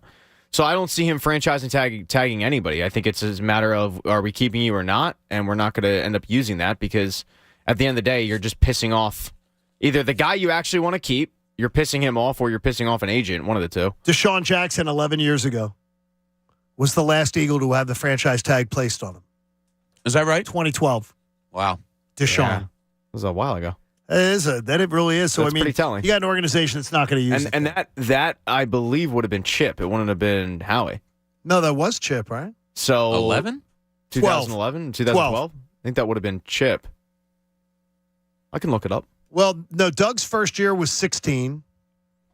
So Chip was 15, 14, 13. So it wasn't. 12 was before. Okay, 12 was Andy. Was before Chip. It was My Andy. bad. Yeah, so Apologies on that one. They franchise tagged him. No, it's just doing the math. Franchise tagged him. So Howie's franchise tagged one guy in his tenure? Or Appears is there that one way. before that? I mean, appears that way. It's not many is the point. There's just so many names that are leaving potentially. Yeah. And you're not going to tag one of the linebackers. I mean, the only one because they don't play to a level that they would demand that paycheck. The only one I would consider is Javon Hargrave. And he's the only one I'd consider also. He's the only one that would kind of justify it, but even then, he's not going to be happy. He wants to get paid. I don't blame him. Yeah. Well, so then you risk still a a good payday. Out. Well, I don't care it is a good payday. Yeah, right. But still, like he wants a better payday. I honestly don't care what he wants. I mean, you should if you want him back. No, he collectively bargained. They collectively bargained as players. Did he? Yes. Did we know that he was there in the room accepting this? Yes, because when you're represented by a union, Pat, that's what he has to abide by. Well, I mean, I think I don't think a union is 100%. Everyone's on board. Is my point. No, I got Javon you, but the Hargrave thing might is, not like that deal. I got you, but that's who you play under. You're playing it. That's why you doesn't mean you have to like it. No, might not like it. And he could hold out. I don't care if you don't like it. You don't care, and he can hold out, and then you do care. No, he right? can't. He's not holding out. What do you mean, guys? Guys leave? hold out all the time under the franchise tag. What are you talking about? How long do they hold out? When was the last big holdout, Pat? I'd have to look it up. Like 10 years ago? I'd have to look it up. Guys don't hold out anymore. They do hold out. I got to tell you, if you want to hit the pause button on me and say, we're going to wait a year, but we're going to pay you the average of the top 5 guys in the league at your position, yeah, I'm okay with that. I'm not bitching. Pat, I swear to you, I can't think of the last big holdout. There's one every year of a guy that's franchise tag who holds out a little bit. Yeah, a little bit. They hold out during camp. They don't hold out. Okay, they're not missing games. So you want a disgruntled Javon Hargrave eventually coming into camp? I just don't care about his feelings about. You should, is my point. It ruins the chemistry of a locker room. A guy coming in pissed off? All right, let's talk about this disgruntled. I mean, you're giving him a salary that averages the top 5 at his position in the league. Mm-hmm. And I'm not disagreeing with you, Pat. I'm not. I'm just saying, like, listen to what we're saying, or what they're disgruntled about that. Oh, that's what they're sorry, disgruntled dude. about? Yeah. I'm going to pause you for a year, but I'm going to pay you top 5 money at your position. So that's the way we look at it. Yeah, exactly, right? That's the way we look at it, and they look at it No, like, that is like a disrespect. Yeah. They It's look at it crazy. as a disrespect. And again, it's one of those things. And Pat, it's not being flippant. You're being flippant. But I don't care when you are part of a union and you have a chance to fight for whatever you do as a union, then the rules are set. You set the rules. There you go. So if you don't like it, well, next time, change it all up. Well, I would say this. I'd be happy that you weren't the general manager of my football team. Yeah, well, I don't say that I would do it. I would not franchise tag Hargrave, but it's just a totally different reason. I wouldn't do it. You got to take feelings into it, John. Feelings matter. It's like Sesame Street. It is really feelings matter. Oh yeah, I don't remember. These guys are just they're big teddy bears. I don't They remember care. I don't remember that on Sesame Street. It's on HBO. It is Sesame Street. It's on HBO now. It's now on HBO. Oh, it was always a PBS show. That's now on HBO. What, did HBO buy Sesame Street away? Like they bought the block? They started doing some different kind of episodes. They started doing Elmo meets The Wire. So he was Elmo met The Wire? Yeah, he's walking around. Did he whistle? Did he whistle? He a little bit, yeah. So he was coming down and whistling. That and scares me every time. Elmo coming. Yeah, Oh, that scares me So every Elmo time. did a whole skit with Bubs from The Wire. Vincent Chase did a thing with Big Bird. Yeah, it was a whole thing. It was like an interchangeable thing. The episode. So are they trying this with any others, like Netflix well, the or episode something? with Thomas C. Jane from Hung was very Right. awkward. That would be It was amazing. him and Snuffleupagus. I would imagine. messed up. Then you could, The Sex and the City one was weird too. that would be weird. Zoe and Kim Cattrall. Yeah, that wouldn't just wouldn't make any sense. Yeah, that's Snuffleupagus. Did you watch, Snuffleupagus what is made it, an Sex appearance in that the too. City? Sex in the City. Did you watch that? A couple Not at episodes. gunpoint. Couple episodes. I've never seen an episode. I was That's why going was just through a asking. transition period as a young man. And you started watching and Sex in the City? Kim Cattrall did something for me. So She's probably second of those girls. Now I'm shocked. second, are you going Charlotte first? Wait, I don't know who Charlotte is. I'm going the dark-haired Kristen little girl. Davis. Yes, that's Charlotte. Yeah, she's number one. I think. I think. Yeah, she's from Melrose. Yeah, she's very attractive. And who's the one with the long face? Sarah Jessica Parker. Oh, okay. Yeah. By the way, she has a shoe store in no Vegas horsing around. in the Bellagio. No one's ever in her shoe store. That's called a front. Ever? It is no one Never? is ever in it. I've walked. How about right now? I've walked by it. No, it's too early in the morning. They wouldn't be open at 5 in the morning. But it's really like nobody's ever in her shoe store, and that's exactly What about like a worker? Liv. That is exactly what Liv will always say. Dad, this is a front for something. There's a very popular. How do I word this without pissing Coach off? There's a very popular store. Okay.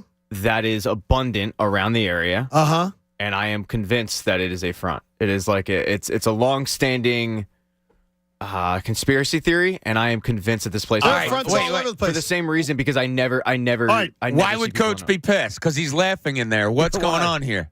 I think they used to be a sponsor. Okay. Oh, That's why. Okay. Yeah, there is one. Pat, I think I know the store. That's I why. don't. And we'll I talk have no about it idea off- what you're talking We will talk about it. We will talk about it off the air.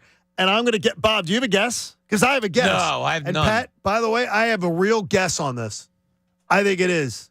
We'll talk about it next. Plus, worrying about who other people root for is weird, but maybe not in this case. It's the John Kincade Show here on 97.5 The Fanatic. The John Kincade Show. I am so excited, I can't stand it! On 97.5 The Fanatic. Philadelphia. Hard to Embiid. Joel from 15 straight away. Count it. It's good. Bang. He put it in. Sixers Heat. Tonight at 7 on your home for 76ers basketball. 97.5 The Fanatic. Philadelphia. 76ers basketball is brought to you by Meineke. For tires, brakes, batteries, exhaust systems, and more. Meineke. Doing car care right. See DallasStillSucks.com for details. You know, when the winters are mild, the deals are wild. Gary Barbera knows how to sell a Jeep cheap, not one or two, but a slew. Holy Jeep! $199 down or $199 a month. Your radio's not broken. Now, at Barbera's on the Boulevard, Jeep cheap Cherokees, even new Grand Cherokees, $199 down or $199 a month. You got to get your butt to Barbera. Instant credit, come and get it. Philadelphia's Credit Connection. Grab that jar of pennies on your porch. Bring it to Gary Barbera's Cheap Jeep Land. Holy Jeep! You pay the payment, I say, $199 down or $199 a month. If it weren't true, I couldn't say it to you. Gary Barbera's on that big bargain corner of Borbeck and the Boulevard in the great Northeast. I'll say it again, so you know where and when. New Jeep cheap Cherokees, $199 down or $199 a month. Is Barbera the best? Boy, I guess. All offers on approved credit. Plus tax 452 doc fee. Oh, and yes, Gary. DallasStillSucks.com. In order for small businesses to thrive, they need to be smart, efficient, agile, staying ahead of the market at every turn, and finding ways to do more with less. That's never been more important than it is right now. So for a limited time, Comcast Business is introducing Small Business Savings, a deal for companies across the country. When you call in now, you can get powerful internet for just $39 a month for 12 months. $39 a month, with no annual contract and a money-back guarantee. All on the largest, fastest, reliable network for small businesses, with the company that powers more businesses than anyone else. So if you're a small business owner, don't wait. Call and get started today. Comcast Business, powering possibilities. Offer ends 3/21/23. Restrictions apply. New Comcast Business 50 megabits per second internet customers only. Requires EcoBill and AutoPay. Equipment, taxes, and fees extra and subject to change. Call or go online for details. After promo, regular rates apply. You've heard about the pills, the needles, even the surgery. But have you heard about the next big thing in ED treatment?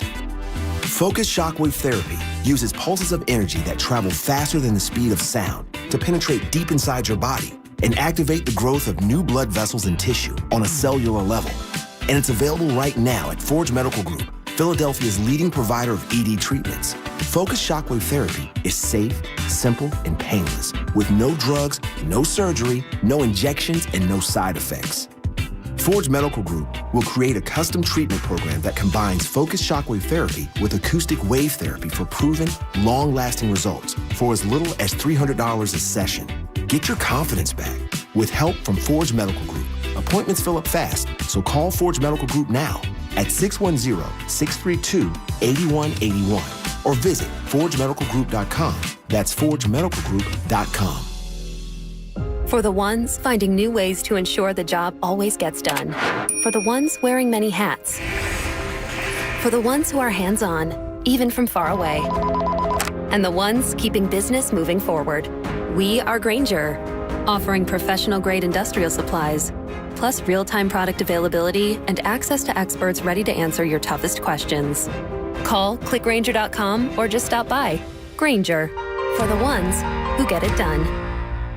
Using your phone should never have to be a luxury. Walmart Family Mobile now offers free or discounted plans through the Affordable Connectivity Program. ACP is a government program that helps eligible Americans have access to wireless service. You could get unlimited talk, text, and 8 gigabytes of high-speed data for free when you qualify. Apply now at myfamilymobile.com/ACP. Walmart Family Mobile is supported by the Affordable Connectivity Program and Lifeline government assistance programs. Please visit myfamilymobile.com/ACP for more information. Clear Rum, the preferred rum of the Philadelphia Phillies and P.J. Wheelahans, want to send you and a guest to Clearwater with our friends at Philly Sports Trips. All you have to do is head over to your closest P.J. Wheelahans to register to win. Check the events page at 97.5thefanatic.com to see when John Kincade and I will be at your nearest PJ's. And while you're there, be sure to try some Clearwater, Clear's ready-to-drink rum cocktail. So you get to your nearest P.J. Wheelahans and register to win a trip to Clearwater, all brought to you by Clear Rum, the preferred rum of the Philadelphia Phillies.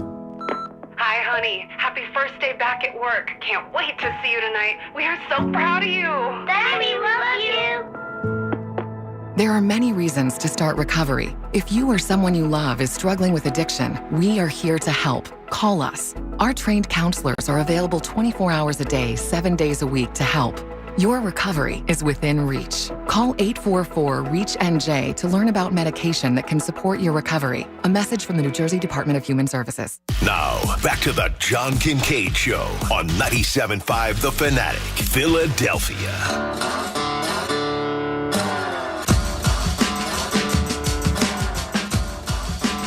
John Kincade Show on 97.5 The Fanatic. You know, if you've ever dreamt of seeing Italy, then you want to hang out with Anthony Gargano, right? Could Anthony Gargano show you around Italy? Yes. Yeah, I would assume so, yes. And I know the Cuz would also know all the holes in the wall, which I love. I will always prefer to eat at a skip a chain, go to a hole in the wall. Go to a local place every single time. I bet you he knows all of them. Place that when you walk in, they say, when you're here, you're family. No, I'm not doing that one. That's one of the ones I'm definitely not doing, but I mean, that's what they're saying.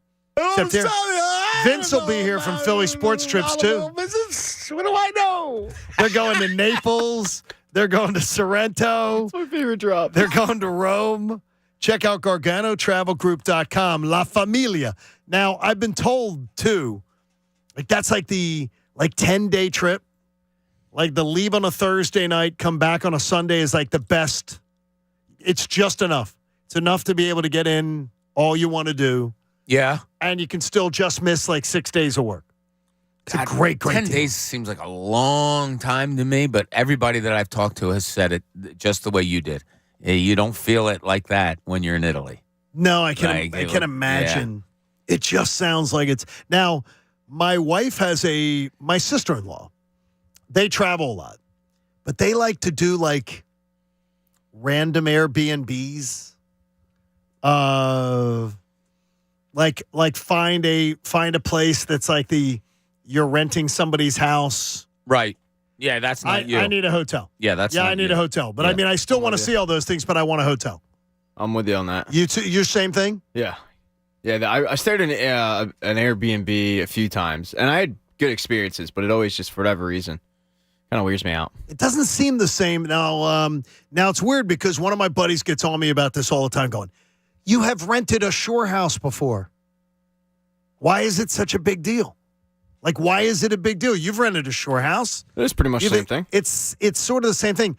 The difference is when I'm renting when I'm renting a shore house, usually we've had the maid service come in. There's a level of, okay, this is a place that is set up for rental. I'm not using somebody else's stuff. A lot of times, though, I mean, and at this point, people are buying properties to do specifically Airbnbs. So a lot of times it is just simply a rental property. Don't you feel weird using somebody else's stuff? In a rental property, I wouldn't. Because I feel like they've always got like the cheap Walmart plates, the cheap Walmart tumblers. They've got all that stuff out. They don't have their own stuff out. The first time I used the other person's sex swing, it was weird, but you get used to it. You got used to it? You get used to it pretty quickly, yeah. Well, they were still using it when you tried to use it. That's why it was weird. Yeah, and I was the camera guy, and you can go on OnlyFans. So see, it's strange. Pay $4.99 and see the video.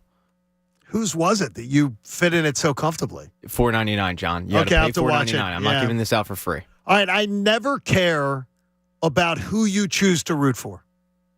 Ever. Doesn't bother me. But there is a little bit of a difference. Devontae Smith the other night rang the bell for the Sixers. And Devontae Smith has just come up huge, and we've had the chance to hang out with his family and stuff like that at the Philly Sports Trips, a couple of events. Great folks. And the Slim Reaper is his own level of cool. Great dude. That said, I don't think you have somebody ring the bell who's not a fan of your team. So the Sixers are playing Boston. It's a huge game. And maybe it's just my level of Boston hate, but I would love to see Devontae Smith ring the bell, but not on a night when he's there rooting for Jason Tatum. And he's clapping his hands when Jason Tatum does something great. And then after the game, going up to Jason Tatum and getting the jersey off his back and getting it autographed. I'm like, no, that's not the night to have Devontae Smith ring the bell.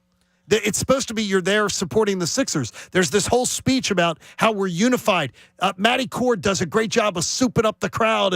And what does the bell mean? What is it about? Why is the significance of ringing the bell? And then you have a guy who's there in the crowd cheering for Jason Tatum when he's doing something good in a game where he rang the bell for the Sixers. Any other night, I'd be okay with Devontae Smith ringing the bell. But not when he's there rooting for the Celtics and getting Jason Tatum's jersey after the game. It wasn't a good. I don't think that's a good choice. They done messed up on that one. They did. Yeah, and look, I'm sure the Sixers people were also sitting back going, "Oh no, not tonight." Yeah. Okay, mistake was made. I probably would have gotten word to Devontae to say, "Hey, look, not tonight." But in his defense, or get the jersey back down the ramp. Yeah. Devontae Smith can get a backstage pass to go down to the locker rooms and hang out in that area. If he wants to grab a selfie and whatever, he can do that. Not that night. You can't be doing that. I have a problem with it. Really? You what? You have a problem? No, I didn't have a problem with it. Why? Because at this point, I think when you invite athletes in the city to ring the bell, there's a pretty damn good chance that they're not a fan of your team. And that this sort of thing can happen because they're going to be fans of the other players. And Devontae Smith has been to plenty of Sixers games before, so he's probably gotten autograph jerseys from Joel Embiid and James Harden and all that. And now he wanted the opportunity to get somebody from one of the best players in the league. No, he's on the Celtics. And look, if he was cheering for him, whatever. They showed one at least once during the game, and then other people on social media were sitting near and going, He's cheering for the Celtics. And he's in a prominent seat. I don't know. I don't necessarily have a problem with it. Someone who covers the NBA who was there is kind enough to send me a text right now and says the story they heard was that Devontae had been looking for tickets to come and see the Sixers play the Celtics, and it was a good time we'd love to have Devontae Smith have the honor of ringing the bell. That they just said, oh, he's looking to come to the Sixers-Celtics game. This is a great time we have him in the building. It's a big game. Let's have him ring the bell. The thought process probably wasn't he's going to come and root for the Celtics. Yeah, probably not. No. But, how do you ask him? Like, he's not wearing... Well, then have him do another night, Pat, is what I'm saying. But you don't know. Like, he's been to plenty of games before. This isn't the first time he's rung the bell. Right. They may not have known that he was a Celtics fan. That's very, very possible. Before? Yeah. Oh, he has? He absolutely has rung the bell before, yes. He also had a Dodgers hat on, Jay pointing out.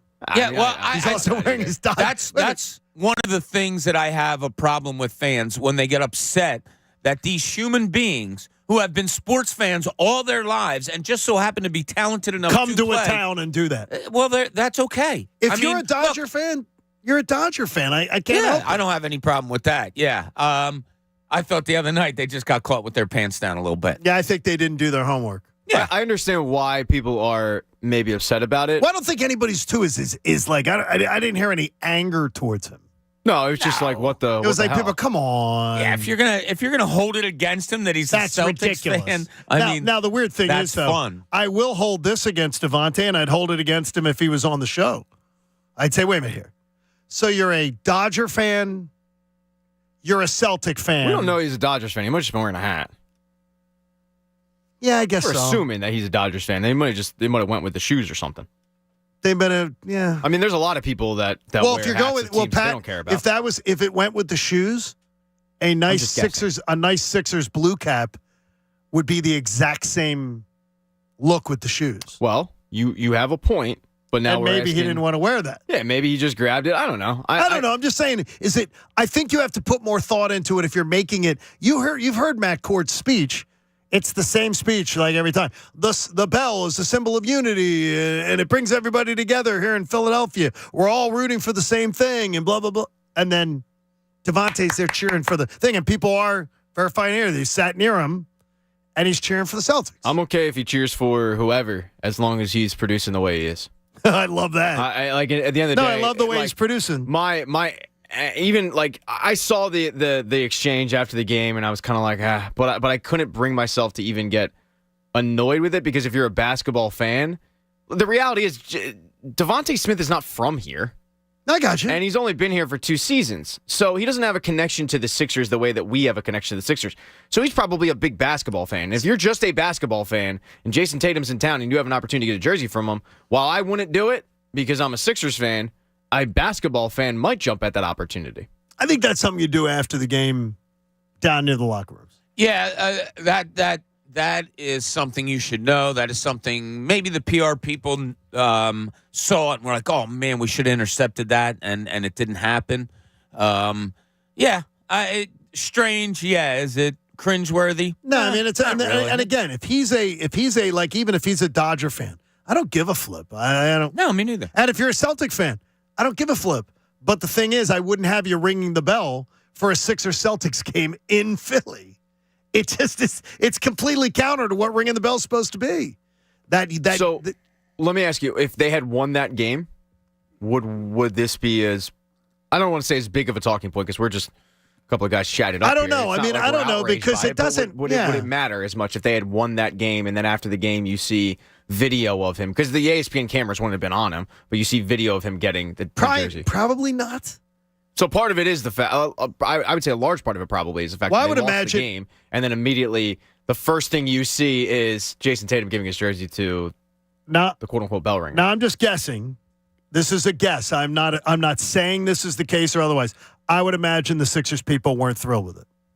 Yeah, I think they were kind of like, damn it. Like, what's Didn't going know on that. here? Yeah, I mean, like, it's mistakes just, and happen. again, it's like, and everybody loves Devontae Smith. Sure. So if people are ripping on Devontae Smith, and I saw some of that on social media, and that's pretty stupid. But it's the idea is that, look, if you root for another team, that's fine. I'm not having you ring the bell for my team if the team you root for is in the house. You know who rooted for the local teams constantly? It was Mac Hollins. Mac did? He would always come in with his throwback jerseys to the good old days of Philadelphia sports. He sucked. He actually had a decent year last year with the Vegas, but he wasn't very good. So I'll take the guy that cheers for the opposing teams of in different leagues. Who balls out in the Super Bowl? Yeah, okay. Than the guy who sucks, but maybe panders a little bit to us. Do you think he's pandering? Yes. Oh, yeah. He would come in. I don't know if you were here yet, but he would come in, and it was like a thing that became a go-to for Eagles social media. No, I wasn't here with Mac Hollins. Let's see what jersey Mac was wearing, and he would always have a decent throwback jersey of, Trotter, Westbrook, McNabb. But people Jaworski. love it when people loved it. But people love it when Sirianni panders. Well, and part of the reason why is because he wins. Yeah, Mac Hollins didn't win a lot. Yeah, He didn't win, exactly. and he was bad. Yeah, like Nick Sirianni, the big Villanova fan. It's like, okay. It's the Crash Davis, 20 games in the show. Your shower shoes are moldy or colorful. If you don't win that, you're a slob. It's you got to win, and then all of a sudden we love the pander. Bob Cooney has 2 scenarios for us. That means you usually have to make a choice. Now, let's see what's in Cooney's corner.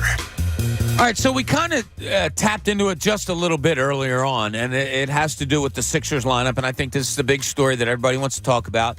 Do you put Tyrese Maxey back in the starting lineup or don't you? So if you take it a little bit further and think about this, guys, how do you want the Sixers to win games? How are they better suited to win games down the stretch? Is it by outscoring teams, which would be Maxey in the starting lineup? Or do you want to see more of a defensive thought, and that would be Maxey out of the starting lineup? And that would be DeAnthony Melton in there because he gives you more perimeter defense than a Tyrese Maxey does. What would you rather see? What do you think they are better suited for? After watching Maxey come off the bench, I think they're more suited to try to outscore teams. I'll sacrifice the defense for the offense because I don't think this is working against the better teams. I don't think it's working. You survived Memphis the other night with a frantic comeback. You lost to Boston. No, I'd rather outscore teams. Wow, because that's against conventional playoff wisdom. It is. It absolutely is. That's why I brought this up. But conventional playoff wisdom has not served this franchise well at all. You know what I mean? Is trying to do it by the book has not really worked.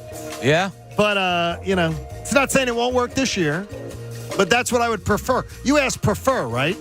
What would I prefer? Well, prefer or what's best suited for this team? Then I'm going to guess that's what it is. What do you say, Patty?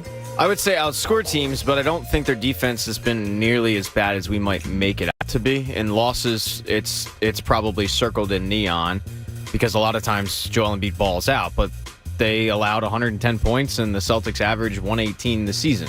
Celtics are one of the best teams in the league. I didn't think defensively they did all that bad of a job. Right. They unfortunately let Al Horford get hot with their second unit, but they shut down Jason Tatum until the biggest shot of the game, and it's unfortunate, but hopefully it's a learning experience if they meet this team in the playoffs, where you circle that moment and now they'll be prepared for it.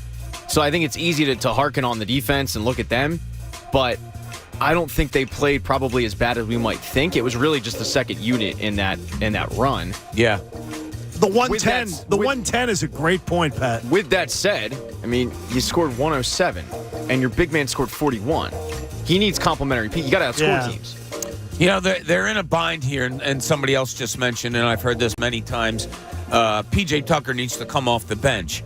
I understand that he's not producing the way you want.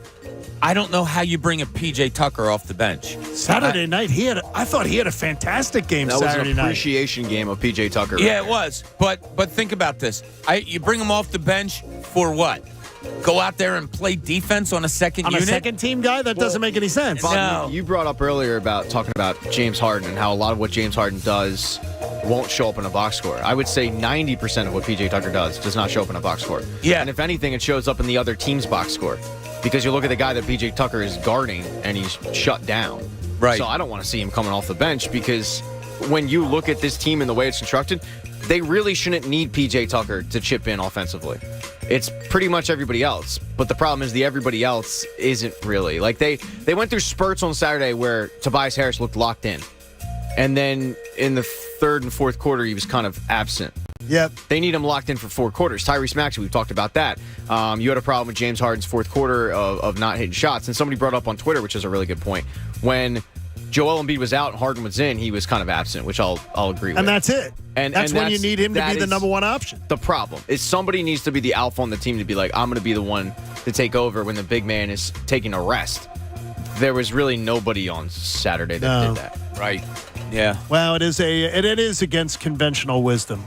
It's half-court basketball. It's more It's the biggest decision Doc Rivers has to make this year. Which way are you going to go? And we talked about funneling down your roster because we always know that's what happens in the playoffs. Your rotation. Your bench. Rotation becomes from 10 to 9 to 8. in the playoffs. And he had a great point the other day. He said, I don't have the luxury of doing that. Right. Because we play so many games in so little days. He said, I'm actually going to have to use more guys than I want to use. Now, Saturday night was a little bit different. You only had 3 guys come off the bench that played significant minutes. So he kind of did treat it as a playoff game. But the bench was absolutely horrendous. Listen to this.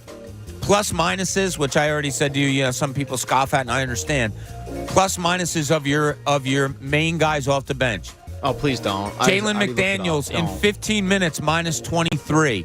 George Niang in 13 minutes, minus 22. Maxey in 25, minus 11. B-Ball Paul, who's now been inserted as that backup center, minus 14 in just 5 minutes. Doesn't it, though, the Jalen McDaniels thing, though, doesn't it mean that who else Jalen is out there with? Because I have not seen a real problem with his defense. Well, he's only out there 15 minutes, Correct. so he's going to be out with other subs. Right, but I haven't seen a glaring. I think it's been a short sample size, though. Yeah, it is. And he to me, he looked like a spark plug that was kind of running around all over the place. Like he didn't have. That's how I look at Maxey playing defense. Like he's running Maxey around without without purpose. Yeah, McDaniels has the length that you'd want for that. That's fine. Maxey doesn't have that. Right. But man, that second unit, it's and I'm. Yeah. Okay. We thought we had it though, Pat. We thought we had a second unit. I think we still do. I just think that second unit had a bad game. I mean, there are games where the second unit flourishes. Sure, Maxey can come off the bench and get you 28, and it's like, oh man, that's the spark you need. The problem with him the other night wasn't. See if this makes sense. It wasn't so much scoring. He only took 10 shots in 25 minutes. That can't happen. The guy needs to. He has to be more of a volume shooter than that. And Pat, you brought it up earlier. It might have been a confidence thing. I want to rewatch that game again today and see. You might be right on target with that. There was one play. I don't remember when it was, but it was when Maxey's playing with confidence. He takes it to the hole and he scores. And at that point, and he didn't. He dished it out, and he didn't see the lane open up. And at that point, I think he had missed 3 straight shots. And I felt like when you're feeling it, you don't care. You just keep going and shooting. Right. Lack of confidence, you're thinking you're costing the team possessions, so you start dishing out to other guys. He's got to realize he is the scorer on that second unit. He has to attack. And he's best when he attacks. Yes, absolutely. You're giving him the same advice that Joel Embiid gave him. Well, me and be Joel are pretty aggressive. much the same guy. After the game. I've often thought that. Yeah, I think people are saying it. Sixers Heat tonight on the Fanatic. It's a big game, and your chance to get to the 40-20 tonight.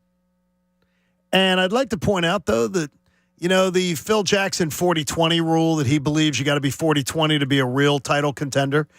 Just 2 years ago, Milwaukee was 37-23.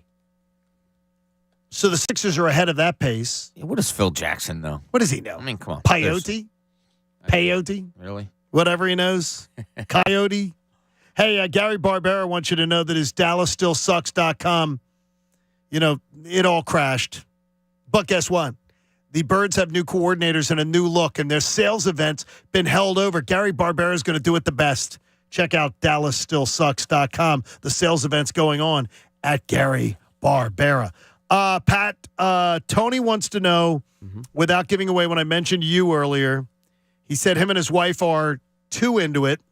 Yeah. You teased the other day that you were not thrilled with what you saw you've gotten the preview.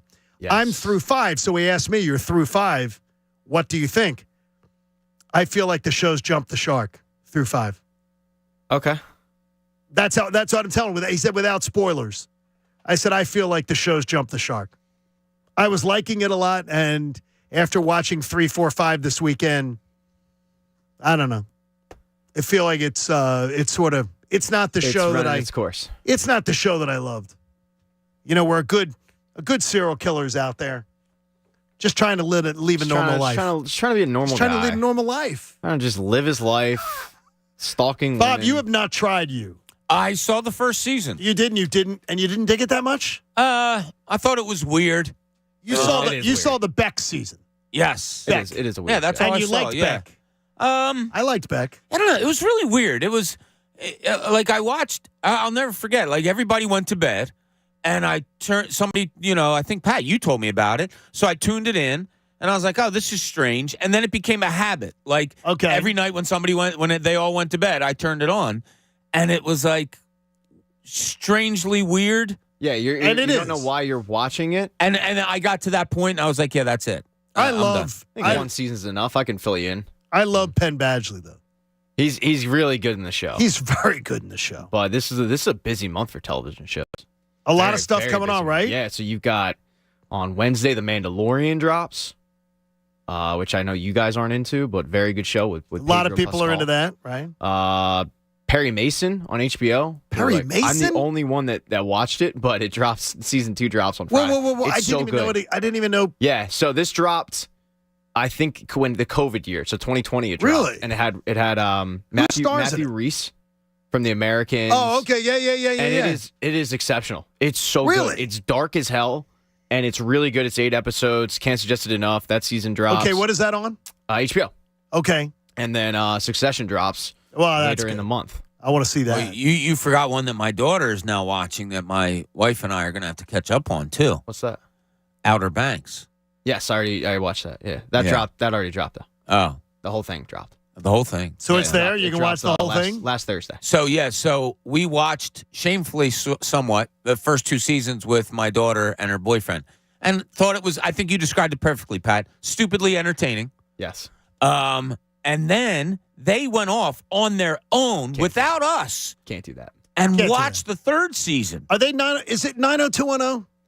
It is a little of that mixed with. It looks like it. I've never watched or Uncharted. Oh, okay. Uncharted, the video game series. It's got like a treasure hunt theme, but so it's a little edgier. It's the typical 30-year-olds playing 16-year-olds. Oh, okay, yeah. I told Bob I knew I was getting old. Well, while watching the show, I went, damn, these kids are extremely disrespectful to their parents. See, that's because they were 30. Yes. Exactly. Their parents themselves. What time is it, Patrick? It's time to get knocked out. 215-263-0975. Your chance to qualify. Well, no, not qualify. You're going to win a pair of tickets to see the Sixers play the Mavs on March 29th, and then you get to come down on the court and play knockout afterwards. We've had 2 winners this morning. Our 3rd winner will be announced this hour. So get in right now, 215-263-0975. Plenty more to come. JD, hold on. We'll get to you. A lot of people wanted to chime in on the Sixers and confidence level with the Phillies. Pat wants to know. John Kincade Show, 97.5 The Fanatic. Why don't you download the BetParx Sportsbook and Casino app today? It's absolutely amazing. And it's a lot. You get, whether it's pro hoops you want to get into, whether it's the college hoops, and we're entering into the month of college hoops coming up, where you're going to want to get in on all that action. They've got you covered. Even the MMA you can get involved with. You're going to love it. And if you're a new user, you can get up to $750 in sportsbook bonus back if your first bet isn't a winner. All you got to do is download the BetParx app today. Do it, and you can play instantly. Now, you have so many different options, too. Baseball starting, I'm not wagering on spring training games, but some of the futures, like the over-under for the Phillies at 88.5, I've already banged that over right now. You can do the same. Get on in on the BetParx Sportsbook and Casino app. You got to be 21. You must be in Pennsylvania or New Jersey. You want to check out BetParx.com to get yourself full terms and conditions. Should you have a gambling problem, please call 1-800-GAMBLER. The John Kincade Show. Talking sense into people isn't really my thing. In fact, I'm better at the opposite. On 97.5 The Fanatic, Philadelphia. Hello, Madame Dupree. I'm here for my fortune telling. Come, gaze into my crystal ball. I see financial stability. Nice. If you switch to T-Mobile, because you can get their price lock guarantee, so they won't raise your rate for talk, text, or data ever. Wow, ever? Verizon and AT&T don't have that. And I see a free Samsung Galaxy S23 Plus and no trade-in required. No trade-in? Hey, wait a sec. Do you also work at T-Mobile? Well... Get the new Samsung Galaxy S23 Plus at T-Mobile, free on our Max plan when you switch. No trade-in required. Plus, you get our price lock guarantee, so we won't raise your rate for talk, text, or data ever. With eligible port-in, $800 via 24 monthly bill credits and $200 virtual prepaid card rebate, plus tax for well-qualified buyers. Contact us before canceling service to continue remaining bill credits or credits. Stop and balance on required finance agreement is due. Register prepaid card code within 30 days. Allow 8 weeks. Price lock exclusions like taxes, fees, select promos, and third-party services apply. Details at T-Mobile.com. For adults with moderate to severe plaque psoriasis who are candidates for systemic or phototherapy, now there's Skyrizi, Risankizumab Riza, a prescription-only 150 milligram injection. With Skyrizi, 3 out of 4 people achieve 90% clear skin at 4 months, and Skyrizi is just 4 doses a year after 2 starter doses. Nothing and me go hand in hand. Nothing on my skin, that's my new place. Nothing is everything. Don't use if allergic to Skyrizi. Serious allergic reactions and an increased risk of infections or a lower ability to fight them may occur. Before treatment, your doctor should check for infection and tuberculosis. Tell your doctor if you have an infection or symptoms, such as fever, sweats, chills, muscle aches, or cough, or if you plan to or recently received a vaccine. With Skyrizi, you could achieve 90% clearer skin. Ask your doctor about the #1 dermatologist prescribed biologic in psoriasis and visit skyrizi.com or call 1-866-SKYRIZI to learn more. Are you working way too hard for way too little? There's never been a better time to consider a career in IT. You could enjoy a recession-resistant career in a rewarding field with plenty of growth opportunities and often flexible work environments. Go to My Computer Career and take the free career evaluation. You could start your new career in months, not years. Take classes online or on campus, and financial aid is available to qualified students, including the GI Bill. Now is the time. mycomputercareer.edu. And now another no-brainer money-saving tip from Progressive. Marcus, what happened? I was changing my oil and I spilled some on the floor. Oh, well, use these $50 bills to wipe it up. Perfect. Got any more? Yeah, take a couple hundred. Stop. Instead of using money, use an old rag. And here's a better tip from Progressive on how not to waste money. Don't pay too much for car insurance. Drivers who switch and save could save hundreds. Progressive Casualty Insurance Company and Affiliates. Potential savings will vary. When you hire your local CertaPro painters, you get the power of a cut above. Decades of expertise to transform your home from so-so to virtuoso. The power of neighborhood painters. We live where you live and probably like the same pizza place you do. Put the power of pro to work for you today. Get your project started at CertaPro.com. Each CertaPro painter's business is independently owned and operated. Home improvement contractor registration numbers are available at CertaPro.com. Penalty is charged. If you are a personal injury attorney in the Philadelphia area, we dare you to Google, who's the best lawyer near me? If your firm does not show up on the first page of the search results, then you are guilty of marketing malpractice. For as little as $499 per month, BuildMeABetterSite.com will create and manage your website to ensure your law firm shows up for new clients who are ready to sign. Visit BuildMeABetterSite.com for your free demo. BuildMeABetterSite.com is a small business resource of 97.5 The Fanatic. WPEN Burlington, Philadelphia, a Beasley Media Group station. Official home of the Sixers, Flyers, Philadelphia Union Soccer, and the best Eagles talk in Philadelphia. 97.5 The Fanatic. John Kincade Show on 97.5 The Fanatic, and we appreciate you finding us, hanging out with us as long as you can. Bring the app with you. Take it on your walks. Take it to the gym. You can go back and check out 97.5thefanatic.com. There's lots of great digital content, and as Pat always tells you, click on everything. There could be click and scroll. You could be saving people from a Zoom meeting. There could be $10,000 on one of those clicks that pops up and just says, "Hey, you won $10,000." You could. Yeah. That could potentially happen. Let's not tease the people. No, John. I'm saying that. It's not going to happen. That's not happening? Jeez. Okay. No, unfortunately, it's not. It doesn't happen. Okay. Well, that didn't happen. JD and Montco held on, though, with us as we've been talking about the Sixers this morning. JD, good morning. You're on The Fanatic. How are you, buddy? Hey, good morning, guys. How you doing? Great to hear from you. What's going on? A couple points. I wanted to bring up like 3 points with the Tyrese Maxey thing that maybe I can bring to you guys' attention, and maybe, looking from his perspective, why he needs to be in the starting lineup, besides what we see with our eyes. Okay? All right. Okay. So last night, D. Lonham and her father had a really, really good talk on the radio station about the Celtics game, and one of the things that they went at that D asked her father was like, what do you think is wrong with like Tyrese Maxey? Like, do you think it's him coming off the bench? And Jimmy Lonham said one of the first things anytime you go to a player and you ask him, how would you feel about coming out the starting lineup and go to the bench? He said one of the first things that player is always going to ask is, how many minutes am I going to lose? They said that Tyrese Maxey went from 35 minutes in the starting lineup to averaging 28 minutes on the bench. He's one of your best players. You have to put your best players in the game. And then another argument that I say besides the minutes is it's an unknown, unwritten rule that you're not supposed to lose your starting spot to an injury. The man got hurt.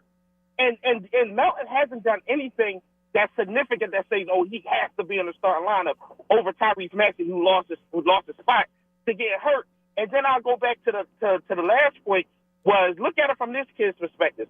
He gets drafted late in the first round. His first season, Doc hardly plays him, right? The second season, Ben Simmons does his nonsense. The kid shows out in the starting lineup the second season until we traded for Harden. One of the reasons why we had one of the good records that we had before we traded for Harden and stayed above water was because of the emergence of Tyrese Maxey. He comes into the starting lineup this year, he gets hurt, and you put him on the bench. Those three things right there alone would make sense to me why this kid is struggling and why, it's a problem from him coming off the bench mentally. You know what, JD? It's a great call. I got no, JD. I can't go against you at all, JD. Yeah, let's give you a clap. JD, I think that was a great summation. And the part that I didn't think of was the losing your spot due to injury. Yeah. And that is one that... And if you guys remember that Knicks game when he got hurt, he was killing the Knicks. Yeah. He was killing the Knicks. Like, it was crazy. And this is where also the last point I make is with Doc in the front office. I'm not one of these people that hate Doc Rivers. I think he's a pretty good coach. But the one thing that I hate about him, he's one of these older coaches that does not know what to do with younger players.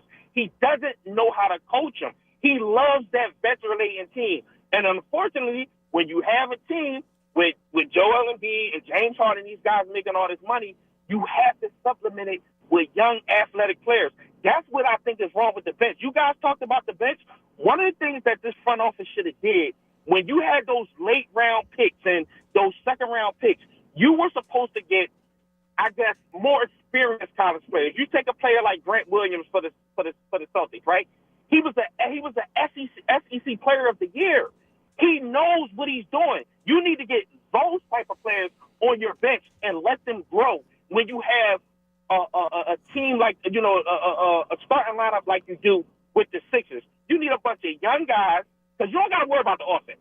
Our offensive rating from our starting five, even when Maxey was great, you need to fill that bench out with a bunch of young athletic players that can play defense that won't lose you the lead when these guys go to the bench. JD? Yeah. You're a damn good caller. Dude. Yeah, right? Great energy, dude. Great energy. JD, Good stuff, buddy. it.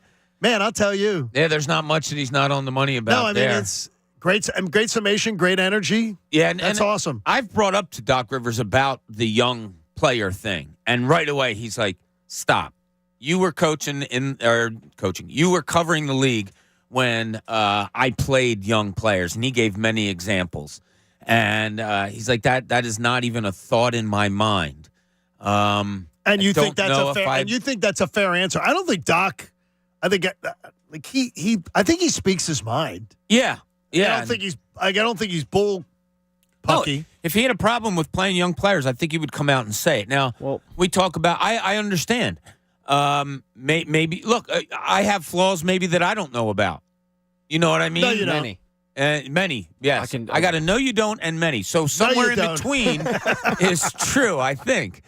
One of us was being kind. Yeah, maybe that is a flaw of his. Maybe that is something that he just doesn't know about. Yeah, the perception that others have of you is not always the perception that you have of yourself. Yeah. And you might think that you don't have an issue with it, but when your track record the last couple of years says differently, then that's all I'm going on. I'm not going on a track record other than what you've shown me. Yeah, and the first name that Doc brought up to me was Rajon Rondo, so that does go back a little bit of ways. How long ago was that? Exactly, but that's probably the one that sticks out in his mind the most. Yes, but and Tyrese Maxey, people point to that, but Tyrese Maxey was thrust in the starting lineup because of all the crap that was going on with Ben Simmons. So I do wonder sometimes what Tyrese Maxey's playing time would have looked like had Ben Simmons been fine. Come back, played, rejoined the team, starting lineup, all that. Because his first year, Yeah, he played, but he didn't play probably nearly as much as we wanted him to. There were games where he just didn't play at all. All right, what players, play devil's advocate here, I will. What players are we talking about that, Doc? Isaiah Joe? I would have rather had Isaiah Joe than Korkmaz. I would rather have had Isaiah Joe than Korkmaz. They're both a million times out of a million. Okay, because he looks better sitting on the bench than Korkmaz? No. Because that's where he would have been. And I know. I'm answering your question. Okay. I would have rather had Isaiah Joe because Isaiah Joe's younger, and I know what Korkmaz is at this point. Korkmaz is also more expensive, so you could have unloaded him before the season when he had, at this point, when he demanded a trade, he had no value. So you could have unloaded him for a conditional basketball for all I care, but you would have went with a cheaper option of Isaiah Joe and developed something.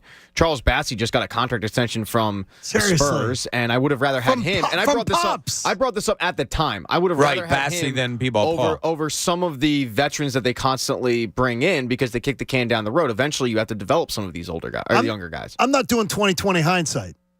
The day we were at the Flyers for opening night, when the news came down of Joe and Bassey heading out of town, and I turned to Bob and I said, I can't understand getting rid of both of them. Letting both of them go. I said, one of them maybe, but both of them? And I was concerned that to me, I said, that's just too much jettisoning. Jettisoning. I would have, and I said that at the time, I would have went with a backup of Bassey as your backup big, and then if Montrezl Harrell or somebody like that, they'll probably be available if you realize this guy can't play. And if they're not available a month in, then they'll be available at the veteran buyout market because they got Dwayne Dedman at the veteran buyout market. Is Dwayne Dedman going to make that much of an impact? I don't know, but was he going to make the same impact that Charles Bassey could have? Maybe, and Charles Bassey was cheaper. And that was my big thing is you're now at the point where you're cap strapped and you need to develop some of these younger, cheaper talents. Now, the defense rests. It is. I think it was pretty good. Thank you. I think it's pretty good. Okay, Charles Bassey is what? A backup big in the NBA. Charles Bassey is a backup big in the NBA who Greg Popovich finds the need to say, I've identified him as somebody I want to be part of my organization. Bob, now... Well, you're talking about money and cheap. I know, but and it's all not. that. But it's somebody...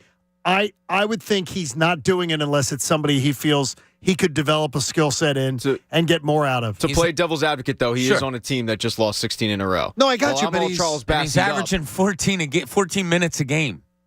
I'll take. That's what we're saying. Backup pick. That's what I'm saying. 14. Yeah, but I mean, is that a difference maker? Like, what are we talking I'm here? not even looking for a difference maker. I'm talking for a value savings that you can develop into a possible difference maker. Okay. Because he's in his third year? Right. But his first 2 years he didn't get a shot. Yeah, maybe there's a reason. And that's yeah, like B-Ball Paul, people begging for him to get more playing time. Come on, what are you doing? What are you doing? And then we find out, through a source, yeah, the team cheers when he runs a play correctly. Well, I think the frustration, like for me, not to cut you off there, Bob. No, it's fine. What you were saying is nonsense, so I had to. No, you had to save me from myself. The frustration for me is we've seen some of these guys in the past. We know what they are, and when you see what the Celtics do, and when you see what the Heat do with developing some of the younger players, that they bring them along slowly, they give them a shot. And I felt like Isaiah Joe never really got a shot. Charles Bassey never got a shot. When you're getting blown out in the playoffs by 20+ and the game's over, and I see Furkan Korkmaz and Shake Milton check into the game, when that's a great spot for the younger players so I can see them at least, it gets annoying. Now, I understand. We don't know what happens in practice, and when you hear reports like that, it's like, oh, okay, maybe that's why. But at the same time, I want to see some of these younger players because Jaden Springer has been ushered back and forth from Delaware, and he's going to go in his third year, and he's never going to have gotten an actual shot to play at all. And there are some games where he probably could have checked into the game. And you just want to know. I just want to see. I just want to know. He might suck, but I got to find out. And they may know. And they may know the answer. They may know. They may know. That's exactly it. Yeah, yes. We need to find out, but they may have already found out. I didn't know until I made a phone call that, what I just said about B-Ball Paul. We were all like, oh, why isn't he playing? Why isn't he playing? Well, one phone call and one answer was all we needed to say. Oh, okay, now I understand. Great point, Bob. Yeah. In the 9 o'clock hour, the John Kincade Show, it's brought to you by The Bagster. It's a dumpster in a bag. You can get yours today at Home Depot and Lowe's. And for details, go to bagster.com. So, Pat, you want to talk about confidence, and it's confidence, though, in our baseball team. This is Pat's Point of View. Here's Pat. Hi, guys. Hey, Pat, what's up, man? How are you? In a long time, no talk. It's been about 45 seconds. So, when you look at the Philadelphia Phillies, they're a baseball team, and they recently started up. Guys, they're pretty good. But what position are you most confident in? What position? I think, I should say what area of the team. Positions, I mean, it's like. Oh, you mean like? Yeah, I'm confident in the catching spot because I have JT Realmuto. No, but like what area of the team? I'll say. I'm confident that they will be a top 6, 7 offense in baseball. This lineup will continually produce. It'll have down nights and everything, but they're a 6 or 7 best offense in baseball. All right, this is a strange answer, but it might be the one you're looking for or that you had. I'm going to go bullpen. Damn it, Bob. I'm sorry. I'm going to go catcher because you have JT Realmuto. You're welcome. No, go ahead. Go. I do. I just think we saw it in the playoffs last year about the Alvarado and Sir Anthony and all that being good and being able to be diverse, using it when you want, lefty, righty, whatever. They've only added to that this year. Like I think the bullpen was really good in the playoffs.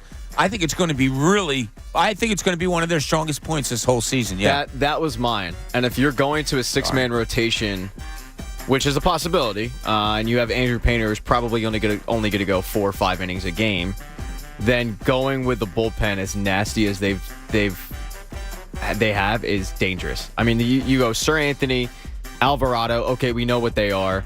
Soto can throw 100. Kimbrel, who's one of the best closers of all time. Matt Strahm. Connor Brogdon, who came on last year and I think opened some eyes for a lot of people. I liked him a lot. And then your longman's Nick Nelson or Andrew Bellotti, which everybody's fine with. And then there's always like a younger guy that comes out of nowhere or invite to spring training or a minor league signing that ends up making the team and surprising people. But their bullpen, I mean, I just rattled off 6, 7 guys. There's not a lot of bullpens that you can do that. That you can rattle off 6, 7 guys you have confidence in. I mean, especially when you consider where this bullpen was 2 years ago. It's like this is night and day. And I really think that Dombrowski, as you talked about, Bob, he saw why they lost the World Series because when you got into the Astros bullpen, the game was over. Right. And he's like, let's do that. Let's replicate that. And, I mean, on paper, well, the chances are one of these guys is going to have a down year. But on paper, man, he's done it. All right, and how about this? Who did you mention, sorry, John, who did you mention as your long relievers? Bellotti and Nelson. I think you missed 2 names. Who? Name them. Falter or Painter. There's a can't do Painter. Don't say it. Listen, I know it's not what you want. Yes, you are. No. I know it's not what you want, but it could be a No. I'm shutting your mic Stop off. it. We're not talking Andrew Painter. Guess what? If you say it 3 times, Bob, it's like Beetlejuice. It'll happen. Don't give this organization an opportunity to screw up this young kid. He is a starting pitcher. Do not put him near the bullpen. I don't want him. No. I don't want him near a bullpen. Falter, I can get behind. Falter, I'm fine. Although I think he's a starting pitcher, and it would annoy me. I know what you don't want, and I understand it, and I'm on board with it, John. Doesn't seem like you are. But if you're looking to get him innings in places, and it falls into place that he's really good, and he's pitching 3 or 4 innings as opposed to warming up and getting 6 innings and all that, and you use him right, that's still another weapon at your disposal, is just what I'm presenting, They don't Pat. use them right. That's the It's problem. what I'm presenting, Pat. I don't like you presenting it. I don't like even saying it. You said it twice now. Yeah, you're putting the thought in their brain now. Bobby, 2 they're times. Listening. No, it's going to be, if Dave Dombrowski's listening this morning on the app. Oh, he's listening. Oh, well, then that absolutely. could be He's a watching problem. on YouTube. I'll give you another name, too, that I would consider bringing back because he's still a free agent. Brad Hand. Yeah. I mean, he had a good year last year. Already started. What are you throwing your hands I don't want up? him. Don't want him. Why? Don't want him. Give me a reason. Didn't trust him. Didn't trust him when it mattered the most. They didn't trust him when it mattered the most. Well, they I'm not had looking to use him by for him in the default. playoffs. I'm looking for him, regular season games. Just another arm to think about. Another major league arm. He pitched well last year. I'm talking spring training has already started. I got you. And he is an invite, a minor league signing. He is not costing you a thing. Brad Hand, you could do a lot worse than Brad Hand. Oh, you could do worse. That is correct. So I'm just saying I would consider bringing him back. I would consider it. By the way, did you see the pitchers that pitched the other day, Pat? Let's let me run some of these by you. There was number Since you didn't watch. 79, 83 through an inning. Do you know Francisco Morales? Yeah, he was a former top prospect of theirs. He's kind of flamed out a little bit. I watched him the other day. Look, boy, he had a great inning. Yeah, he's up and down career in the organization. How about Luis Head? No. How about Ben Bowden? They could have a head and a hand in the. Ben Bowden sounds familiar. Yeah, like Ben Bowden was. But I can't tell you anything about him. There. He sounds familiar, but I've seen and that's probably just from seeing him at box score. He was with the Colorado Rockies before.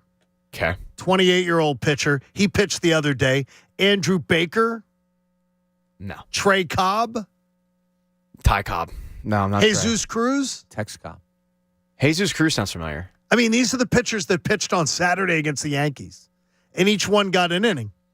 They used 9 pitchers. I mean, the only one I can tell you about Francisco Morales. And I hope Francisco Morales, from what I saw, I hope he does not. I hope he doesn't flame out, because I'll tell you, it was at least intriguing. But it's a spring training game. I wouldn't say he's flamed out necessarily. No. He just hasn't developed like they thought. Like he had 7.20 ERA last year in the minors. Yeah, he was one of these top. I would say at one point he might have been as high as like top 5 in the organization. They had a couple pitchers in there that were well thought of, and I think when he reached AA, it all came apart. Scott Seiler was our 8 o'clock qualifier. Good job, Scott. We'll see you, Scott. I know some Seilers. So, Scott, hope you're going to be down there for the Sixers and the Mavs game with a guest. It should be a great, great time. We'll have another winner coming up this hour. Listen for the sounder to get your tickets to the great knockout night. Mike in the Northeast has been kind enough to hold on. Hi, Mike. Hey, how's it going, guys? Thank you, buddy. So I just want to touch on a little bit about the Sixers and Tyrese Maxey. I just want to ask you guys a question. Do you think he's going to be implemented back into the starting lineup? I think Doc's going to take a few more games to look at it. We asked him point blank on Friday what was his biggest question mark about the team, and that was it, of how he's going to handle this starting lineup. I will say he's going to be back in. You can't lose Tyrese Maxey. And a couple of games, I don't think he's lost him, but you might be around the edges of that. So nipping it in the bud might be your best move.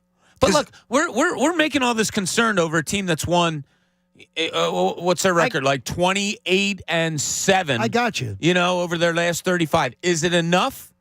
I don't know. I got you. But 1-4 against the 2 teams you got to beat in the playoffs. Sure. I mean, does putting Tyrese Maxey in the starting lineup cure that problem? No, but when I hear the gaudy numbers, there's a hell of a lot of Charlottes and teams like that. Play who's in front of you.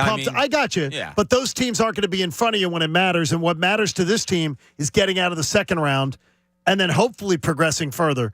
And that means you're going to face Milwaukee or Boston in the second round. And I don't think it's like the gentleman that I told you the other night at PJ's who was just so frustrated with me. He's like, you won't give them the benefit of the doubt. I'm like, how can you give the Sixers the benefit of the doubt? What have they done to earn the benefit of the doubt? They've done nothing in a generation as an organization to earn the benefit of the doubt. You've got to, it's show me time. And Doc Rivers knows it. He sat there the other day and talked about it. Sure. He knows what it is. He wants one of those banners himself. He wants to change things up. It's not about you don't have to give people the benefit of the doubt when they continually show you that they haven't done it. We'll see what happens. Yeah, the immediate question is, what's a better team? And like I asked you earlier, what do you want? Do you want to outscore teams or do you want to try to play better defense? That's the question that's directly at hand to Doc Rivers right now. So he's got to figure it out in these last 22 games, whatever it is. Is it Tyrese Maxey in the starting lineup or is it bringing him off the bench? That's the one question you have to get answered immediately. And you confused me earlier because it's the truth. I'm saying go against conventional wisdom. Outscore people. Yeah. Okay. Outscore people. And it might not be the equation. You know what though? It might not be the equation, Bob, to win you a championship. But I think it's the equation to beat Milwaukee. It could be situational. Outscore. If I go into a series with Milwaukee, I don't want to go in it with the strategy of, well, we're going to clamp down on defense and that's how we're winning the series. I think the Sixers can outscore Milwaukee. I do too. In a 7-game series. I do too. So maybe I'm setting the bar too low, but maybe that's how you beat that opponent, that series, and then a different strategy has to come about. But I know you can go toe-to-toe with Boston. You've already proven that. You just can't get over that hump. Right. Maybe a series win over Milwaukee would give you that muster, right? No, that's Siri or whatever her name is talking to me. Sorry, who? Siri? She's talking to me. He's got one of those watches. I got the that watch, talk and I to don't. stuff, The Pat. first thing I do when I get like a new phone, which is every 3 years, is I shut that off immediately. Oh, no. It's not the phone. It's the stupid watch. Yeah, but you can turn that off, can't you? I don't know, Coach. There's got to be a You've way. got one of these. Is there a way to tell her to shut the... Yeah. There's a mute setting in the Could settings. you show me? Yeah. Could you show me? Sure. Show me, please. I don't She's wanna driving hear me you crazy. Absolutely crazy. Like, hey, Siri, I already have a wife. I don't need you as well. Wow, Pat. I would never say that. She's at work. She's not listening. Oh, man. Be careful. I'm going to tell her. Be careful. Don't do that. Well, no, you wouldn't It's do a rat move. Don't do that. Be a rat move. Now, I rat moved you the other day, Pat, Oh, yeah. and I'm going to allow you to throw me under the bus for it. I wasn't going to. You I can, wasn't though, if going you to, want. but- Did I do you a rat Now we move? want you There to. was a debate in the office about, hey, did somebody... there was a debate of like, did somebody do something? Right. And I was like, oh, yeah, it was me. And I explained my side of it. And as soon as Kincade found out, he went, oh, I'm going to go tell. I'm going to tell. And sure enough, he scurried over to the studio. He Listen to scurried the over, words. and I see him. I looked in the studio and I see him talking. I know what he's talking about. And I opened the door and I yelled, "You're a rat!" Because he was ratting me out. He's ratting Wait, me who out was like he a ratting rat. you out to? Tunis. To the midday show, Oh. Tunis. And honestly, Pat, I will give you. Yeah, They- he's they trying. like that. He's trying. It was like a big. If you threw me a big hunk of cheese. Oh yeah. It was he's trying to divide Waking Cake, and we didn't appreciate because we're the show that compliments. You know, I don't know. He appreciated the information. I think he already knew the So information. you said something about Tunis. No, and there was Rat here something- went. No. It was No? about it. It was another. There was thing. something that happened, and okay. when he found out, and I think I had no problem owning up to it, and I would have done the same thing to Tunis because we're coworkers. We're not friends, but we're coworkers. But he's trying to create a divide. So if you were listening to Waking Cake this past weekend, and you thought, man, there's something off with the show today. It was because of me. It was because of John Kincade, the other woman, if you will. And it was a rat move. Yeah, I'll give you that. That was like I started yelling at him as he's leaving. You rat! And he was right. It was a rat move. It clearly was. And I couldn't wait to Not do a good it. label to have. We can all laugh about it now. And I couldn't wait to do it. That was the thing. And you know what? What's better, Pat? Though, it's like I ran right from there, like to Ash Wednesday serve. That's right. You better atone for those sins. So I did. Nice So job, you're Judas. fine. There you go. Well, you're 30 exactly, pieces of silver. Judas. All right, I got one more Super Bowl rehash for you coming up. John Kincade Show on 97.5 The Fanatic. Look, I have a plan to keep you warm. There could be 2 little slight winter storms coming up in the next 10 days. So your house is going to get cold inside if you got really, really creaky old windows sitting there on the outside. How about getting 2 free windows for every 2 that you buy with no limit? Well, that's what Window Nation is always throwing at you. A spectacular deal there. But how about paying 0 down, making 0 payments, and getting 0% financing for 24 months? That is like a once-in-a-lifetime deal. Window Nation tells you, put your wallet away for 2 full years. It's their biggest deal ever. And I can tell you right now, you can get a federal tax credit of up to $500, and you can increase the value of your home by up to $12,000. You're going to love Window Nation. Save up to 30% on your heating and cooling bills. Save yourself some cash. Make the deal today. 0 money down, 0 payments, 0% financing for 2 full years, plus 2 free windows for every 2 that you buy. Call 866-90-NATION. That's 866-90-NATION. The John Kincade Show. They put it on the air? Of course they put it on the air. It was a big success. On 97.5 The Fanatic, Philadelphia. See DallasStillSucks.com for details. You know, when the winters are mild, the deals are wild. Gary Barbera knows how to sell a Jeep cheap, not 1 or 2, but a slew. Holy Jeep! $199 down or $199 a month. Your radio's not broken. Now, at Barbera's on the Boulevard, Jeep cheap Cherokees, even new Grand Cherokees, $199 down or $199 a month. You gotta get your butt to Barbera. Instant credit, come and get it. Philadelphia's Credit Connection. Grab that jar of pennies on your porch. Bring it to Gary Barbera's Cheap Jeep Land. Holy Jeep! You pay the payment, I say, $199 down or $199 a month. If it weren't true, I couldn't say it to you. Gary Barbera's on that big bargain corner of Borbeck and the Boulevard in the great Northeast. I'll say it again, so you know where and when. New Jeep Cherokees, $199 down or $199 a month. Is Barbera the best? Boy, I guess. All offers on approved credit. Plus tax 452.fee. Oh, and yes, Gary. DallasStillSucks.com. Right now, Wawa's serving up any 2 Sizzlies for just $5. Every day until 11 a.m. Bask in the warmth of breakfast with a delicious sausage, egg, and cheese croissant. And try the new bacon burrito. Or get 2 egg bites with a bacon, egg, and cheese bagel without breaking the bank.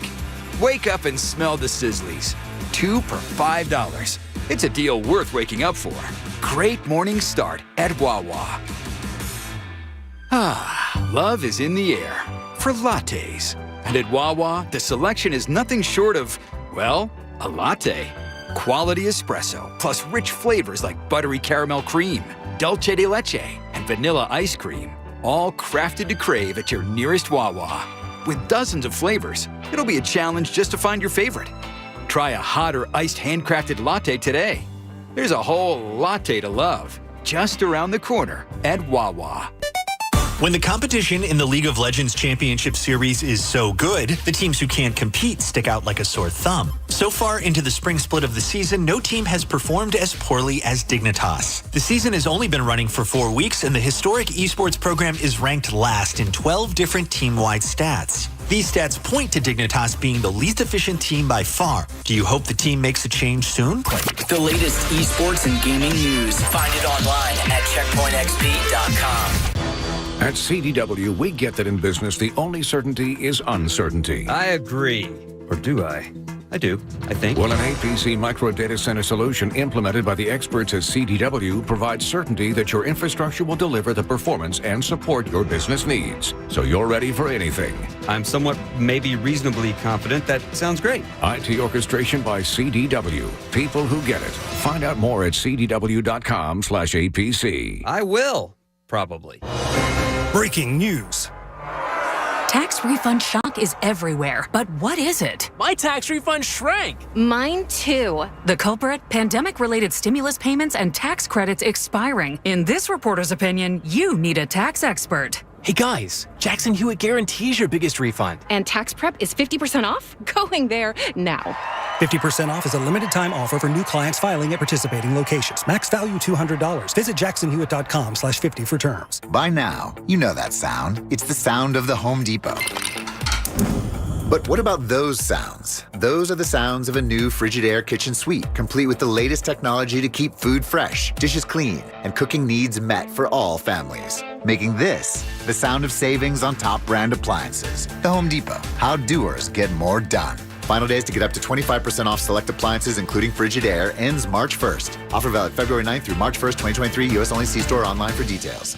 Chase loves soccer. I'm Chase Greer, and I'm 12 years old. And his dream is to turn pro. That's why Chase and his family make sure he's always having fun and squeezing out his best with Go-Go Squeeze. Okay, buddy, let's break for a Go-Go Squeeze. Go-Go Squeeze Fruit on the Go pouches are a nutritious snack made from 100% fruit with no sugar added. That's my boy! Because when you nurture your kids, you squeeze out the best in them. Squeeze out the best with Go-Go Squeeze. Not a low-calorie food. Products range from 11 to 13 grams of sugar and 60 to 70 calories per serving. Get in the zone, AutoZone. Welcome to AutoZone. What are you working on today? Starting trouble. No one likes that. We'll get you set up for some stronger starts. You might just need a fresh charge, and we'll take care of that free of charge. But if it is time for a new battery, we've got replacement batteries that'll fit your needs, starting at just $79.99. You can learn more about our battery selection at AutoZone.com. That's what makes us America's #1 battery destination. Get in the zone, AutoZone. Claim based on data from the NPD Group 2021. And now another no-brainer money-saving tip from Progressive. Marcus, what happened? I was changing my oil and I spilled some on the floor. Oh, we'll use these $50 bills to wipe it up. Perfect. Got any more? Yeah, take a couple hundred. Stop. Instead of using money, use an old rag. And here's a better tip from Progressive on how not to waste money. Don't pay too much for car insurance. Drivers who switch and save could save hundreds. Progressive Casualty Insurance Company and affiliates. Potential savings will vary. I switched to Boost Mobile and got a free Samsung Galaxy A23 5G phone. Want to know the best part? It was free? Nope. The fact that it's on America's largest 5G networks? Nope. It's the ding. Oh, yeah. Love the ding. Right? It's all about the ding. It's the dingarooski, the dingaroner, the ring-a-ding-ding. Unleash your power to save with Boost. Get a free Samsung Galaxy A23 5G phone when you switch. Boost Mobile. Unleash your power. And the ding. Limited time offer. New customers only. Available on select networks. 5G not available everywhere. One device per line. Tax excluded. Additional restrictions apply. See your local Boost Mobile store for details. Hello? Whether you're at home or on the go, listen to 97.5 The Fanatic on Odyssey on your smartphone, Roku, LG Smart TV, Waze, and more. That's Odyssey, AUDACY. Check it out now. Now, back to the John Kincade Show on 97.5 The Fanatic, Philadelphia. Hey, why don't you go big on burgers at Whole Foods Market? Animal welfare certified 90% lean ground beef, just $4.94 per pound with Prime through February the 28th while supplies last. Shop in store or online. Terms do apply. The grill arrives Wednesday, Bobby.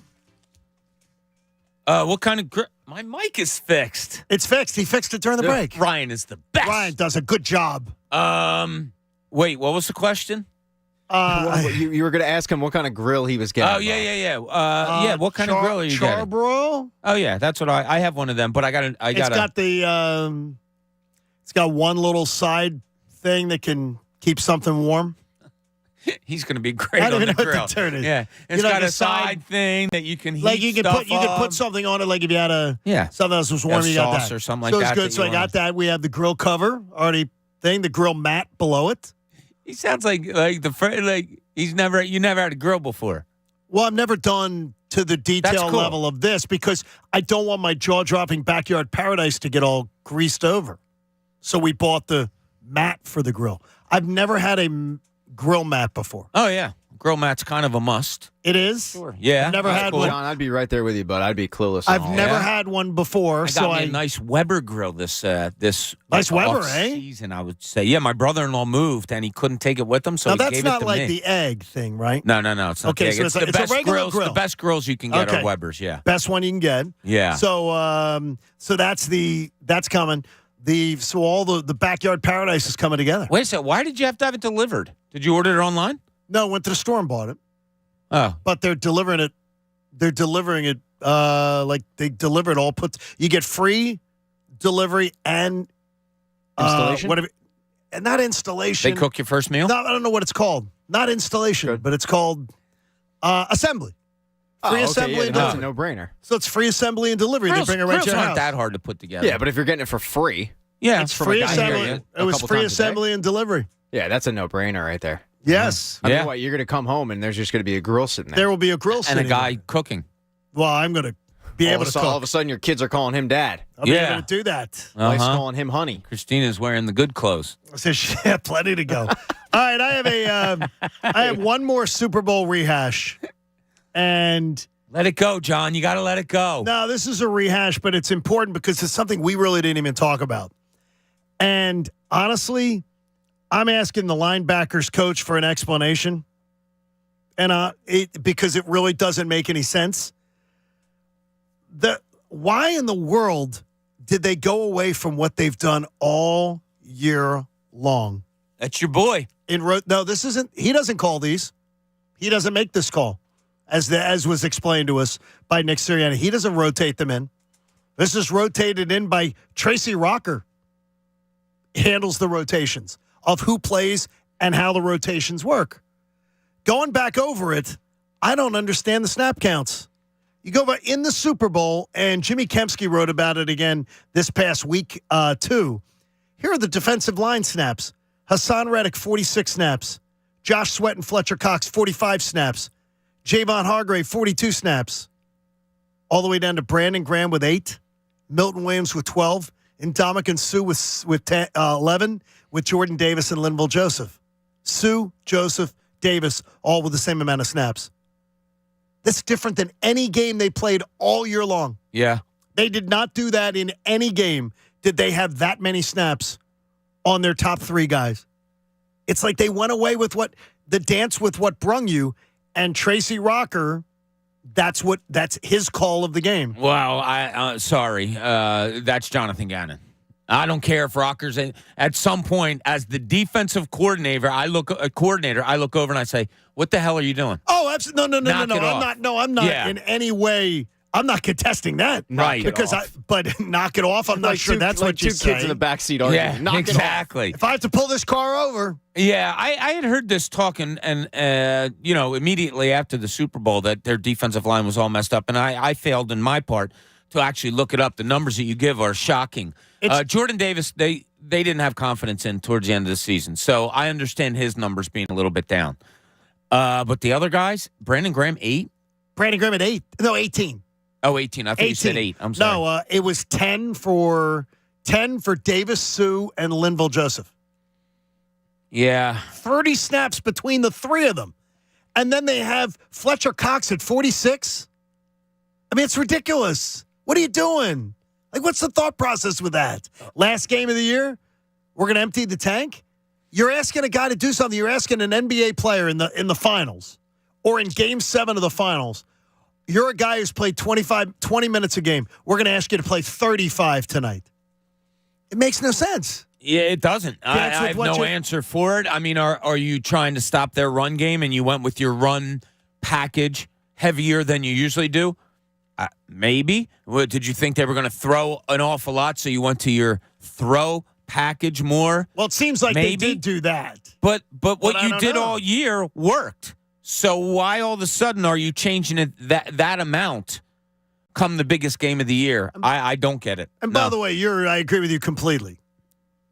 That would be Jonathan Gannon has to say to Tracy Rocker. Tracy Rocker handled them even for the Super Bowl. But Jonathan Gannon can get on a headset and go, yo, what the hell's going on here? Oh, absolutely. And change this up. And even higher up, it goes to Nick Sirianni, too. Right, don't do it. Yeah. What are we doing here?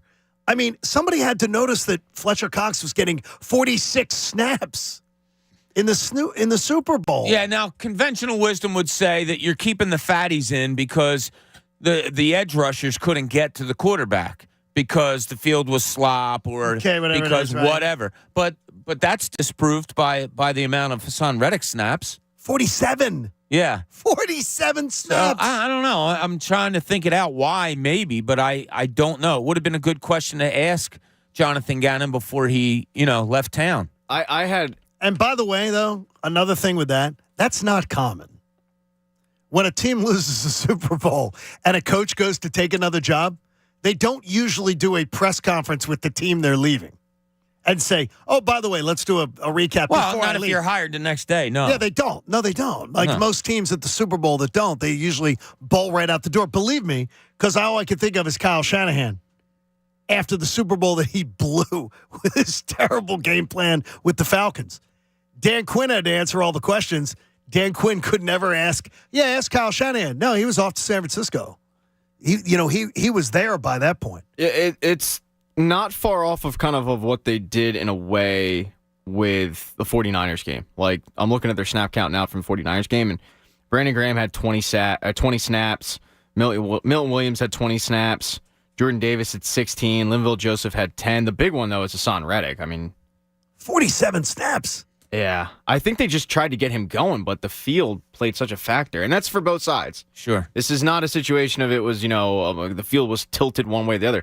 Both teams couldn't get a pass rush going, and I think that it was very shocking to them, so they kept him out there. But in the 49ers game, if you're wondering, Hassan Reddick had 29 snaps. You wonder if he would have had more had that game not been such a blowout, because they got some of those guys out of there. But it's not far off of what they were doing, but it's just head-scratching. The Giants game, I remember looking at the Giants snap count, and that was more like the Super Bowl, where Brandon Graham had like 12 snaps. And I think Linville Joseph had more. It was a little bit of a head-scratching snap count, so it's not far off of what they were doing in the playoffs. It might be far off of what they were doing in the regular season. Sean Desai will have his second interview today with the Eagles. Temple University proud Sean Desai. That's your that's your boy, Pat. Pat? Sure. Uh-huh. Are you okay with it? Or do you not? I don't know anything about him. I don't know enough about him to say good hire, bad hire if it comes about. No. But I have to wonder, it is an in-person interview. So I think we knew now is that we now know what the thing was with the interview last week, that when you're doing Zoom interviews, it was the fallback. Could be a courtesy. Yeah, No, but when you're doing the in-person interview with Vance Desai Joseph, will be- you mean? You're wrong. Yeah. Mike Garafolo tweeted out defensive coordinator interviews round 2 in person, followed by round 1, which were all virtual interviews. Round 1. So he's the first one? So he's the first one for an in-person, which is the round 2 of the interviews. But it seemed like, according to Garafolo, everyone who interviewed in round 1 was a virtual Was all interview, unless virtual? they were like actually in the house, in Right, building. right. But I could see why you would think that for sure, because some of those virtual ones are no longer, with the big one's Vance Joseph, but he's no longer available. And that was I believe it was a bullet that was dodged, which is a good thing. You're not the only one. You know how to dodge a bullet, John? No. Well, you have to trust your HVAC people. You do? You know that? Yeah. That's a good so idea. you need to trust Dilling for service that's second to none. A free heater tune-up or 10% off water heaters. Learn about their 0% financing offer at Dilling, Dilling, D-I-L-L-I-N-G, HVAC.com. A higher degree of trust and dependability. Pat, I thought the dodging of the bullet was a nice way. You don't want to, you know what I mean? I think it was good. You look a little glazed over on that one. A little surprised at how he connected the two. Yeah. But I like it, though. I do that sometimes. Once you saw it, come into focus, it was impressive. By the way, Thank you. there's something You're for welcome. There's All right. something for Major League Baseball that you might want to take notice of. I don't know if you follow the Sports Business Journal. John Orand is one of the really, really good writers. Warner Brothers over the weekend has told all of its teams that it has teams where it will exit the regional sports network business entirely within the next several weeks. They're out. They own the AT&T Sportsnet in Denver, Houston, Pittsburgh, and they own the 40% interest of the Root Sports in Seattle. And they've told teams that they have until March 31st to reach an agreement to take their rights back. They are filing Chapter 7 liquidation because these regional sports networks are crinkling up on the vine when it comes to baseball. They're not able to generate revenue. Now, Colorado Rockies, Houston Astros, the world champions, Surprising. Pittsburgh Pirates, Seattle Mariners, one of the exciting, sort of young, interesting teams. Yep. They've told them March 31st, you don't come up with a new deal by March 31st, we're going bankrupt because they can't sell. Baseball is not selling. I wonder if it's a situation where they just paid so much money in the initial deal, and then the advertisers are going. I think you're right. The advertisers are there; they're just not paying what they used to. Yes. So I mean, they're like, well, we can't afford this. I mean, come on now. It is incredible though, because those are four major markets for baseball still. In Pittsburgh, the Pirates are still popular. Whether they are good at the plate, whether they have ownership, they're still a popular product. And it's just weird. It is a weird story there. Regional sports networks, they're drying up. And we saw it here. Yeah. Yeah, we talked about it the other day. I think off the air, Right. about how unbelievable Comcast Sportsnet was and how I thought it was the future of sports television in major cities. I thought it was going to grow, and then it just totally fizzled out. If there was one city where you could have told me Comcast Sportsnet back at the time would have thrived, Philadelphia, Boston, Chicago. Those are my three exactly. Because New York already had Yes Network. Yeah. So, I mean, that's out of the mix. Yeah. I would have said Philadelphia, Boston, Those Chicago. three, Yeah, right absolutely. there. No And question about it. By the way, every time I was home, I saw your mug on the TV.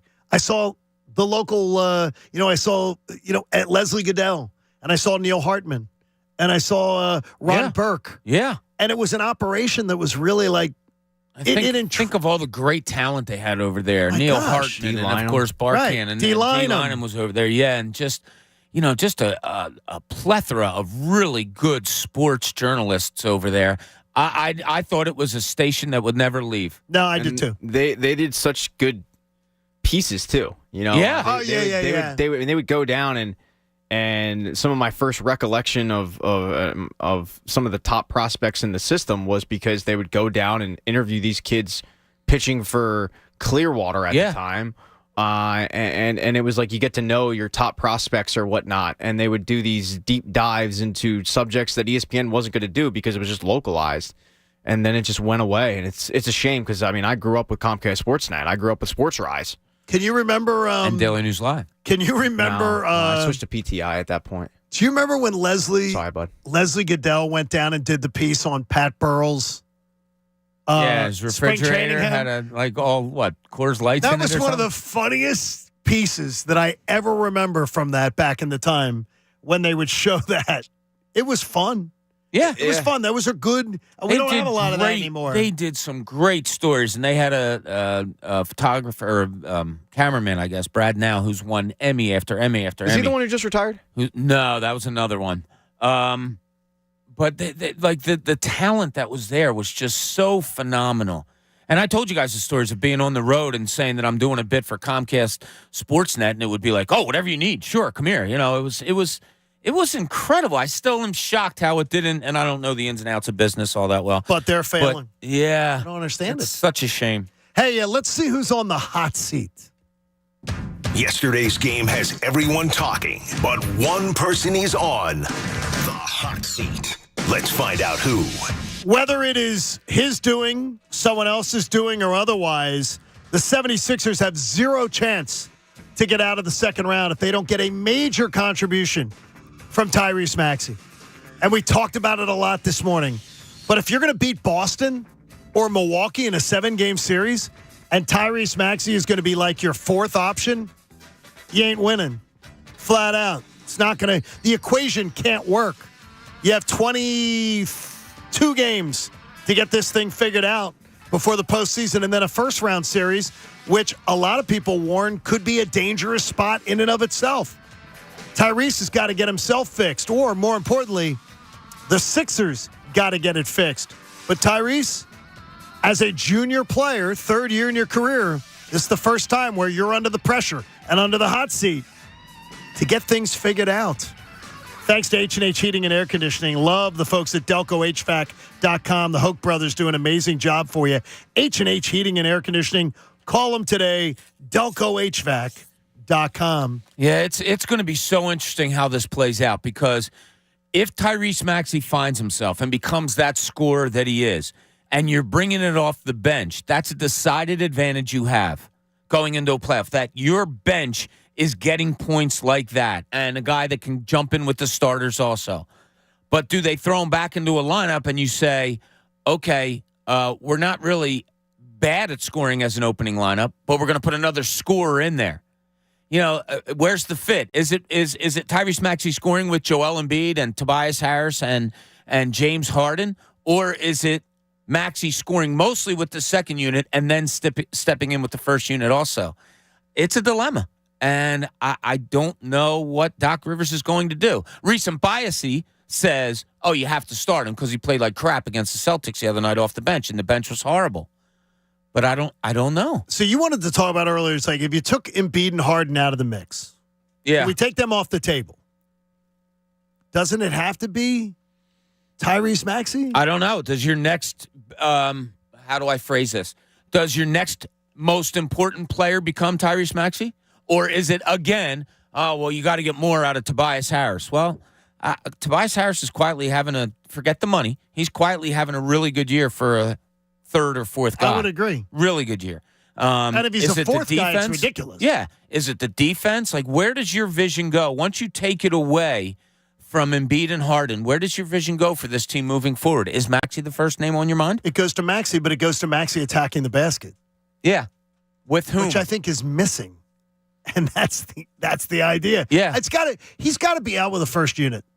Now, if he plays 30 minutes a game, I would say 24 of them are probably with the first unit. Yeah, that's probably right. But yeah, I don't know what to do with this one. I really don't. it's obvious. Look, we can throw it out there. Look, the bench sucked the other night. He's got to start. Okay, but the bench sucked the other night. So now you're taking a piece away from that bench. Is putting DeAnthony Melton with the bench the right thing to do. My thing all the time is, and what I was taught through the NBA, talking to coaches and all, was your second unit, it's great if you can get a boost from them and that be a decided advantage. The least thing you want is to be even with the other team.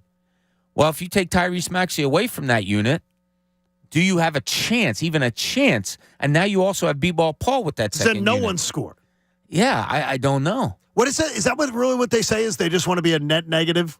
Yeah. I mean, they don't want to be a net negative. Well, everybody trusts their first team, right? And if you don't have a good enough first team to be better than the other team's first team, well, then you're getting your better players off of the second unit to make your first unit better.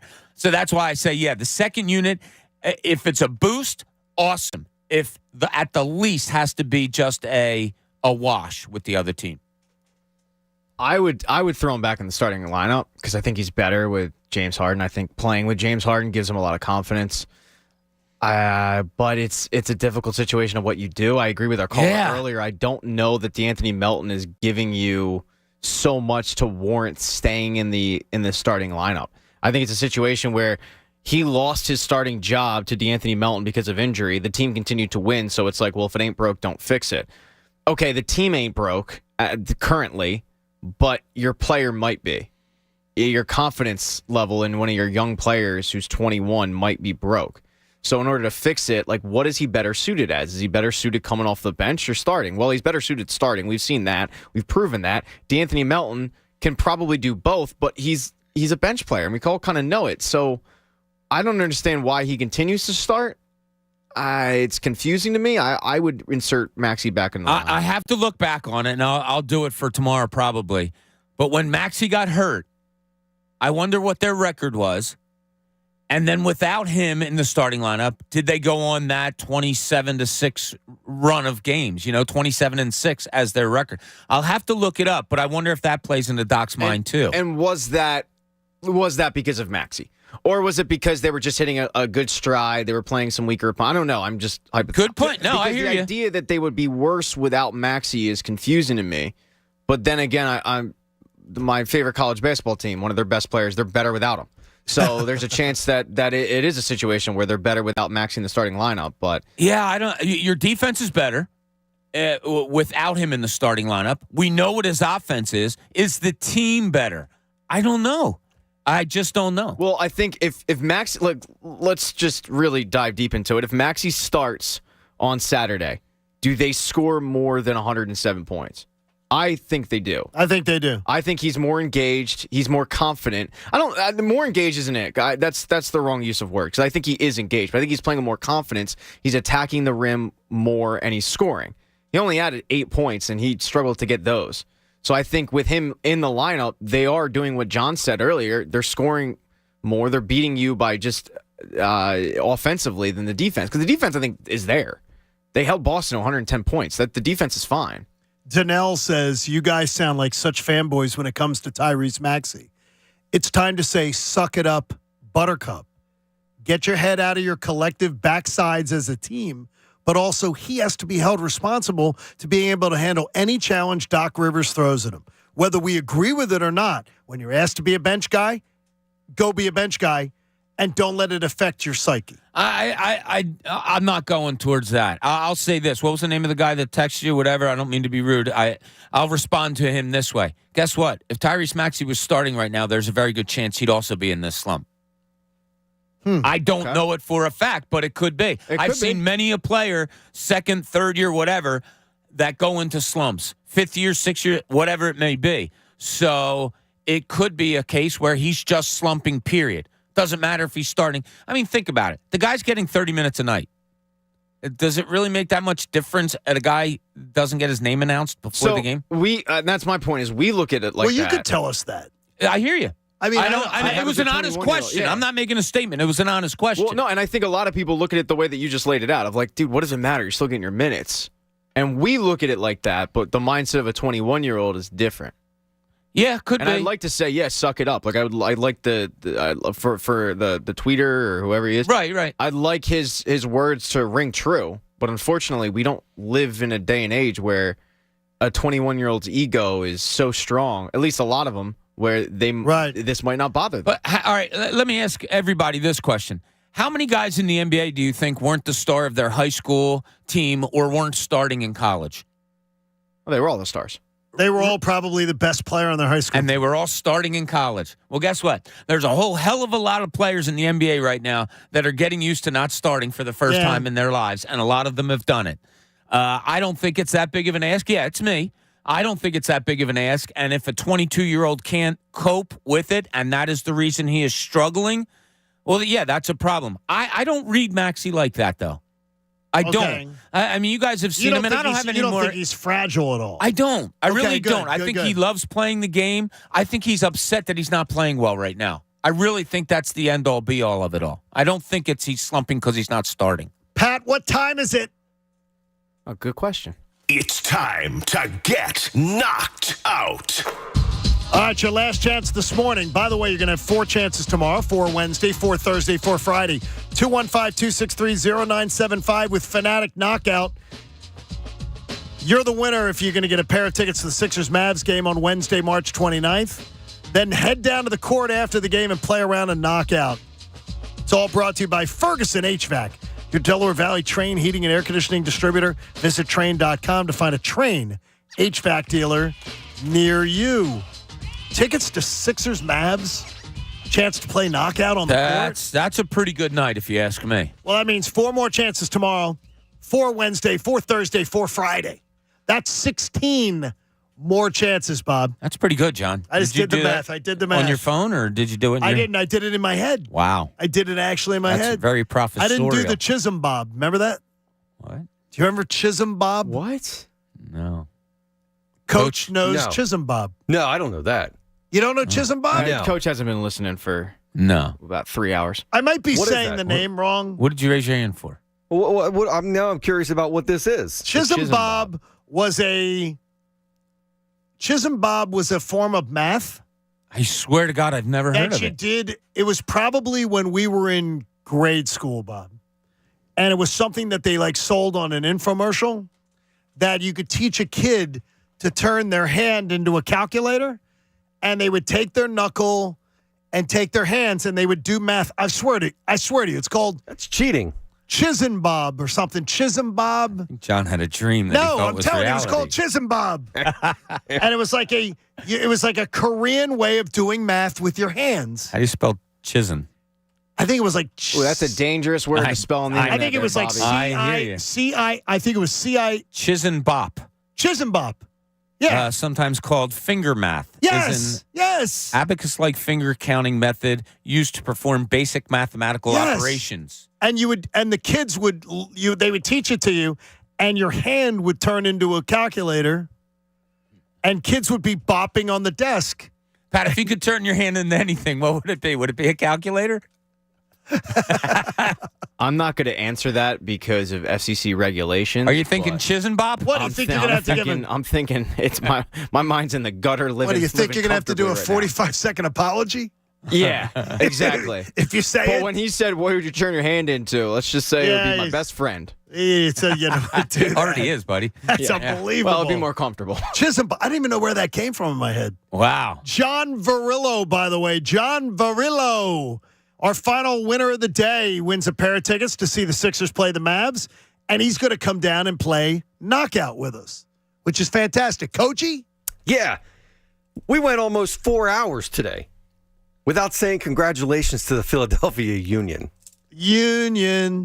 I just wanted to bring that up. We had a couple minutes here. Columbus Crew. Big win on Saturday. 4-1 win. It was never in doubt, Coach. Well, no, you're right. It wasn't. Even when they went down 1-0. So in the during the Eagles season, I gave you guys the tip of Jalen Hurts anytime touchdown. Right. And it ended up by the end of the season, it was printing money. I made a decent coin last year because I would take the Union. I'd parlay this. I'd take the Union to win, Julian Carranza to score. He had 2 goals. Oh, look at you. Night. So there's your little tip. If you're betting the Union, bet the Union to win, Carranza to score. I think you're going to make more money than you lose. Okay. Sounds like a good deal.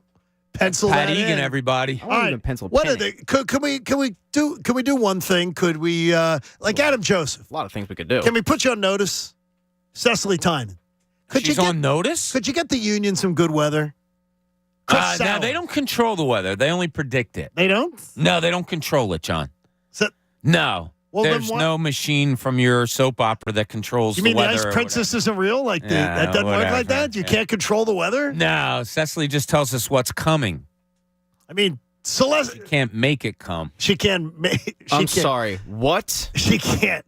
I mean, Make the weather. She doesn't By tell the way, what weather. there is. She can't make the weather come. She just predicts what's. So there could be a. Keep saying that more clearly. We could have wintry mix on tonight. You're an idiot. We could have wintry mix Thursday into Friday.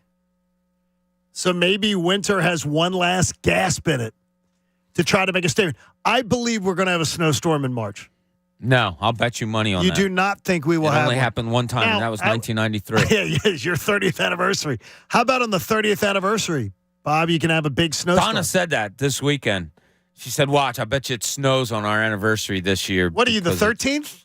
Yeah, That's a March Monday. 13th. That's a Monday. Is it? Yeah. All right, I wouldn't mind So a that would be a snowstorm over the little weekend. We have a snowstorm? wedding that weekend, actually. Coach? Yeah, I'm looking at the. There's a weather app called WeatherBug. Yeah, it's You're not. awful This isn't good. It is the best weather app that's You free. that's said out there. it was going to be 80 and sunny on a day where we had a hurricane. Yeah. So I'm looking at the the month of March. It looks like for the entire month of March, the temps are going to be in the mid to upper 40s, averaging. Wow. That'd be nice. We would love that. That would be great. Why? No, I want it warmer in No March. snow. No, I just want to make sure that. No, you know what though, Bob? I'm thinking about the golf courses. That's like a perfect temp for the golf courses to be all ready to go, to be all greened up and beautiful. Not getting the frost, not getting the constant frost, but not getting a lot of sun too early. And supposedly the extreme 70 degrees to 30 degrees, 70 degrees is like really bad. Oh, that's you not want good, it more huh? steady for the golf course. Oh, and I'm okay. thinking about it. It's right around the corner. And Pat's all ready to go for golf this I'm year. ready. Pat's going to be ready. Got my new club. Coach's going to golf more. And you're going to be able to swing that club, Pat. Yep. I know you are. Santa John brought it. Hey, we appreciate it. Support life-saving cancer research. Join us and our generous partners, Win Donation, and make a donation today to the AACR, the American Association for Cancer Research. You can do it today at 975thefanatic.com/AACR because cancer research saves lives. We look forward to you being with us. 4 more people will get themselves some tickets and an opportunity to take part in Knockout with the Sixers versus the Mavs on March the 29th. We'll have a big day. I know that Cuz Radio is going to be fired up for you today. Have a great, great Monday, everybody. All right, think about this, right? You go to a casino, you got all your money there, you're playing, and boom, money's gone. Well, guess what? You have an undo button. And you can get that with FanDuel Casino's Play It Again. Get up to $1,000 back if you're down after your first day. Play your favorite table games and hundreds of slots for real cash. See why FanDuel Casino is the #1 rated online casino app. I've told you before how much I love looking at the daily and the weekly promotions that they have. And when you play, you get to play with a live dealer. And if there's ever any type of question, well, they have an in-class customer support team that is awesome, and they're there 24/7. So sign up for FanDuel Casino with FanDuel.com/Bob today and play it again with up to $1,000 back if you're down after your first day. That's FanDuel.com/Bob. 21 plus and present in Pennsylvania, must not have previously placed any wager on FanDuel Sportsbook, FanDuel Casino, Betfair Casino, Mohegan Sun Casino, or Stardust Casino. Refund issued as non-withdrawable casino-only site credit that expires 7 days after receipt. Restrictions apply. See full terms at FanDuel.com/casino. If you have a gambling problem, call 1-800-GAMBLER or visit FanDuel.com/RG. The John Kincade Show. I know that most people find his calm leadership to be a gentle, soothing beacon at a time of great social chaos. On 97.5 The Fanatic, Philadelphia. In order for small businesses to thrive, they need to be smart, efficient, agile, staying ahead of the market at every turn, and finding ways to do more with less. That's never been more important than it is right now. So for a limited time, Comcast Business is introducing Small Business Savings, a deal for companies across the country. When you call in now, you can get powerful internet for just $39 a month for 12 months. $39 a month with no annual